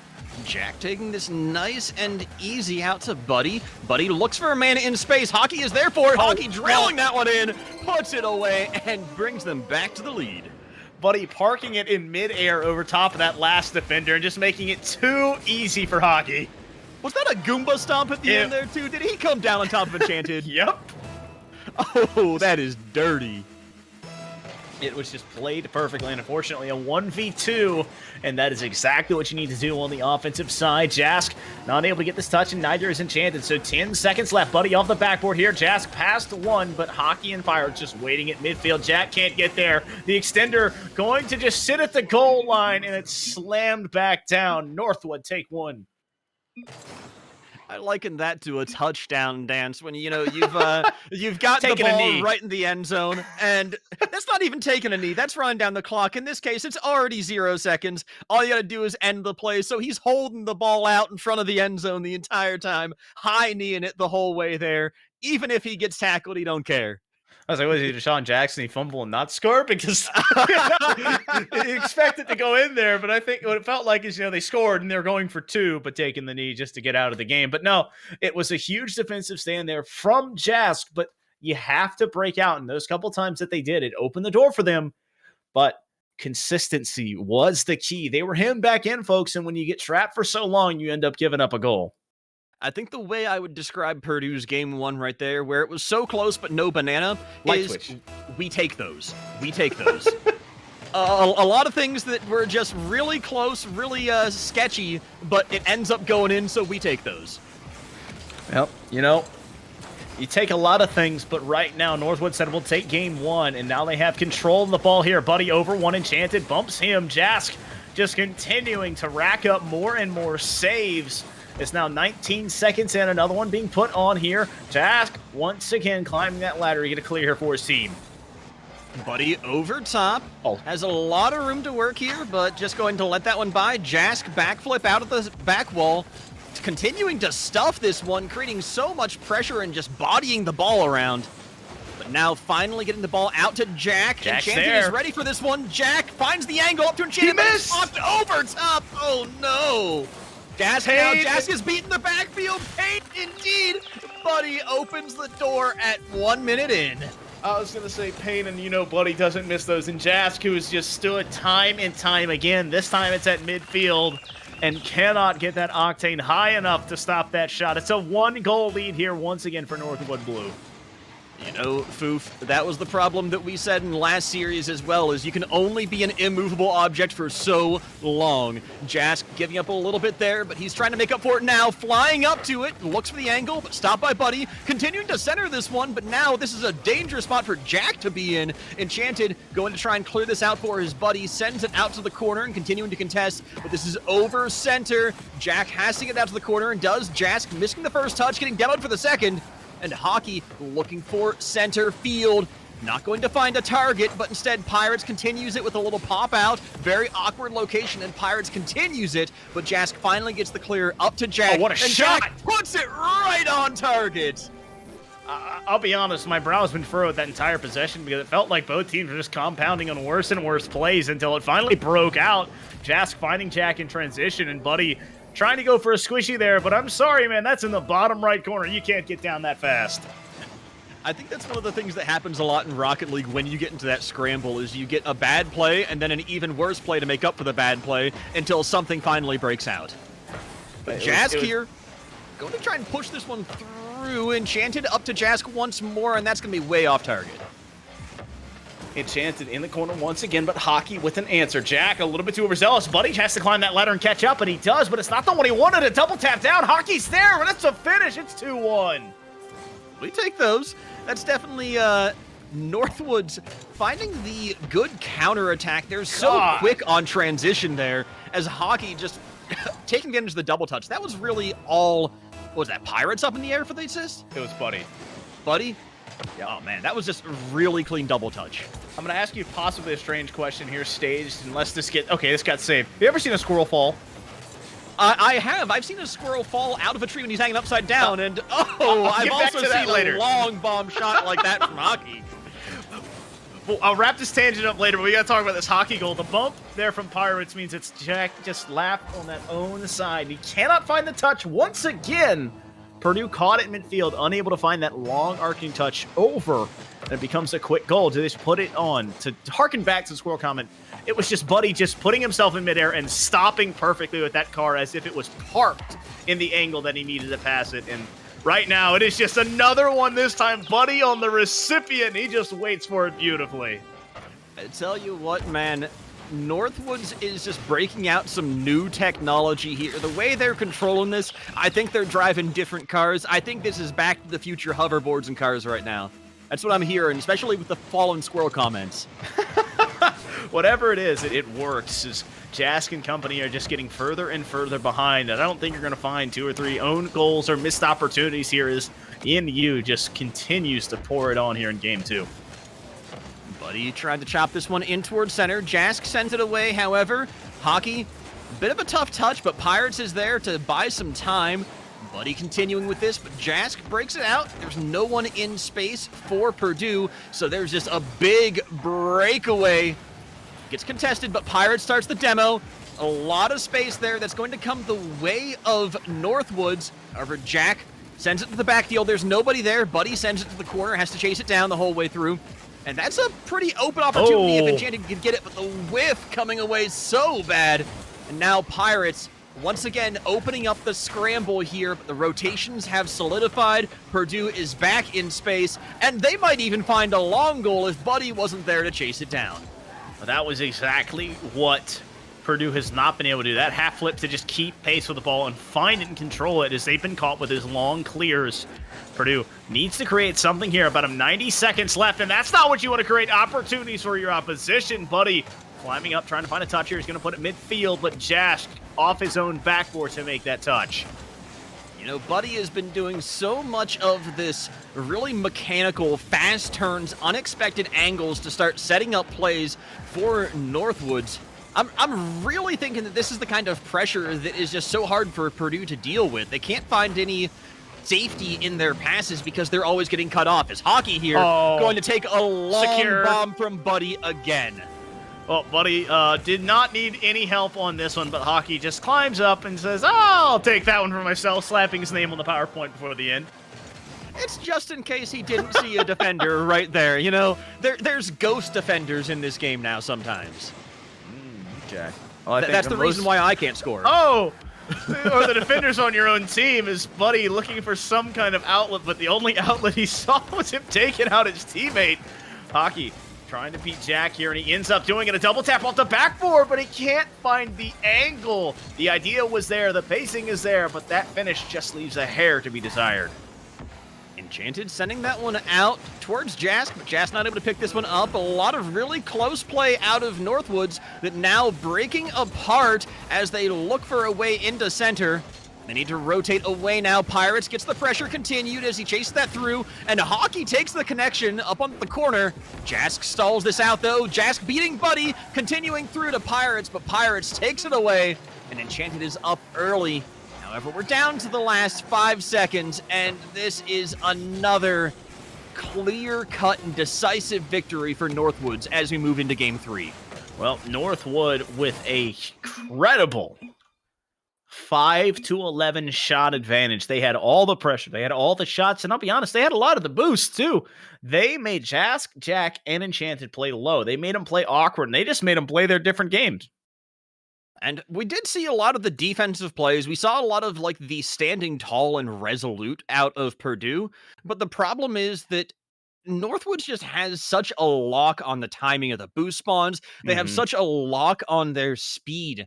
And I think the fast rotations and cutting the rotations of Purdue has just been so hard to read that Purdue feels lost out on the pitch. Well, I mean, it can't be said as they haven't been looking lost as they have been lost. I mean, that's the thing, is they have not found their way. In game one, it wasn't exactly them. It was them capitalizing off of some egregious mistakes. And ever since then, it wasn't, oh, we've created these now stage. It's we have not found that way to break through this midfield trap or get some control of our own. As Buddy finds an opportunity again, Enchanted can't get there. Jack with that clear. Hockey and Pirates on the rotation back. Jazz continuing to pressure this out, but Hockey got the boost. Jack going to push it through, and that is a strong opener here for Purdue. That's exactly what the doctor ordered. A true shot in the arm as Pirates was just a little bit too over-aggressive, and Hockey can't climb back down in time. 18 seconds off of this clock, and it is a 1-goal lead here for Purdue. One thing I got to call out there, though, is that was still off of an awkward touch from Northwoods. I don't think that was one that was strictly a created opportunity, and they're just going to answer right back as Pirates drills it from center court.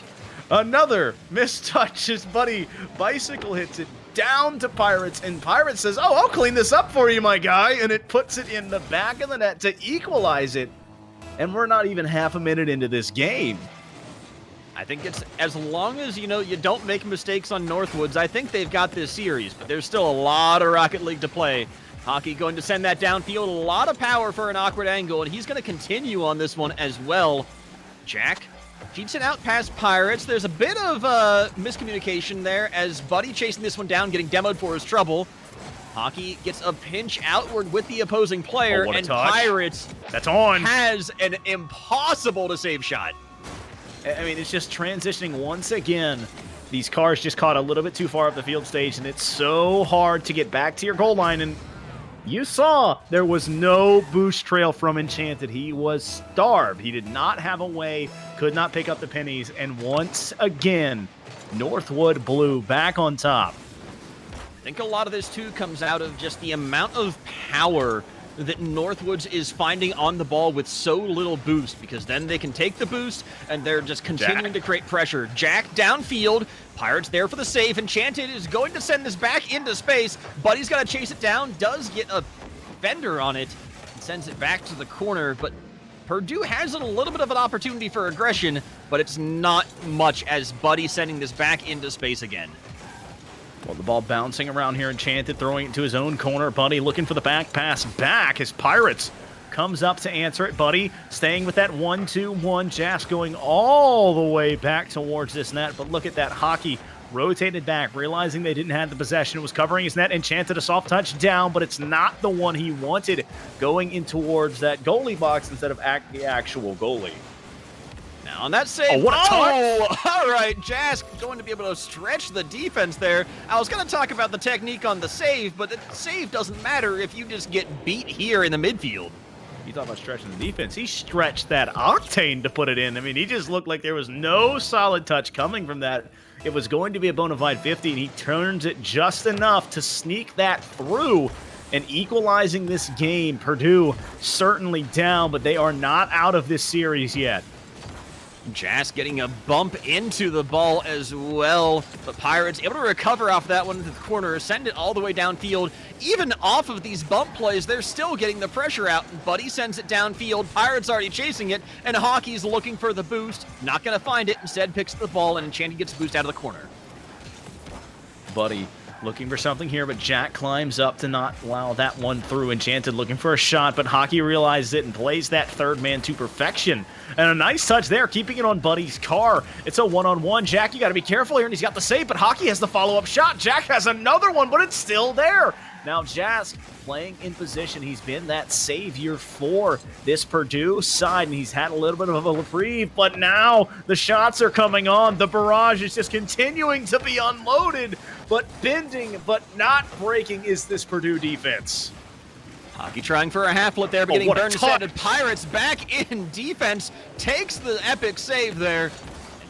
Buddy trying to send this one downfield. Hockey there to follow it up. 50-50 with Jack, and Jask is there for it. Long shot downfield, looking for the double, but Pirates breaks this one away. Hockey continuing with the breakout, but Jack is there, breaks it up. Enchanted missing the ball. Could have been an opportunity. Instead, now you got to rotate back as Pirates meets Buddy, pops it up, and Pirates looking for the waterfall down. That is way too much juice, and that's a bit of breathing room for Purdue. Yeah, just a little bit too many beans there, but Pirates now trying to get it on that goalie's box. The ball still bouncing around. Jask back into his own corner. Hockey looking for a far post shot. Jack isn't there, and it goes off of the post and in. What a beautiful angle. They have attacked from that left post a lot more, but Hockey sees it from the right and buries it. Long shot right there, all coming off the back of just all of the pressure that Northwood had been putting up, though. The passing plays, the stretching of the defense, the baiting people forward. I think that all kind of stems off of Enchanted missing that shot opportunity and forcing the hard rotation backwards. Well, there's an opportunity here. Enchanted can't find it as that was cleared almost instantaneously. Jask looking for something, anything here, as there's 69 seconds possibly in his season left. Jack at midfield trying to find a touch. He's got a 1-on-3, a tall task here. Buddy just a bit taller there in that Fennec, and another big 50. Have yourself a game, sir, as he just denies it again and again. Oh no, that touch could have been dangerous. Pirates not able to get the meat on it, though. Instead, Hockey out to Pirates in the corner ball now. Chasing this one down. Jack wants the breakaway here. Chased down by Hockey. They don't find the target. That could have been an equalizer. Just barely off, and now Hockey trying to send this one down. Enchanted looking for the early challenge, but this is a bad pop. No one there to follow it up, and Buddy puts it in towards net. Jask has to knock it out towards the side, and one more shot opportunity. Hockey is up to follow it, and no banana. Continuing the pressure is Northwood. They don't even need a goal as it comes down to 10 seconds remaining. Well, they're just kind of standing at midfield, daring to them the cross. And Jask continues to putting it side to side, and that's not where you need it, Buddy. Gonna try and put this one on Jack. Not an own goal, but defense won't win you much when you're down goals like that. And Northwood U wins it in, I'm not going to say surprising fashion. Number 1 seed coming out and putting a statement game on 3-0. I'm going to say that this is a tantamount understanding of why this team is undefeated. They have Still. tight rotations, they have solid airplay, and they're just constantly able to control the boost and keep you out of anywhere on the field. I mean, it's just about control stage, and they have been in full control not only of their cars, not only of the boost, not only of the series, but their entire season. And, being in control of this, we're going to be taking a short break and get one or two of them hopefully in here and be back with a quick interview.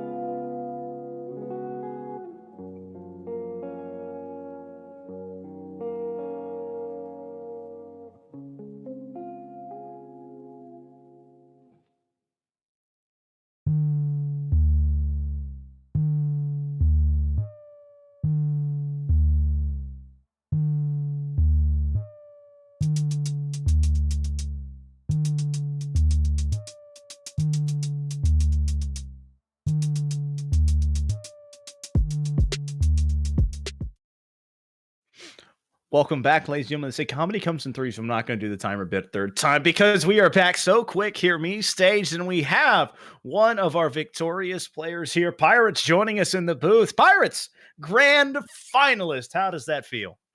I'm pretty excited for Tuesday. I mean, that was our first match, I believe, of the playoffs, Mm-hmm. and it was a pretty fun one, not gonna lie. So I got to ask, before we get into all the nitty gritty and the important stuff about the match, Fun question. why Pirates? Oh, okay. So old Xbox gamer tags, right? Mhm. Yeah. My brother was really into, this isn't even me. My brother was really into Pirates of the Caribbean, and so Okay. just kind of went after that. Well, you certainly swashbuckled them this match, I will say. Not what I'm taking a drink, please. I had to But- wait till you were drinking. Well, Pirates, Stage didn't ask and he put it on me. Undefeated so far. And you come into the playoffs and have that little bit of a bye and come in here and make a statement win in a 3-0 fashion over a team you guys beat earlier, but they were hot as well. How does it feel just continuing that dominance and rolling on? Good. I mean, I think we're planning on doing it for the rest of the tournament. So I hear you. just excited for that too.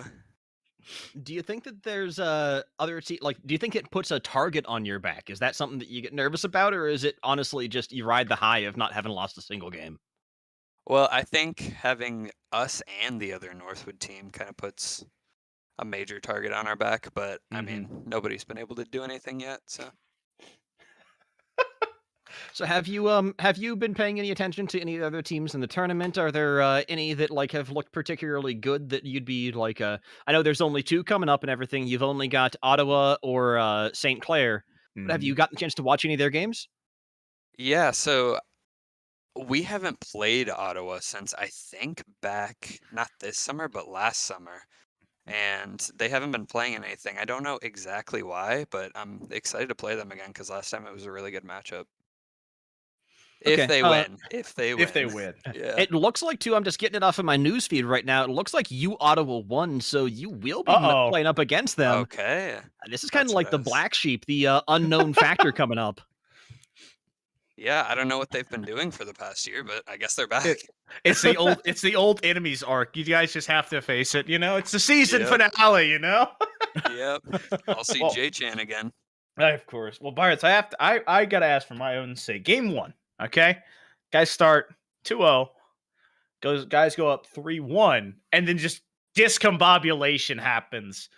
You guys end up winning that one. How did you guys kind of right the ship and then finish this sweep? I think it was just communication. I know in the beginning we were not taking it as seriously as we should have, but then we just kind of locked in and finished it out. That makes sense. I think that's something you run into a lot and everything too, especially in game 1s. Like you can definitely have the case of you don't take things too seriously. It's like I call it a feeler game where you're trying to figure out how much of a threat is this team. So when you guys like are playing these league games and everything, what's the routine when you're like between weeks? Do you guys just play pubs? Do you have scrims with other teams? What's the preparation routine? Yeah, so I know that the other 2, I don't know if you know this, but they're competing together in RLCS. So they scrim every day. And I just kind of hop on and do ranked or free play for probably 3 hours a day, every day. So, I hear you. yeah. It's the breakfast of champions, right? Just a couple hours of free play to start your day. Exactly. Clears my mind. Yeah, and I've noticed it moving a bit more away from ranked and just by myself in free play recently because Got to get away from no brains, you know? Yeah, exactly. Well, I'm gonna take your spot here, stage, and say Pirates. You know, before we start shutting this back down and getting us ready for the next series, you got any shout outs you want to make? Any people you want to give holler out to, or any warnings you want to give to you Ottawa? Well, I'm excited to see you, J-Chan. Haven't seen you in a long time. And, I mean, shout out to Slew. He's been our manager for this and gotten us through everything. I don't know what I was doing. I was out there. I couldn't find the voice channel before we started, and he got me through it. So thanks to him, or else we wouldn't have been here. All right. Well, Pirates, thank you very much for joining us. It has been a pleasure. Congratulations on your movement into grand finals here. And I can't wait to see that match. And speaking of matches that we can't wait to see, there is more tonight, but sadly there is no more of Foof or myself. So stay tuned and we will be back after a break for some more Rocket League action on the NECC.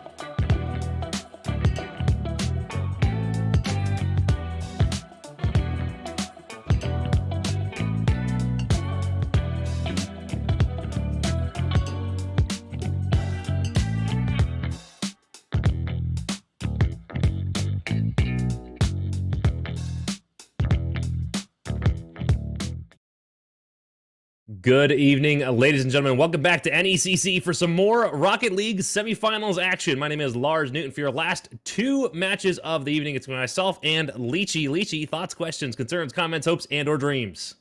Very happy to be casting alongside you once again, my dear friend Lars Newt, and very happy to be right back here at the NECC. I was going to say back where it all started, but that's definitely not true. But it sounds more poetic that way, so whatever.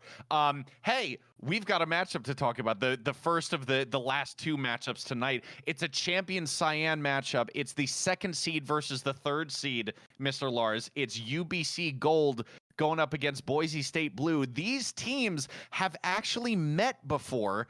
UBC edged it out in a Game 5 victory, took them all the way to Game 5 to win it 3-2 over Boise State Blue. I'm thinking Boise State is looking for revenge tonight. That was also, though, to be fair, all the way back in week 2, and a lot has happened since, and we had a lot of time for these teams to develop and change up a little bit here. Now, looking over at the bracket, Boise State Blue versus UBC Gold. I believe you were saying earlier that it's already decided Columbia Navy is going to be the championship next week, as you can see there on the bracket. So we'll be looking forward to that one. Before we get too far ahead of ourselves, we got to get into this first match of the evening, and I guess predictions. I know you've already kind of hinted at what you think is going to be happening here, but I'd like to hear the actual prediction.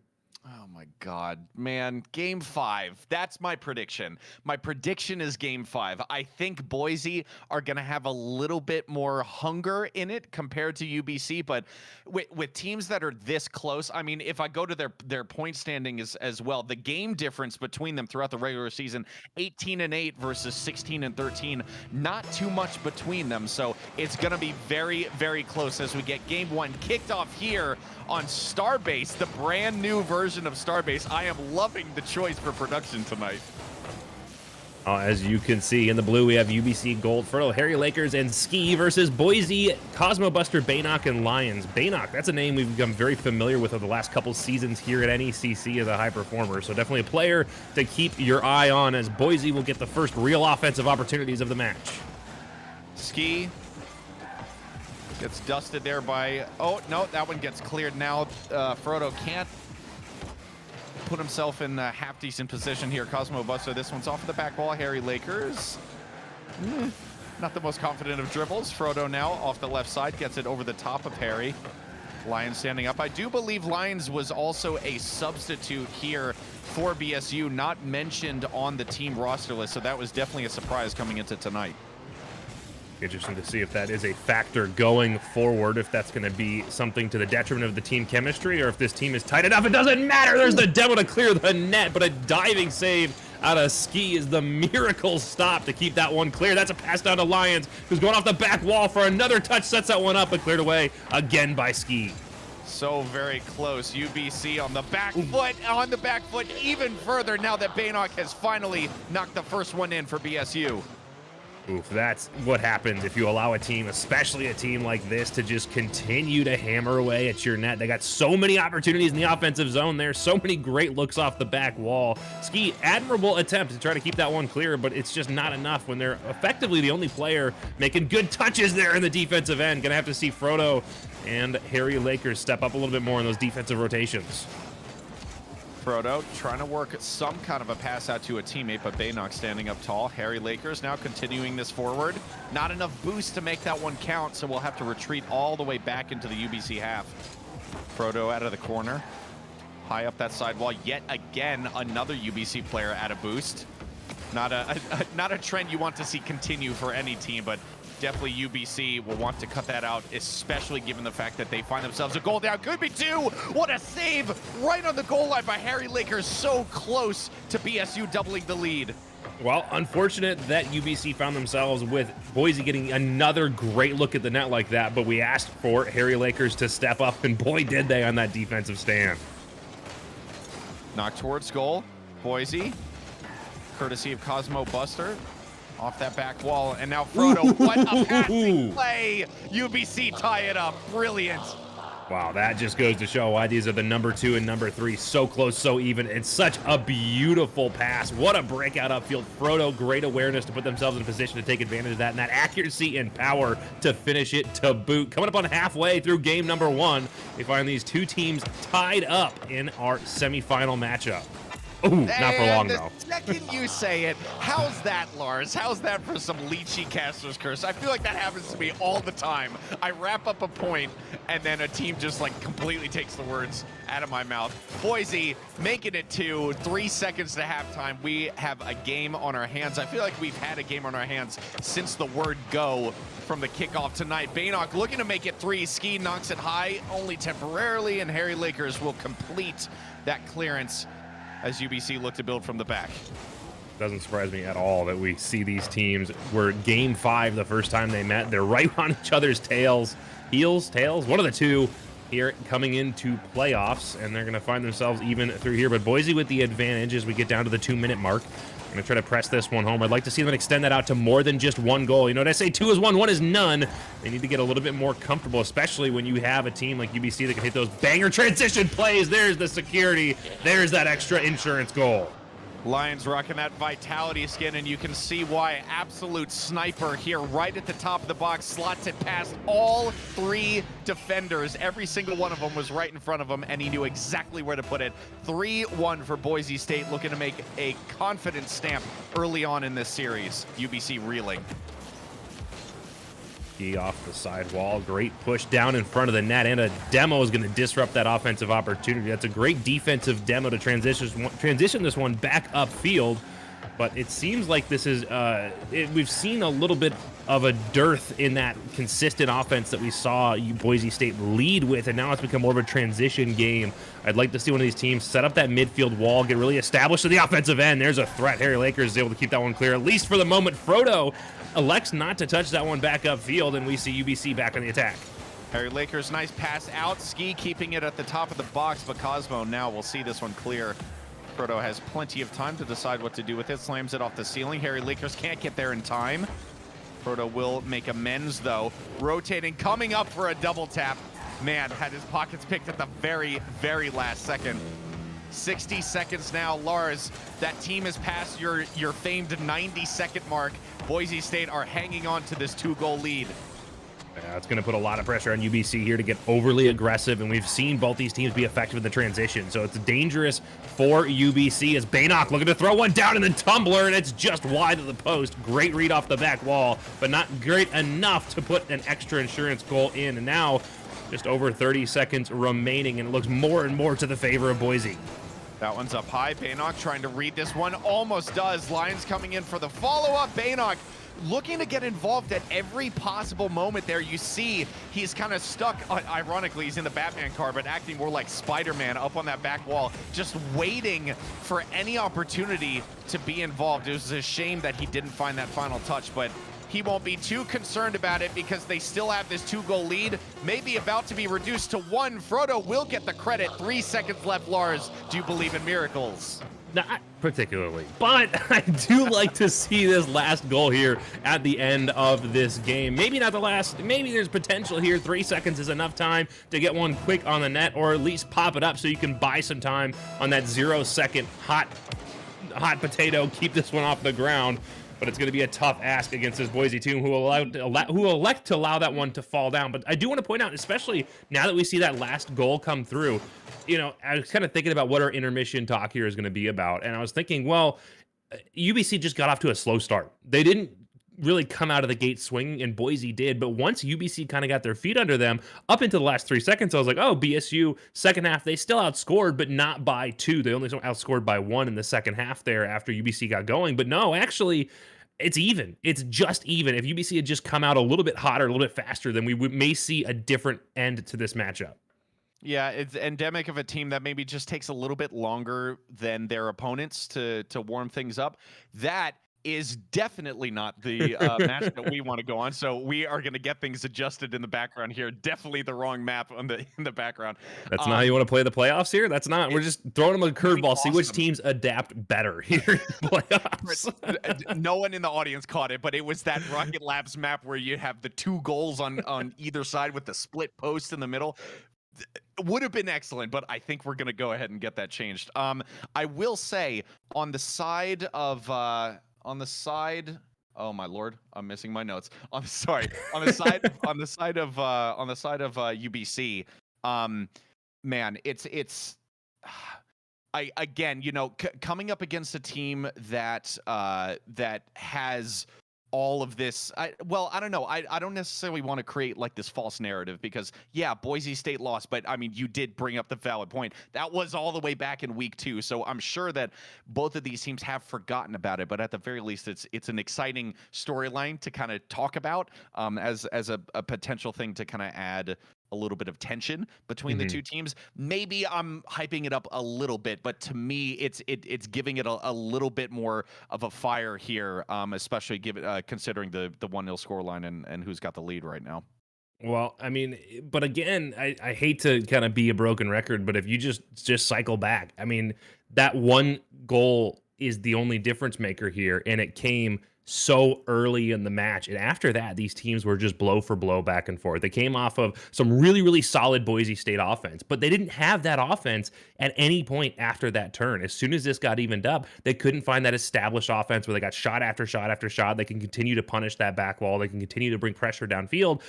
It took them that long. Excuse me. It took that little bit of time for UBC to get their feet under them. But as soon as they did, we're blow for blow. We're even. They spent equal amount of times on offense. They both had good transition plays up and down field. Boise, if they can find a way to recapture that magic of establishing that ball on the offensive end and just pounding away until eventually they find the goal, then that's going to be great for Boise. I think they can walk away with a victory. But if they can't find that again, UBC is more than up to the task to do a repeat of what we saw the last time these two teams met. How many different ways can you? It's all good. It's been a long goodness. night. Lars and I got we got the third shift per se when it comes to casting. So forgive any flubs. We're trying our best here. We talked about it before that both of these teams are playing for the privilege of being able to go up against Columbia Navy, who earlier tonight, I think it was around the whatchamacallit, the 8 p.m. time slot, they beat the Keanu Huskies in a 3-0 sweep. Very confident. Game 1 was 3-1. Game 2 was 6-2. And then the Huskies almost brought it back in game 3. It's a very, very close series, 3-2, but the Navy did see that one through. So whichever team winds up coming through victorious tonight, they have a very tall task ahead of them come finals next week. Oh, it's a solid matchup between these two teams, though. If anyone's going to step to that Columbia Navy team, it'll be one of these two teams, and that's why we're going to see one of these two teams in the grand finals come next week. But to get there, we'll have to sooner or later finish out the rest of this series. It's been, like you said, it's been a long night. I'm running on very, very little sleep if the bags under my eyes weren't a dead giveaway for that. But we're still excited. We're still happy to be here, still bringing you the action. I think the one thing that was a little bit lacking in game number 1 that I'd like to see more of is, I think you can guess where this is going, the physicality, the bumps, the demos. We did see, I believe it was Boise on a back-checking demo breakup, a beautiful offensive opportunity for UBC, but they had a gorgeous pass to the midfield. It got the net opened up. There was no one there to block that shot. But Boise State was on the backside rotation. They took away that center pass opportunity, and that's the kind of thing we need to see. Obviously, you need to do it smart. You can't be out chasing demos. I mean, these teams are too good. I did spend a lot of time with this last week doing exactly that, just chasing demos in ranked, and it worked. But I also am at a much lower rank than these players. That's not going to work against players like this. You got to make it part of your rotation, get those back checks, get those rotations through the front of the net after you get out ahead of the ball. But once you do those things, you're going to find yourself in a much better position disrupting those rotations from the other team. Yeah, absolutely. We have found a suitable destination for this next game to be played. It is going to be Utopia Coliseum Dusk, my personal favorite arena in this game. Ladies and gentlemen, we are looking to get game 2 underway as soon as possible. I hear some engine notes rising, and Lars, I believe that means we are about to get kickoff underway. Throw another 5 minutes up on that clock, and let's get things going here. I was going to say, not just a suitable location, but come on, it's Utopia Coliseum. I mean, there's a reason. But now that we are, aside from the waffle, we're back to the game. We've got the important stuff back on the screen. And Boise is looking to extend their lead. UBC looking to tie this one back up. 10 seconds gone. Boise slamming this one out of their own back half. Baynock is up nice and tall. That one is just going to drift right in top left corner, completely unchallenged. Cosmo gets this one. Oh, Jeezy Pete. Baynock looking like they're going to try to take this one away, and I think that's what Harry Lakers was looking for. They're trying to block that shot out of Baynock, but it's not necessary. As Baynock just leaves it, that means there's no one home to clean that one up. UBC down in the series, do or die for their season, and they need to make this comeback sooner or later, and ideally sooner. It's not the start they need to game number 2. Cosmo. Oh, it's interesting. That half flip touch actually beats the defender. Baynock out towards the center. Cosmo can't get in the way of it. Frodo knocks it away from the reach of Lions. Down off the ceiling. Always dangerous. 0 boost, though. Have to bail out of this one. Does get the full as Cosmo comes in for the shot. Frodo stepping up to get in the way. This one's off to the left side. Lions can't get it past Harry Lakers. And UBC looking to put something together. They find themselves down early on in game number 2. Hopefully for their sake, not for long. Both these teams doing a good job keeping the ball clear of the shooting lane, keeping it out to the walls in the defensive end. So we need to see both of these teams. There's that back check demo out of Cosmo Buster. I believe that's who did it in the last one as well, that one I was referring to earlier. But we need to see both of these teams do a little bit better job of getting it centered up in front of the net. UBC finally finding a little bit of sustained offensive pressure. It's wide, it's coming all the way out to midfield, but it's not going past right up until I say it's not going past. But as soon as I do, Baynock, of course, is going to make me eat those words. Yeah, watch your tongue, sir. You watch your tongue. Lions off this back wall. Ski will do the same, but send it in the complete opposite direction. Baynock can't find that one. Cosmo. That one might be off the backboard. No, not before Ski gets a touch on this one. It's off of the ceiling. Baynock up off the backboard yet again, and Ski will see this one clear. Man, Boise have not shied away from putting these offensive this offensive pressure. See, it's getting to both of us. Oh Lord, what a pinch off this side wall. Frodo will get this one, and all of a sudden it's tied up. Ooh, Baynock goes up for this, and Lions a little bit too confident in Baynock's ability to get that one clear. The third going back for boost. Lions caught well past the near post. Means that's a more or less free one here for UBC. A great challenge. That is why 50s are so critical. They get that ball forward, down, another opportunity, but Lions gets back in time. Well placed to that far post, but Lions is just too quick. And now looking to get rid of that last defender. A little bit too slow. Harry Lakers is able to get back in time, and now Frodo clears that off the near post. Lions, nice and tall with the back pass over there to Baynock. Ski will hand this to Harry Lakers, who will take off from that side wall. Cosmo won't get a touch. We'll have to rely on the teammate of Lions. Lions and Cosmo working together here to move the ball upfield. Baynock back in support. And the rotation is so quick. The second you say it, it's already inaccurate, but that's the great thing about players in the Champions Division, is that they're so fast, so quick, and tight, neat and tidy with their rotations, that you blink once and you'll miss the most, smart, intelligent moves that any of these players make on the field. I love watching this level gameplay.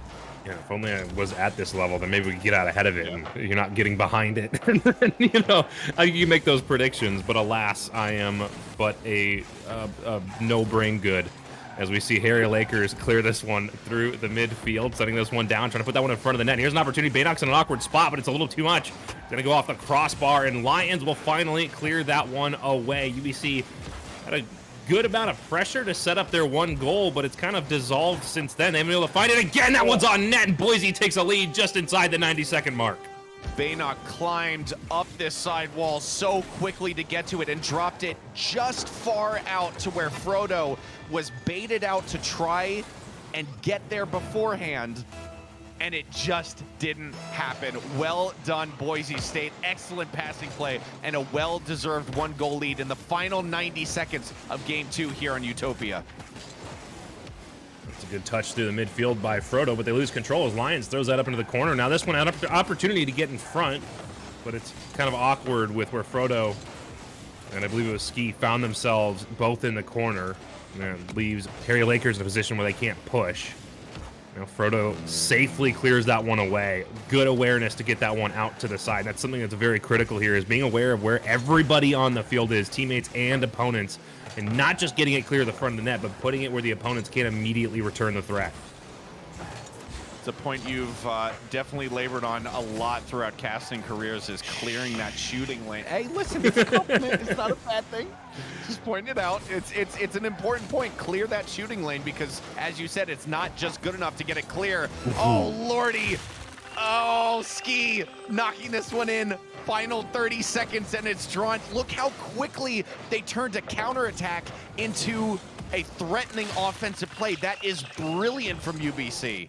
UBC's counters, absolutely gorgeous. And unfortunately there for Boise, it's set up off of a Boise touch. Lions just too much into the back wall, and they don't have to follow through. It commits a second player, and I don't know where the third for Boise was, but it just helps that clear, you know, and they throw it too hard into the back wall. It's just going to accelerate it back out. But to the credit of UBC, being able to get that one, the raid off the back wall to rapidly accelerate it upfield. Harry Lakers with a bit of a control touch, a little risky with Cosmo Buster threatening the demo, but it works out.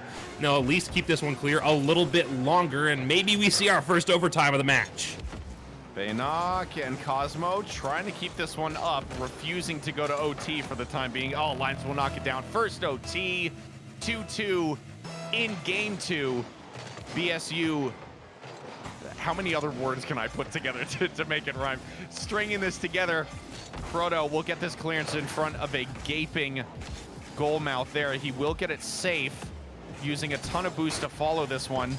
Is pretty much empty and leaves Ski to take over. Cosmo, oh, not the best touch, turns into a pass. Harry Lakers can't find that one on target, neither can Frodo. Cosmo, what a block here, just needs to direct it on target. It does, but Harry Lakers with the save, it gets demoed for his trouble. 30 seconds of OT gone. We're already getting extra Rocket League out of this matchup, and you kind of hope UBC can tie the series here and show that we're at least going to get 4 games of these two teams duking it out. But I'm sure Boise will not go quietly into the night as they get a good touch off the wall to send that one center. Baynock's up early. Cosmo Buster, Baynock off the back wall, going to touch it down. Cosmo will get the bump to clear it away, and Boise takes it in OT. Absolutely beautiful. Cosmo over to Baynock. The ball does not always need to go forwards. That is the mark of a skilled team. You don't just need to slam it towards goal. Sometimes the best move is to keep possession and make sure that you get a productive pass out to a teammate. Textbook by BSU. Absolutely beautifully executed. What I love out of that play is Baynock goes up, doesn't get the touch on the initial challenge. They land on the back wall, and you'd think normally they'll just turn around and come back out, set themselves up, or maybe they'll look for one of those goal line bumps that I've been harping on for so long. But Baynock lands on the opponent's back wall and goes up. Looks for a touch off. That's wild. You know, well played by BSU to secure the match point here. They're going to have to continue to play that level of gameplay to win game number 3 here. And UBC needs to find something, or they could call this an early night. Relatively. Yes, relatively. I like Baynock's card choice. I have never, ever seen someone at this level use what was it called? It was the Tumbler Batmobile? Something like that. It's gorgeous. And clearly it has filled this person with a whole different level of confidence. As we look to get game 3 started here on Champions Field, Baynock is feeling it, and he will hope that his 2 teammates are feeling it as well. Ooh, Frodo looking to put one on early there. Cosmo Buster gets it clear. But I hate to be that guy, but who did I say to watch as we got started here? That familiar face of Baynock. Though I think this may be our first time seeing him in the tumbler, so that's interesting. Lions clearing off the back wall. Another critical component that we saw UBC struggle a little bit with early in game number 1, which allowed Boise to get their first goal of the series, but has stepped up a lot, is that back wall defense. Critical at this level, to be able to prevent your opponents from getting those back wall touches. Harry can't get it over the top of Lions, who will keep it in the corner, so we'll Ski actually with a shot there to the nose of Cosmic. Harry, follow-up shot. Baynock Drops it over to Cosmo, who will stay on this, using a lot of boost to get there, and maybe an ill-advised play. Ski is rotating back as Harry puts another kind of pass/slash shot on target. Lions having to come off of this sidewall. Zero boost will leave it to Cosmo to put that shot on target past the halfway mark, at least as far as the distance on the field is concerned. Good accuracy, but not enough juice on it. Remains 0-0 past about 75 seconds or so in this game 3. Bit of a war in the midfield, which I do like to see, but that's a great touch out of Harry Lakers to touch that one into the net. Wonderful transition. Frodo, beautiful touch up, and Harry Lakers, again, just that awareness we see out of UBC in transitions is unreal.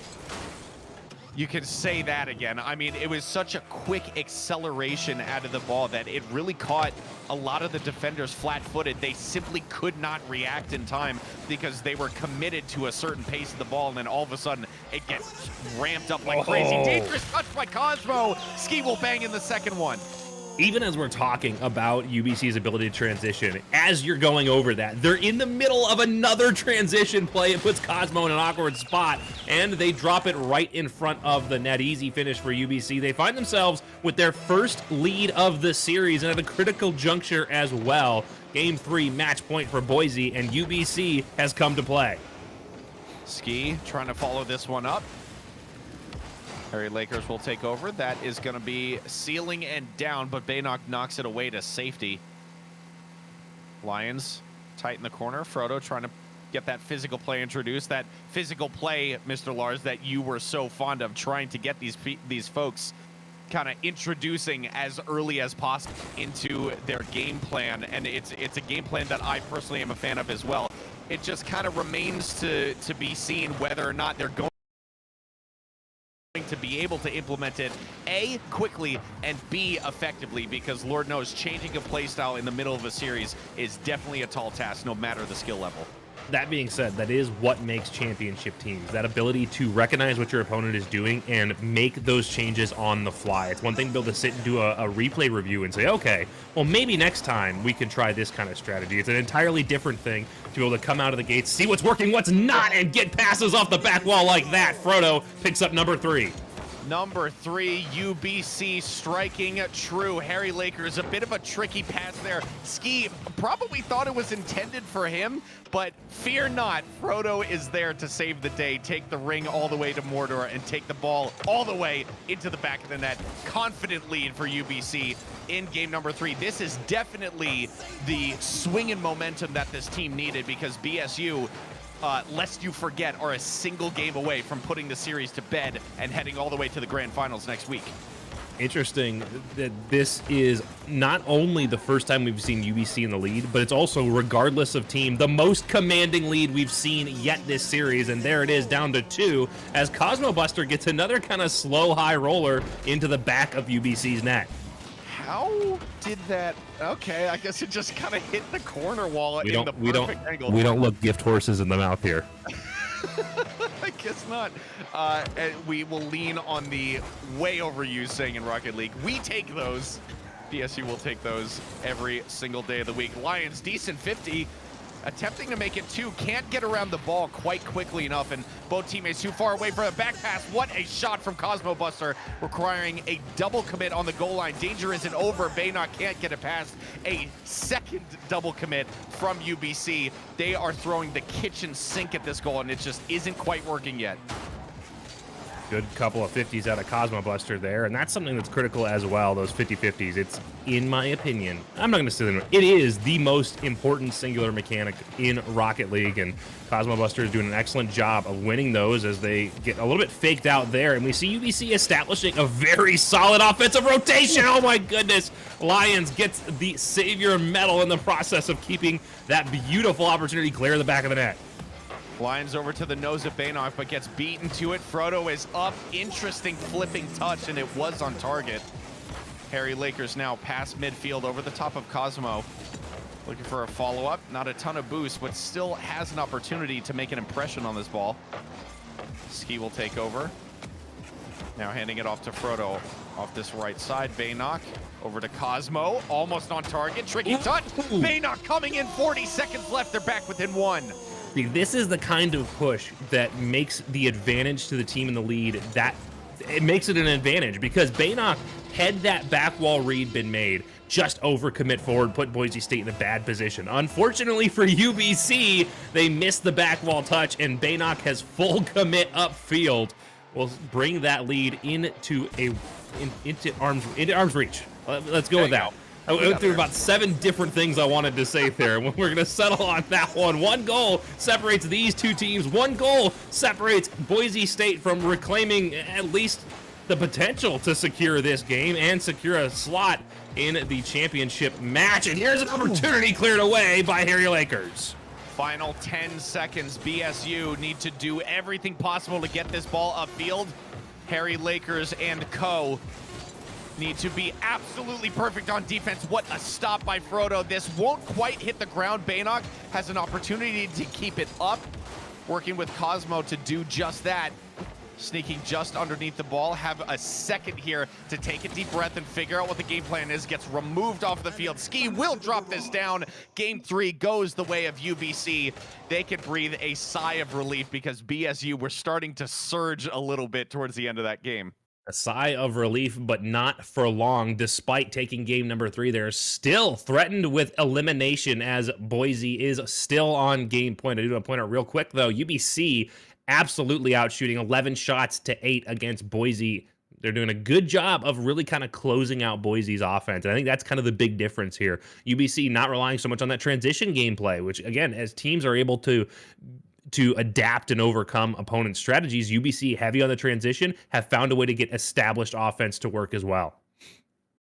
Established offense wins you games, but established defense wins you championships. Both of these teams are a single game or a single series away from that championship match. So which will it be? Will they be relying on their shooting prowess or their defensive acumen? We will see here as we get onto the night version of Farmstead.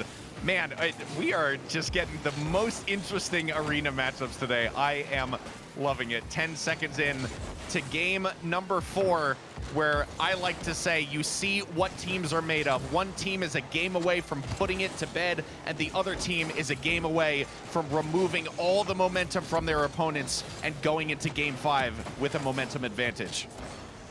Right off the bat, UBC continues to be the offensive pressure that they had in game number 3. It's on Boise now to disrupt, and there's the transition play. UBC went to the offensive crushing pressure that Boise was using earlier, so Boise said, okay, well then we'll use that transition play.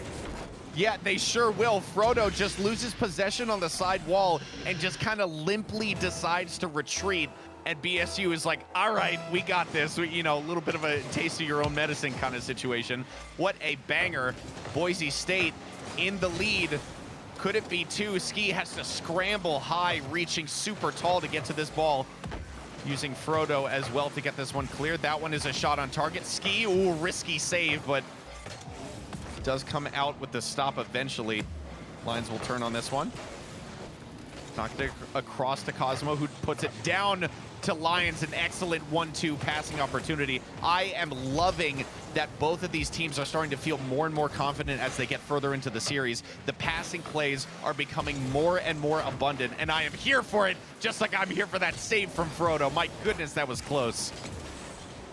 I think that's what this is going to come down to, is a game of inches, even as we saw UBC have that very commanding lead, the most commanding lead we've seen yet. It still came down to a single goal and a last-second scramble. There's an opportunity for Baynock to extend that lead to 2. Yet again, this is another UBC player just losing control of the ball on the wall. An awkward touch pops out and leaves that shot on a platter for Baynock, and somebody of the skill of Baynock will never miss that if you give him 100 tries.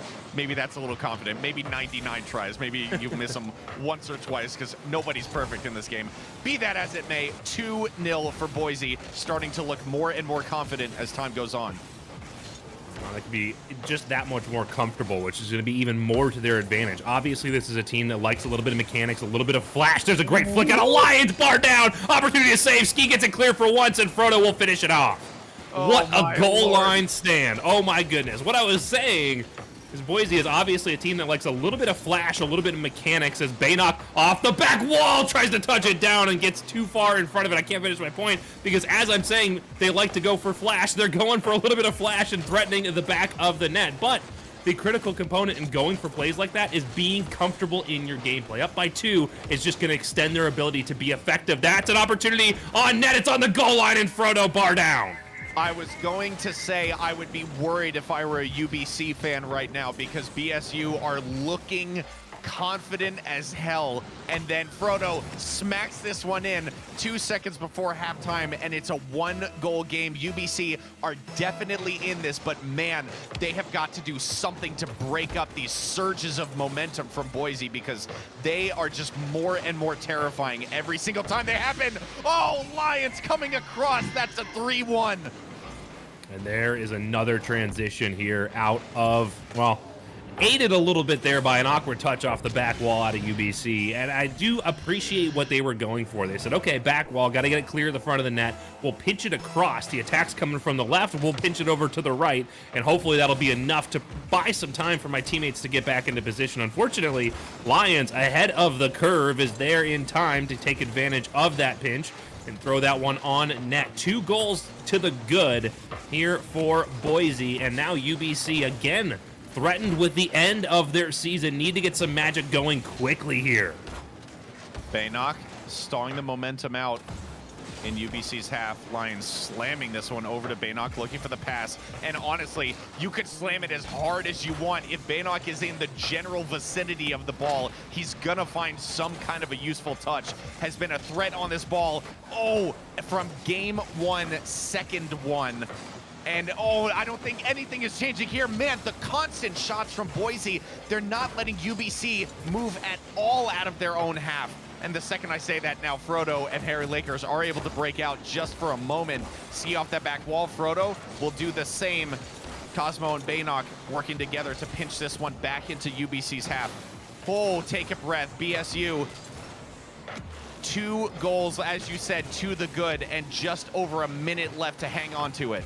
Ooh, that's a dangerous waterfall in front of Boise's net, but it's immediately transitioned back the other way. Lions trying to put one on, has a great read, tries to get the ball, but Frodo, it's bouncing on the goal line, and Baynock secures. 4-1 is a lot more confident than 3-1, and just over 60 seconds left now.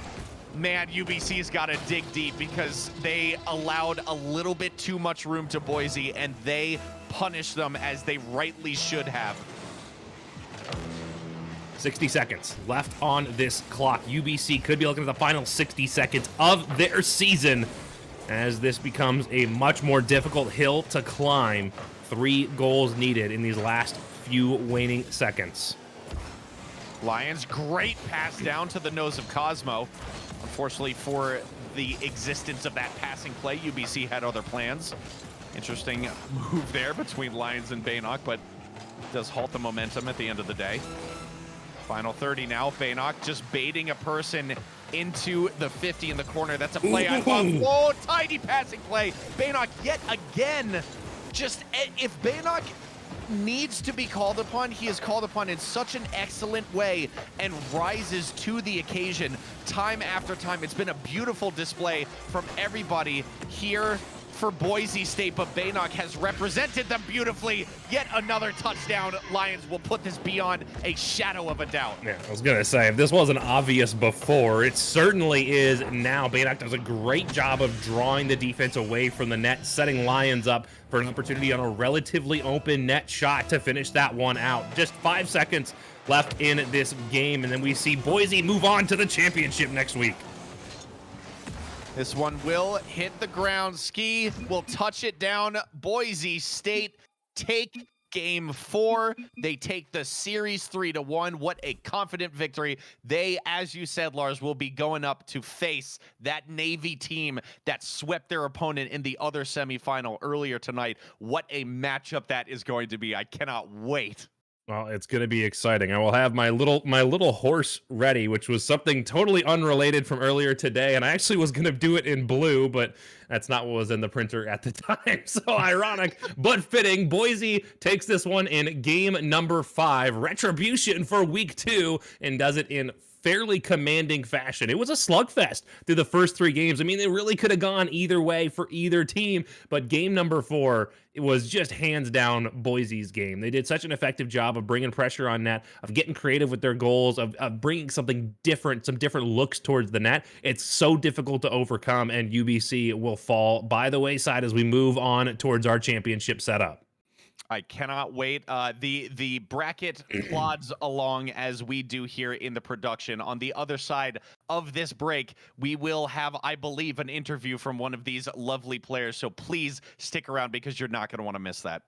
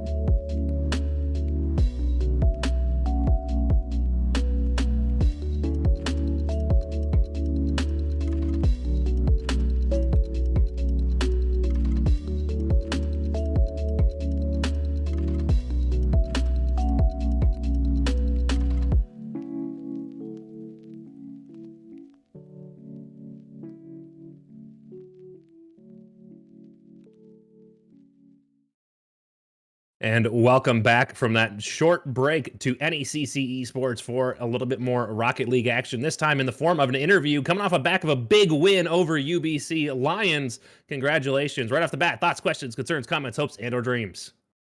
Thank you. It's a good match. Enjoyed it. Thank you guys for having me here. Yeah, of course. It was exciting to see you guys come out there. It seemed like you guys got off to a hot start, and that's something I really like to see. A lot of teams will get off to a bit of a slow start. They'll come out of the gates kind of timid, and I think that's kind of what happened to UBC in the first half of game number 1. They just didn't have that pace. What was it? What did you guys do to prep to come in and just be ready to get off right away? Yeah. So we knew UBC was a really good team, so we got a scrim about an hour-ish beforehand just to go ahead and prepare for these guys, play against a fast team, so we are at least used to the speed that we're going up against, and it worked out really well. So. You could say that again. I mean, two games in a row. You could say that again. Now, I say that 2 games in a row. You didn't get 3 in a row. Game 3, what happened? Do you think that was a little bit of a failing on your part to execute the game plan, or do you think that it was more UBC kind of waking up and realizing what they needed to do to put the hurt on you guys? I think it was a little bit of both. In that third game, UBC stepped up the pressure a serious amount, and we definitely felt it. There are a lot of whiffs, a lot of bad boost management on our end, so we could have played better, but UBC really stepped it up in that third game. Well, it was awesome to see you guys able to adapt and overcome. I mean, obviously, game number 4 went your way in a big way, and you absolutely hammered it away. I know. I wanted to ask real quick because we said his name a lot in the series, and I know he's not the one we're interviewing, but Baynock. Baynock seemed to be looking for a lot of flash, a lot of fancy, and really finding a lot of success with it. Is that very typical of you guys for him to come out here and put a little bit of style into the match, or is that just kind of you're feeling good here through the semifinals, so why not? Yeah, it's sort of something he always keeps hitting, but he's pretty cracked. He's got some really good mechanics, so when he puts them on display, it's kind of hard for us to lose. So yeah, it just depends on how he's feeling that day. Yeah, I was gonna say I mentioned in commentary, it's like if you slam the ball like anywhere near him, whether it's on the sidewall, ceiling, up in the air, on the ground, like he will make a useful touch out of it. So good to have good to have a teammate to kind of bounce that off of, but B, good on you and everybody else as part of the Boise squad to be able to play off of that and make it just a kind of complete team package. Lions, last thing from me is just a word for your opponents today. UBC, you said that you had to prepare for them because you knew that they were such a good team, going as far as to get a scrim like just an hour beforehand. Just like, could you speak at all to just kind of the skill of your opponents today and you know how that took them so far in the competition? Yeah, so obviously nobody could get here if they weren't a good team. And we've played UBC several times in different competitions and it's super back and forth. Like in the league play for NECC, we took them to game 5. We beat them in a couple CCA opens. They beat us in a couple CCA opens. So it's been really back and forth and they're a really good team. So Well, today was your day of the back and forth days. I guess it was kind of more of a coin flip than anything, but you guys came out, you played extremely well, and you're going to find yourselves in the championships, which is going to be next week, and I'm super excited for that one. Any last shout outs, thoughts, questions, concerns, comments, hopes, and or dreams before we go back to intermission? no, I think I'm good. All right, well, thank you for joining us here, Lions. I really appreciate you taking the time. On behalf of myself and Lychee, that's it for this matchup, but we got another one coming up after this. We're back. Stick around.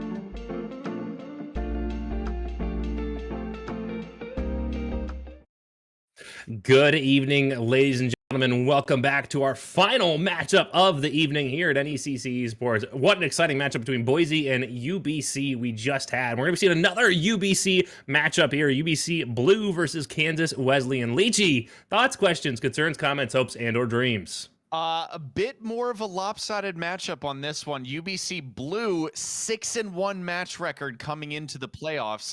Kansas Wesleyan 4-3, a little bit top heavier, especially considering that UBC Blue are on a heck of a tear right now. Starting at week 4, they went on a 5-match winning streak, just completely unstoppable.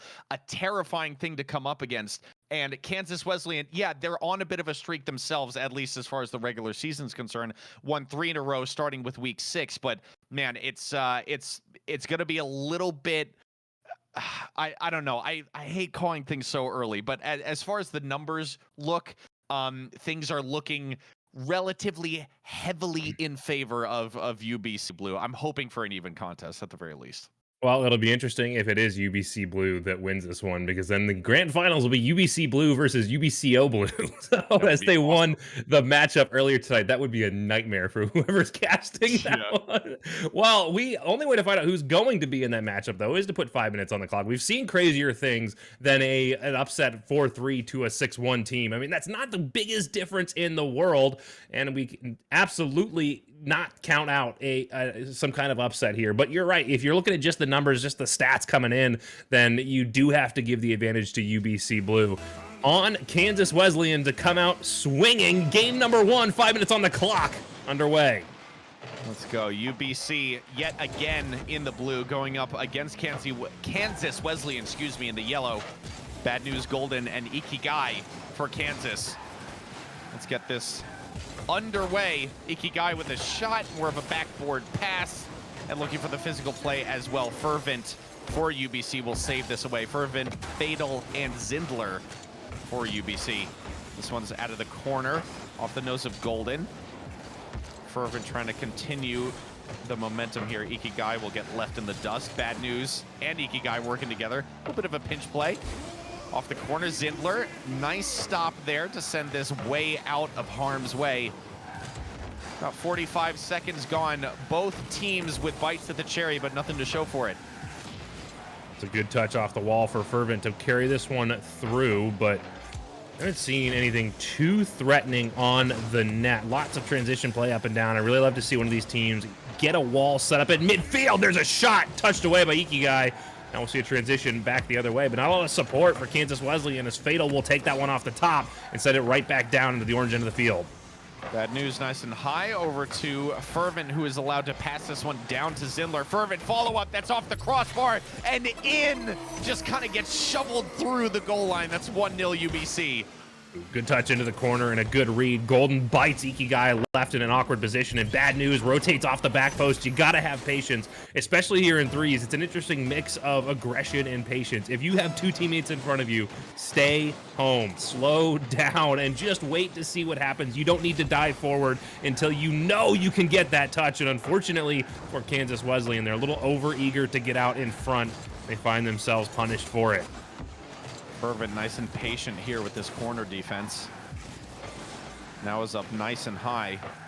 Looking to go it alone. That's off of the ceiling. Fervent follow-up. That second goal. Bang, bang. Double punch. That's the second one for UBC. Oh, great control through the air for Fervent, and Bad News tries to make an early challenge, and I don't hate the idea. Get up in the face of your opponent. Don't allow them to have free touches. Challenge as early as you can to try to take away opportunities, but unfortunately for them, it pinches straight up back down onto Fervent's hood. They're able to drive that one home with relative ease.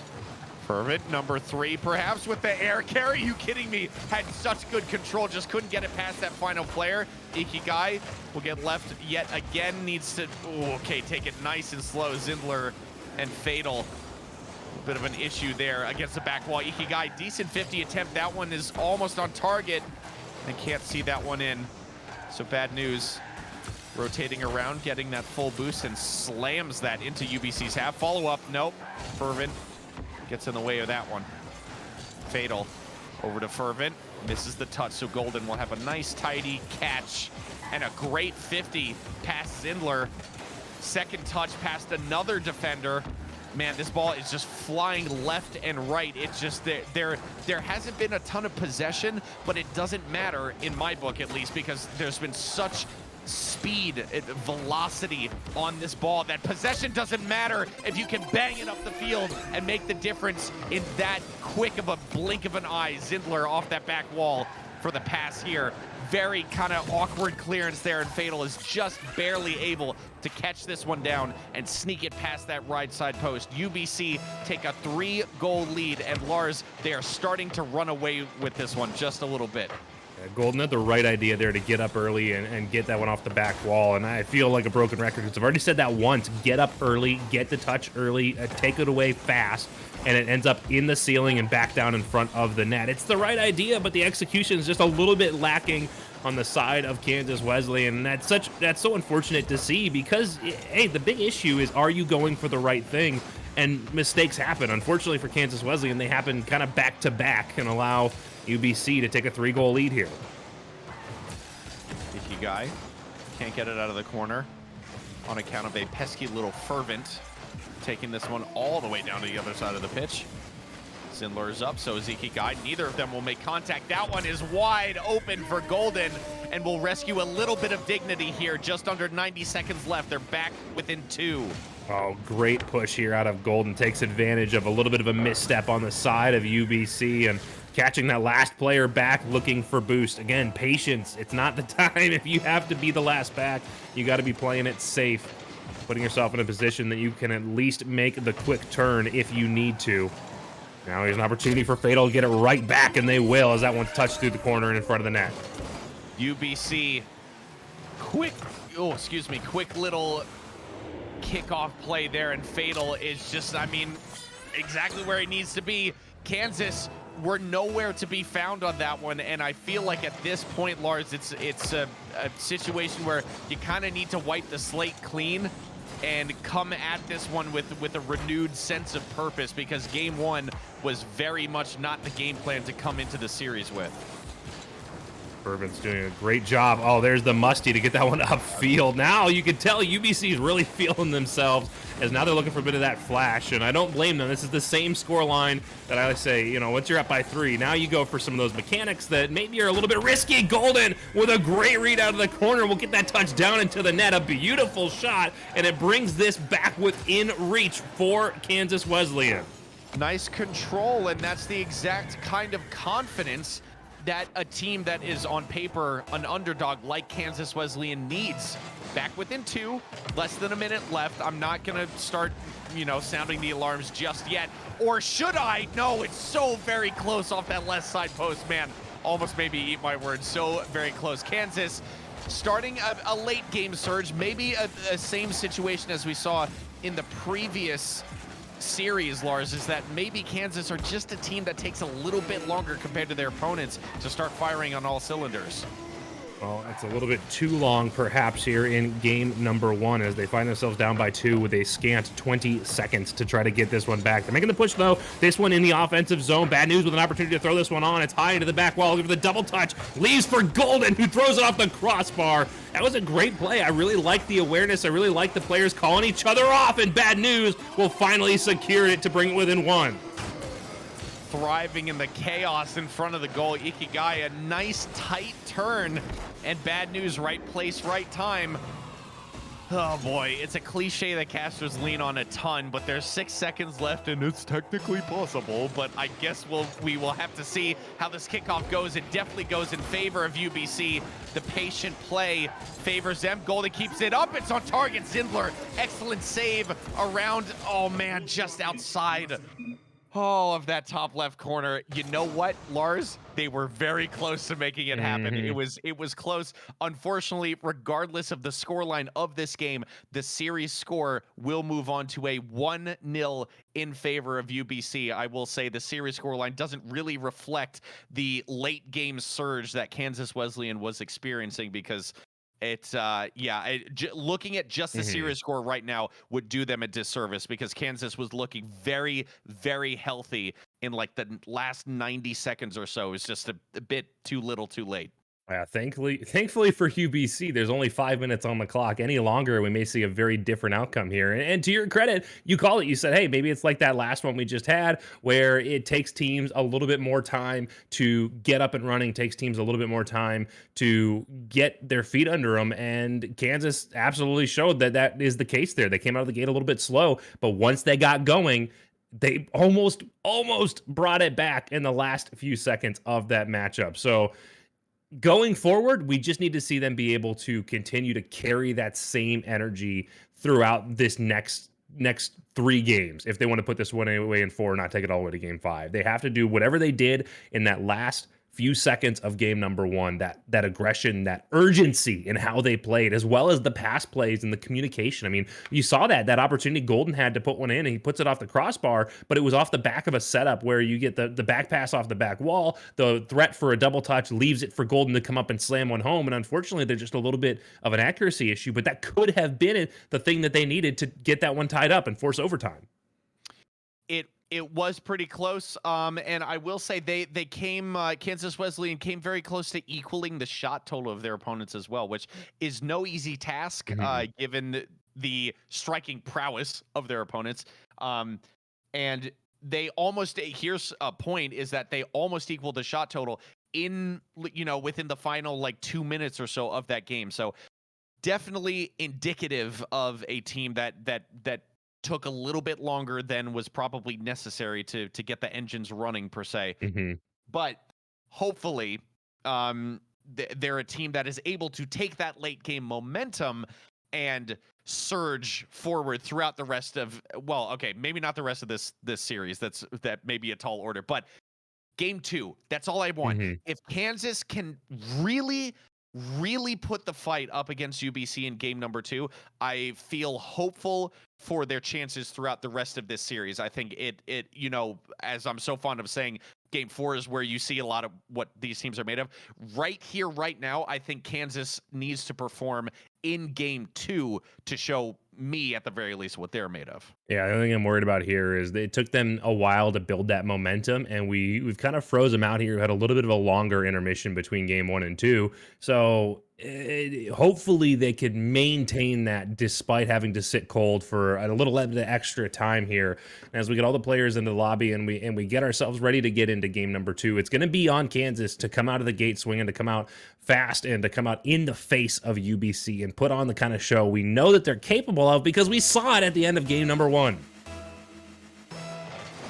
Game 2. Let's get it going. Everyone in Kansas needing to get things going as quickly as humanly possible. But it won't start quite the way they want, especially with Zindler almost smacking that one just past that near post. Fatal follow-up shot. Can't get that one past Ikigai. Zindler, mistaken flip there, will lose possession of the ball, and Fervent will pinch this out all the way across, switching the field of play. Great bounce there for UBC. They just couldn't quite read it in time, and Golden with the flick over the top and slightly off target, but still needed a flipping save there from Zindler to ensure the safety of that ball. I'm liking how Kansas has started. I would like to see them get a goal in the next 60 seconds or so, but at the very least, they're firing on all cylinders. That is the goal they needed. Well done to Golden. Well, ask and you shall receive, Lychee. Ikigai out of the corner elects to just grab Boost to take it away, put Fatal in a very awkward position, as I'm sure they were expecting Ikigai to try to drive that one through the front of the net. And Golden with a great read off the back wall, great communication. This is what we needed out of Kansas. Come out of the gates, establish a lead, and do so in kind of the fashion we saw at the end of game number 1. And so far, they have delivered. Golden off the nose of Fatal. This one is still in the box. Zindler tries to drop it down below, and now it's a 2v2. And the second I say that, all Kansas players just retreat and opt to give it a more structured approach here. Golden, nice clearance, will release some of the pressure for his team. Fervent over to Bad News, who will send this off the side wall. Oh, with a second touch as well. That is drifting towards an open goal, but Fervent will get the confident clearance. Kansas looking really, really healthy here, Lars. I'm liking the change of pace. I'm liking the confidence going forward. I'd like to see at least one more goal before I'm able to call the fact that we actually have a competitive series on our hands. Well, the issue is, it's similar to ideas. Ideas are kind of a fragile thing. And right now the idea is that Kansas is going to take game number 2 and push on, stride through the series. Having that one goal is a great start. It's a good first start, but it's still not a rock-solid foundation. So they're going to need to protect it, nurture it, grow it, and find themselves with a bigger lead before UBC has a chance to shatter that foundation with a big goal themselves. Nurture it, grow it, send it through kindergarten and the entire school system. Make sure it gets a healthy job. I don't know where I was going with that. 240. 1-0 still in favor of Kansas. Very skinny lead. Bad news off the ceiling. Over to Ikigai. Great pop. Oh, and a second one there, but Fatal will now send it back down the other way. That one's on target. Bad news. Oh, no! Dangerous pitch, and it'll go in! Not the touch that Kansas needed. It was the exact one that UBC would have asked for. You could sum up all of this with just bad news. That's it. The whole thing. Everything that we just saw there. I hate that you're right. But you're right. Oh, it's painfully convenient. Oh man, 1-1. Not the way that any team wants to lose a lead, much less a team like Kansas who are in the semifinal of the NECC. Golden. Oh, working together. A bump by Ikigai. Absolute linebacker move. That's 2-1. Oh my goodness, absolutely gorgeous Ikigai, and I love that the perspective we got for that was Fervent in the net to watch Ikigai come barreling down and just blast their way in, open that up wide for, oh my goodness, for Golden to put that one home. That, so great, so beautiful. Please, more of that. It was like that Simpsons meme with that kid on the bus just laughing, going, I'm in danger. That's what I'm thinking of with that perspective. 2-1 to Kansas. Lead restored. Could it be 3? Bad News needs to work a little bit harder to get it past the defense. Golden. Oh, double commit there by UBC. Temporary opening. Interesting pre-flip by Ikigai, but does get a touch on it. Zindler. This will be off the backboard. Much more controlled touch there by Bad News. Out across yet again. What an attacking opportunity here if Fervent isn't able to relinquish. Oh, his possession on that ball so very close. That one was off of the crossbar. Bad News now 1v1 over the top of Fervent. This one is off of the backboard. Zindler, a slow flip over to the right side. So very close. KWU looking super fantastic right now. Playing very solid, playing very stable, very controlled. That's all things that are very, very critical at this juncture to be able to have that kind of confidence in your gameplay. And there's not a lot of question in what they're doing in their rotations, their positioning, their decision-making. A little bit of question there as Golden overplays it a little bit, bumps Bad News, and then overplays the ball as well. That's the kind of thing you need to be careful of. I like what Bad News was doing, slowing down a little bit there. I mean, a lot of people have this bad habit of just going full speed all the time, but throw on the brakes every now and again. Get some space, get some control, get a little bit of space for Bad News to be bad news for UBC. Let's go. That's the 2-goal lead they needed. And barring some complete collapse from Kansas, I do believe this will be game 2 going their way. See, I'll make not super audacious calls, but 23 seconds with a 2-goal lead. I'm going to hand this one to Kansas, especially with a kickoff going their way in that fashion. Bad News off that side wall. Fatal, won't get to this one, drifting towards an open net. And Bad News, I'm pretty sure, will take this one. It's 4-1 to Kansas. Interesting.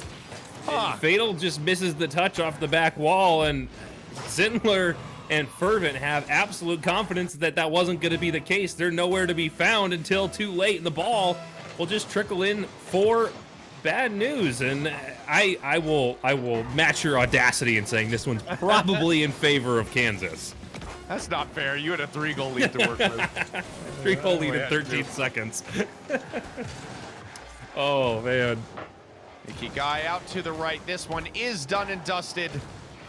And Kansas find themselves level in the series. Lars, this is exactly what I was looking for. I wanted to see them come back in a strong way, and boy, howdy did they.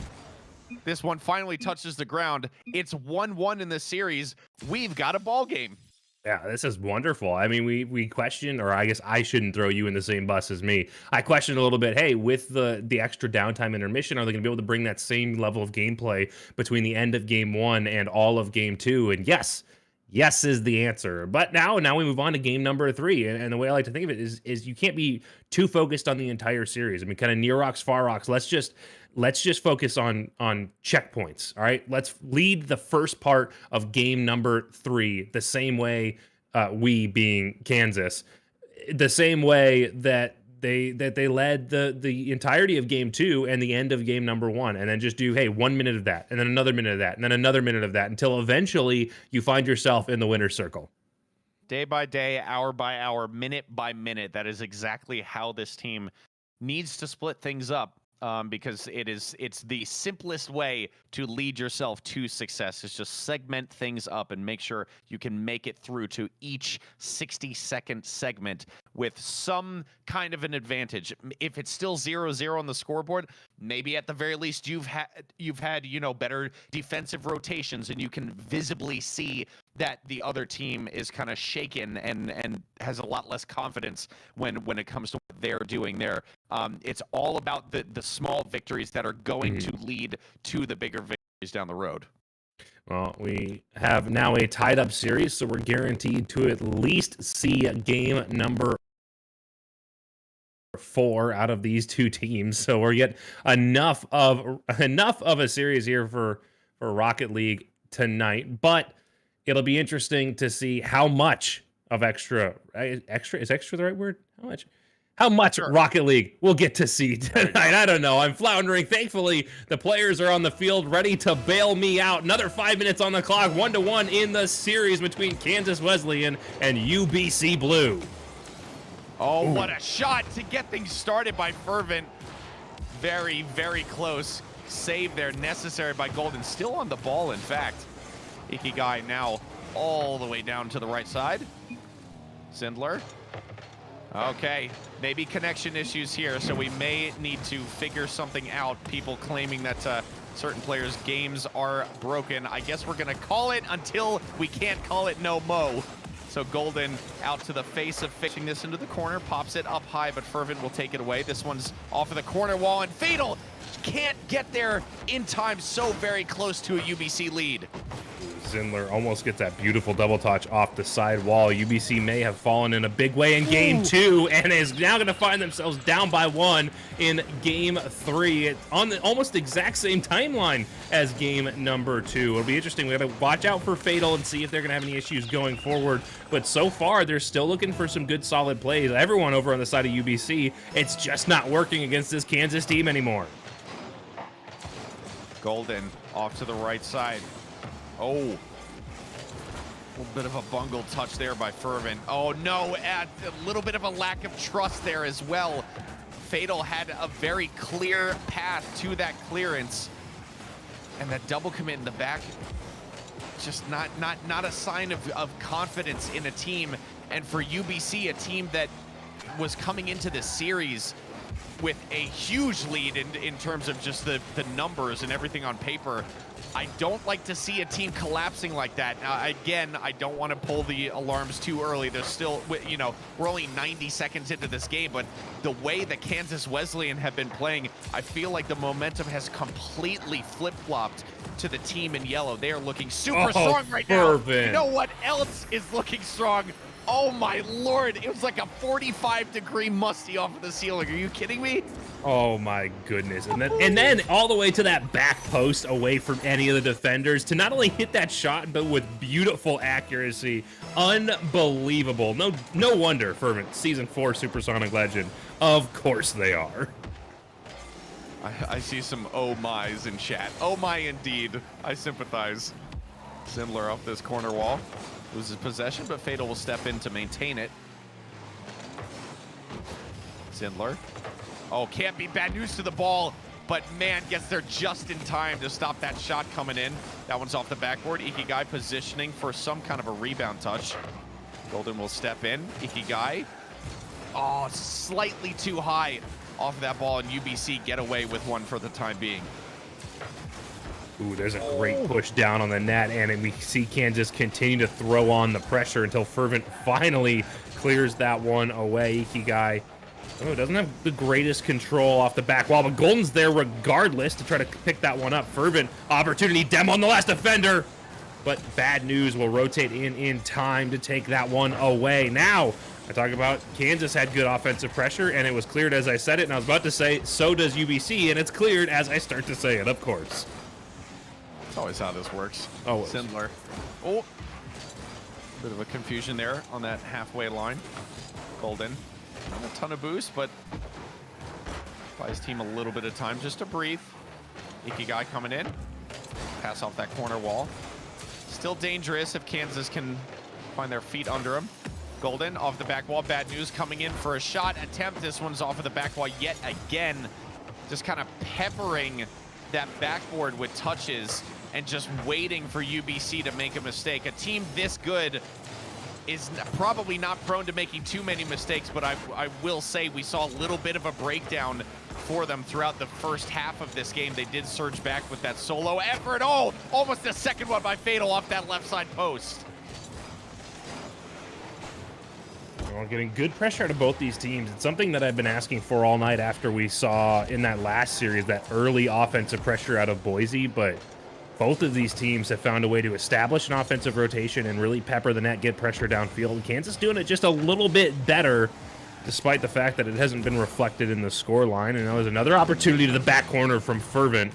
They really like to put those in very awkward spots, and it's just a little bit wide, but it continues to threaten as Fervent looks to put it in another awkward spot against this Kansas team. If you're Kansas, you got to be careful with that. Just because Fervent's on a weird angle does not mean they can't put a dangerous shot on. It's that kind of complacency that could lead to danger if they give Fervent too many more shots, regardless of whatever the insane angle is. Bad news, good 50. Golden leaving it to Ikigai.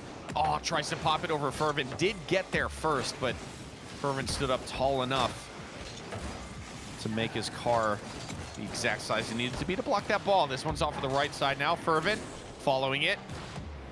Not super successfully. Ikigai, touchy catch there in that left corner.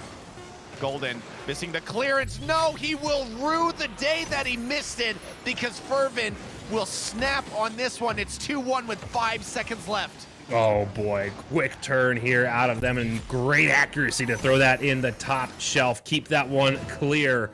Now it's a very difficult comeback for Kansas Wesleyan, and it will likely find themselves on the backside of match point as Zindler goes up for one last try to double touch that down. Fervent keeps this one up off the sidewall. Lots of confidence. Not electing to let that one fall down.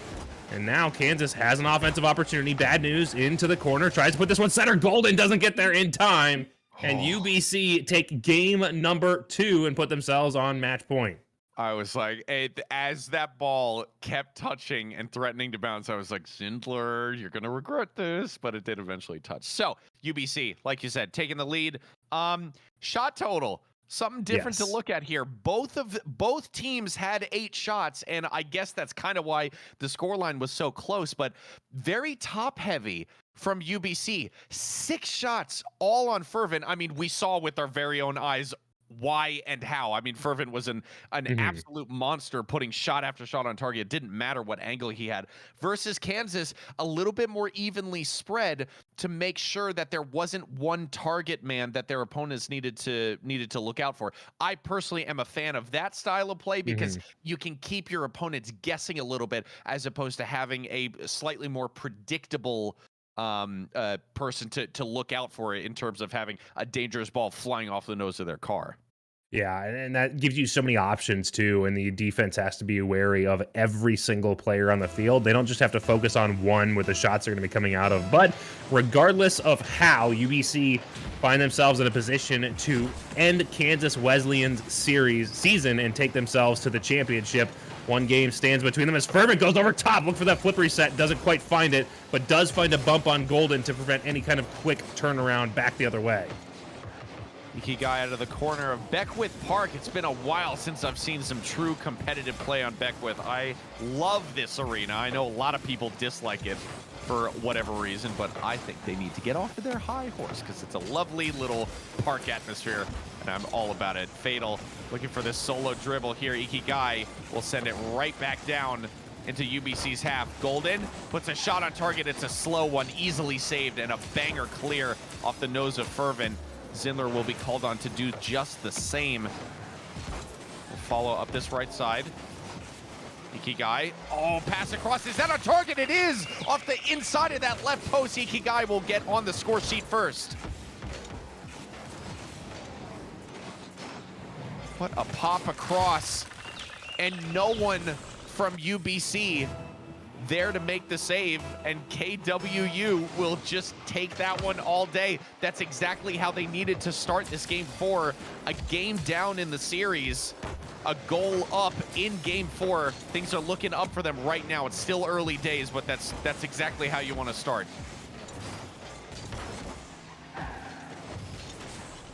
Off the ceiling yet again, Fervent. Leaving this one over to Zindler off that sidewall. Ikigai will get beaten to it. Fervent keeping the momentum going. Golden, oh, nice pop. It's over the nose of Zindler, but he will be there to shepherd it to safety, although needed to rely on a decent 50 with Ikigai, which is never a guaranteed thing, especially at this level of Rocket League.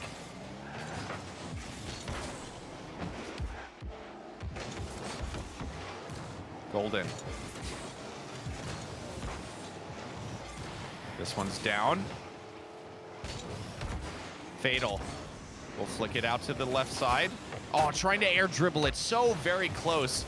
Fervent will maintain the possession. He will go up for one of those wicked shots. Puts it on target. What a follow-up here. Zindler will knock this one in. 1-1 tying goal off the back of some Fervent consistency and dedication. Look at that block. Oh, I love to see that read. That's why you follow through on shots. That's why you continue to commit, because you never know when you're going to get a huge dunk over your opponent to at least set up one of your teammates. The defensive effort out of Kansas is too much just to keep Fervent off the net. It allows that follow through and to tie this one up. As we come up on halftime, UBC looking to put this one away. And Boise doesn't, not Boise, see the orange, Kansas doesn't have the touch to keep this one clear, and in a very quick turn of events here, UBC find themselves in the lead.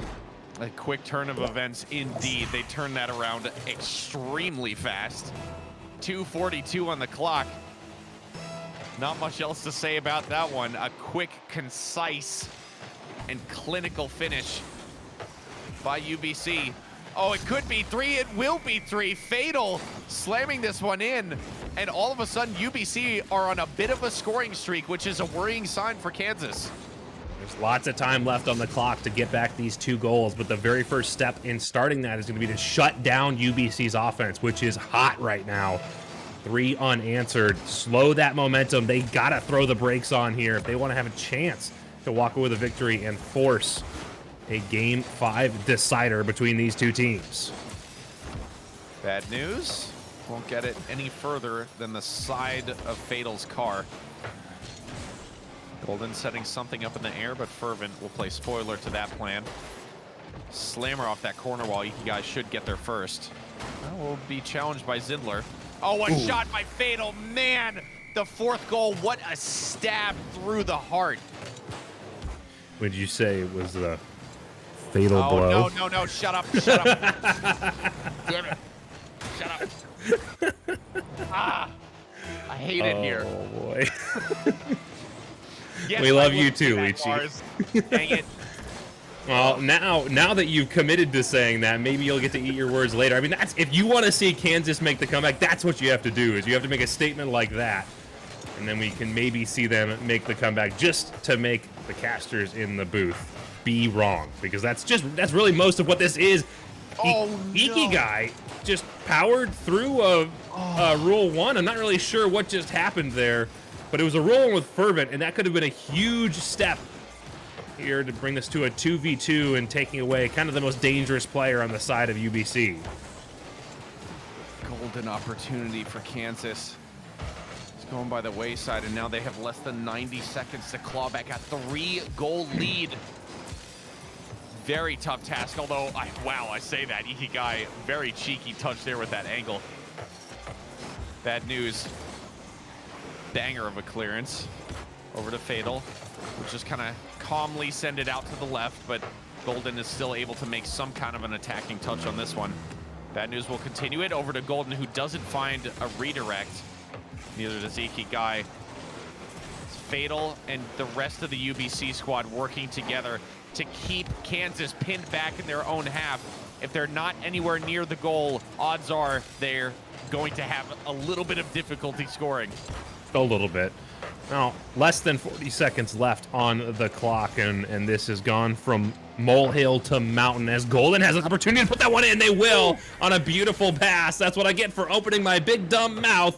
You see this one brought within 2 with 31 seconds left on the clock. Good pop up, a nice lob there by Bad News, and Golden, just Johnny on the spot, slams this one home. May wind up being a souvenir goal in the end, but at the very least, to be the final one to score in a series has got to feel better than nothing. That one's high off the ceiling. Down into the corner, Zindler. Over to Ikigai. We can't get this one past Fervent. Got the speed with the touch. Fervent actually threatening to direct that on target by himself. So very close. This one is ticking down. We need a miracle from Kansas. We are not going to see it. UBC find themselves in the final, and Lars, we had that screwy situation. What is our final matchup gonna be? It's UBC versus UBCO. Oh man, I do not envy the commentary team that has to handle that matchup. In before. Yeah.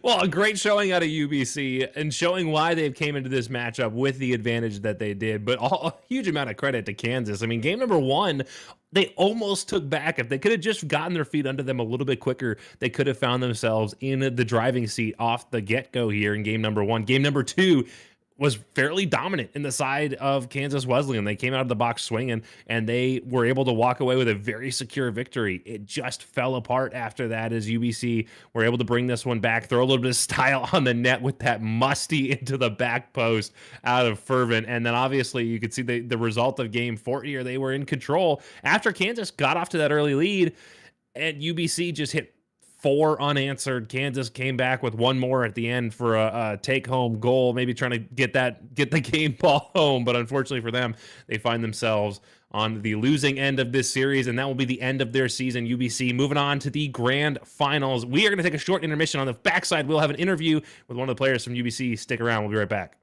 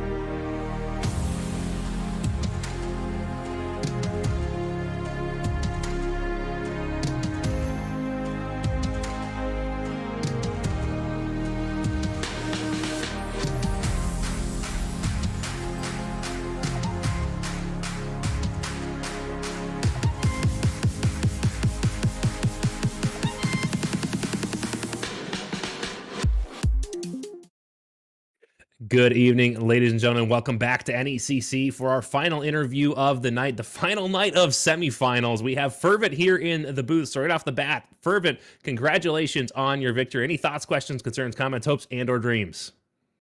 Hello. First of all, I want to say thanks for having me. And well, we played pretty strong in the 4 game. No, it was 4 games here, Mm-hmm. and I think our team is ready to take the championship here against UBCO. So Well, we're that's just an interesting, yeah. that's an interesting matchup. We talked about it already. UBC versus UBCO. So it'll be interesting to see you guys go head to head. We got to ask, game 2, what happened there? Game 2, I think our rotations just were a little lacking. We definitely noted that our defensive rotation it kept on the ball just kept going over our third man, and we had to change some things there, which we did in the third and fourth match.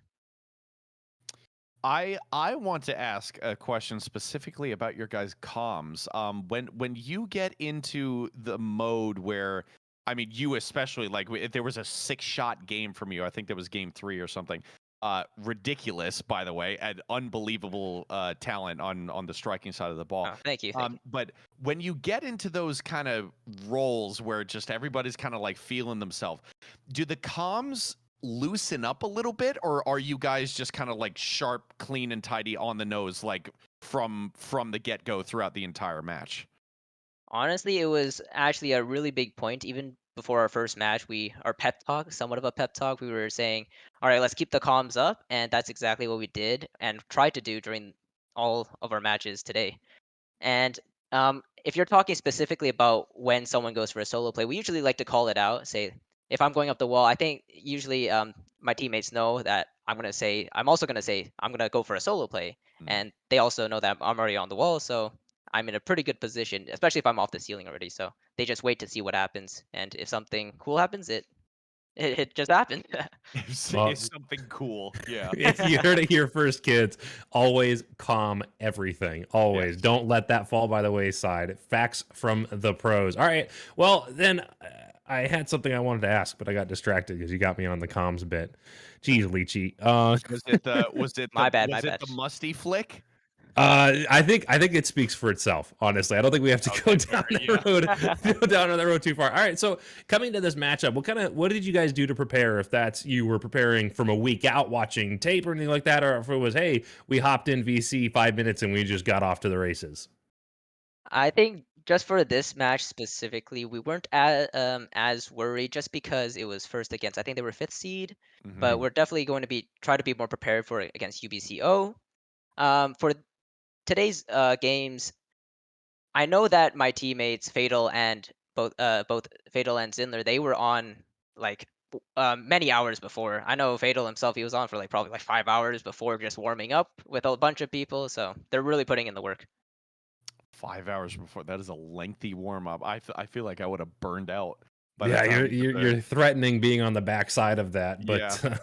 That's crazy. Yeah, I guess everybody warms up differently. Fervent, last thing for me is just I did this with the previous interview, but just a word on your opponents tonight for Kansas. I mean, obviously you guys prepared well to deal with them, but just a word of encouragement to them and for how far they have made it in this competition. Honestly, we didn't expect the level of competition that they did bring. They put up a good fight, especially by taking that game off of us. It was we were caught off guard there, and we were like, we really need to pull up our pants here and really keep up the comms. Keep in mind our rotations and everything, just to take the win.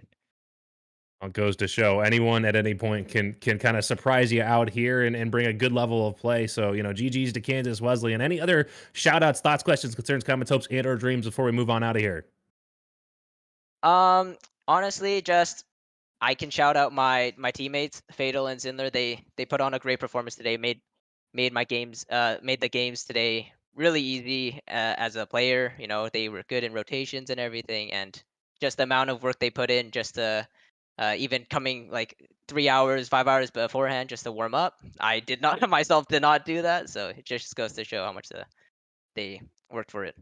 Well, great to hear out of you guys, and congratulations again to UBC. Moving on to the grand finals, which will be next week, December 7th. Make sure you are here for that. If you haven't already, go ahead and hit the follow at the bottom of the page. It's going to be the easiest way to keep track. Also, any other esports you're interested in. We got Valorant. I believe we've got some League of Legends out here as well, and of course, Rocket League. Everyone going in to their grand finals coming up. So make sure you hit that follow button at the bottom of the screen. Thank you for joining us here tonight at NECC Esports for the semifinals of Rocket League. I've been Lars Dune on behalf of Leechy and myself. Have yourselves a wonderful evening, and we'll see you next time.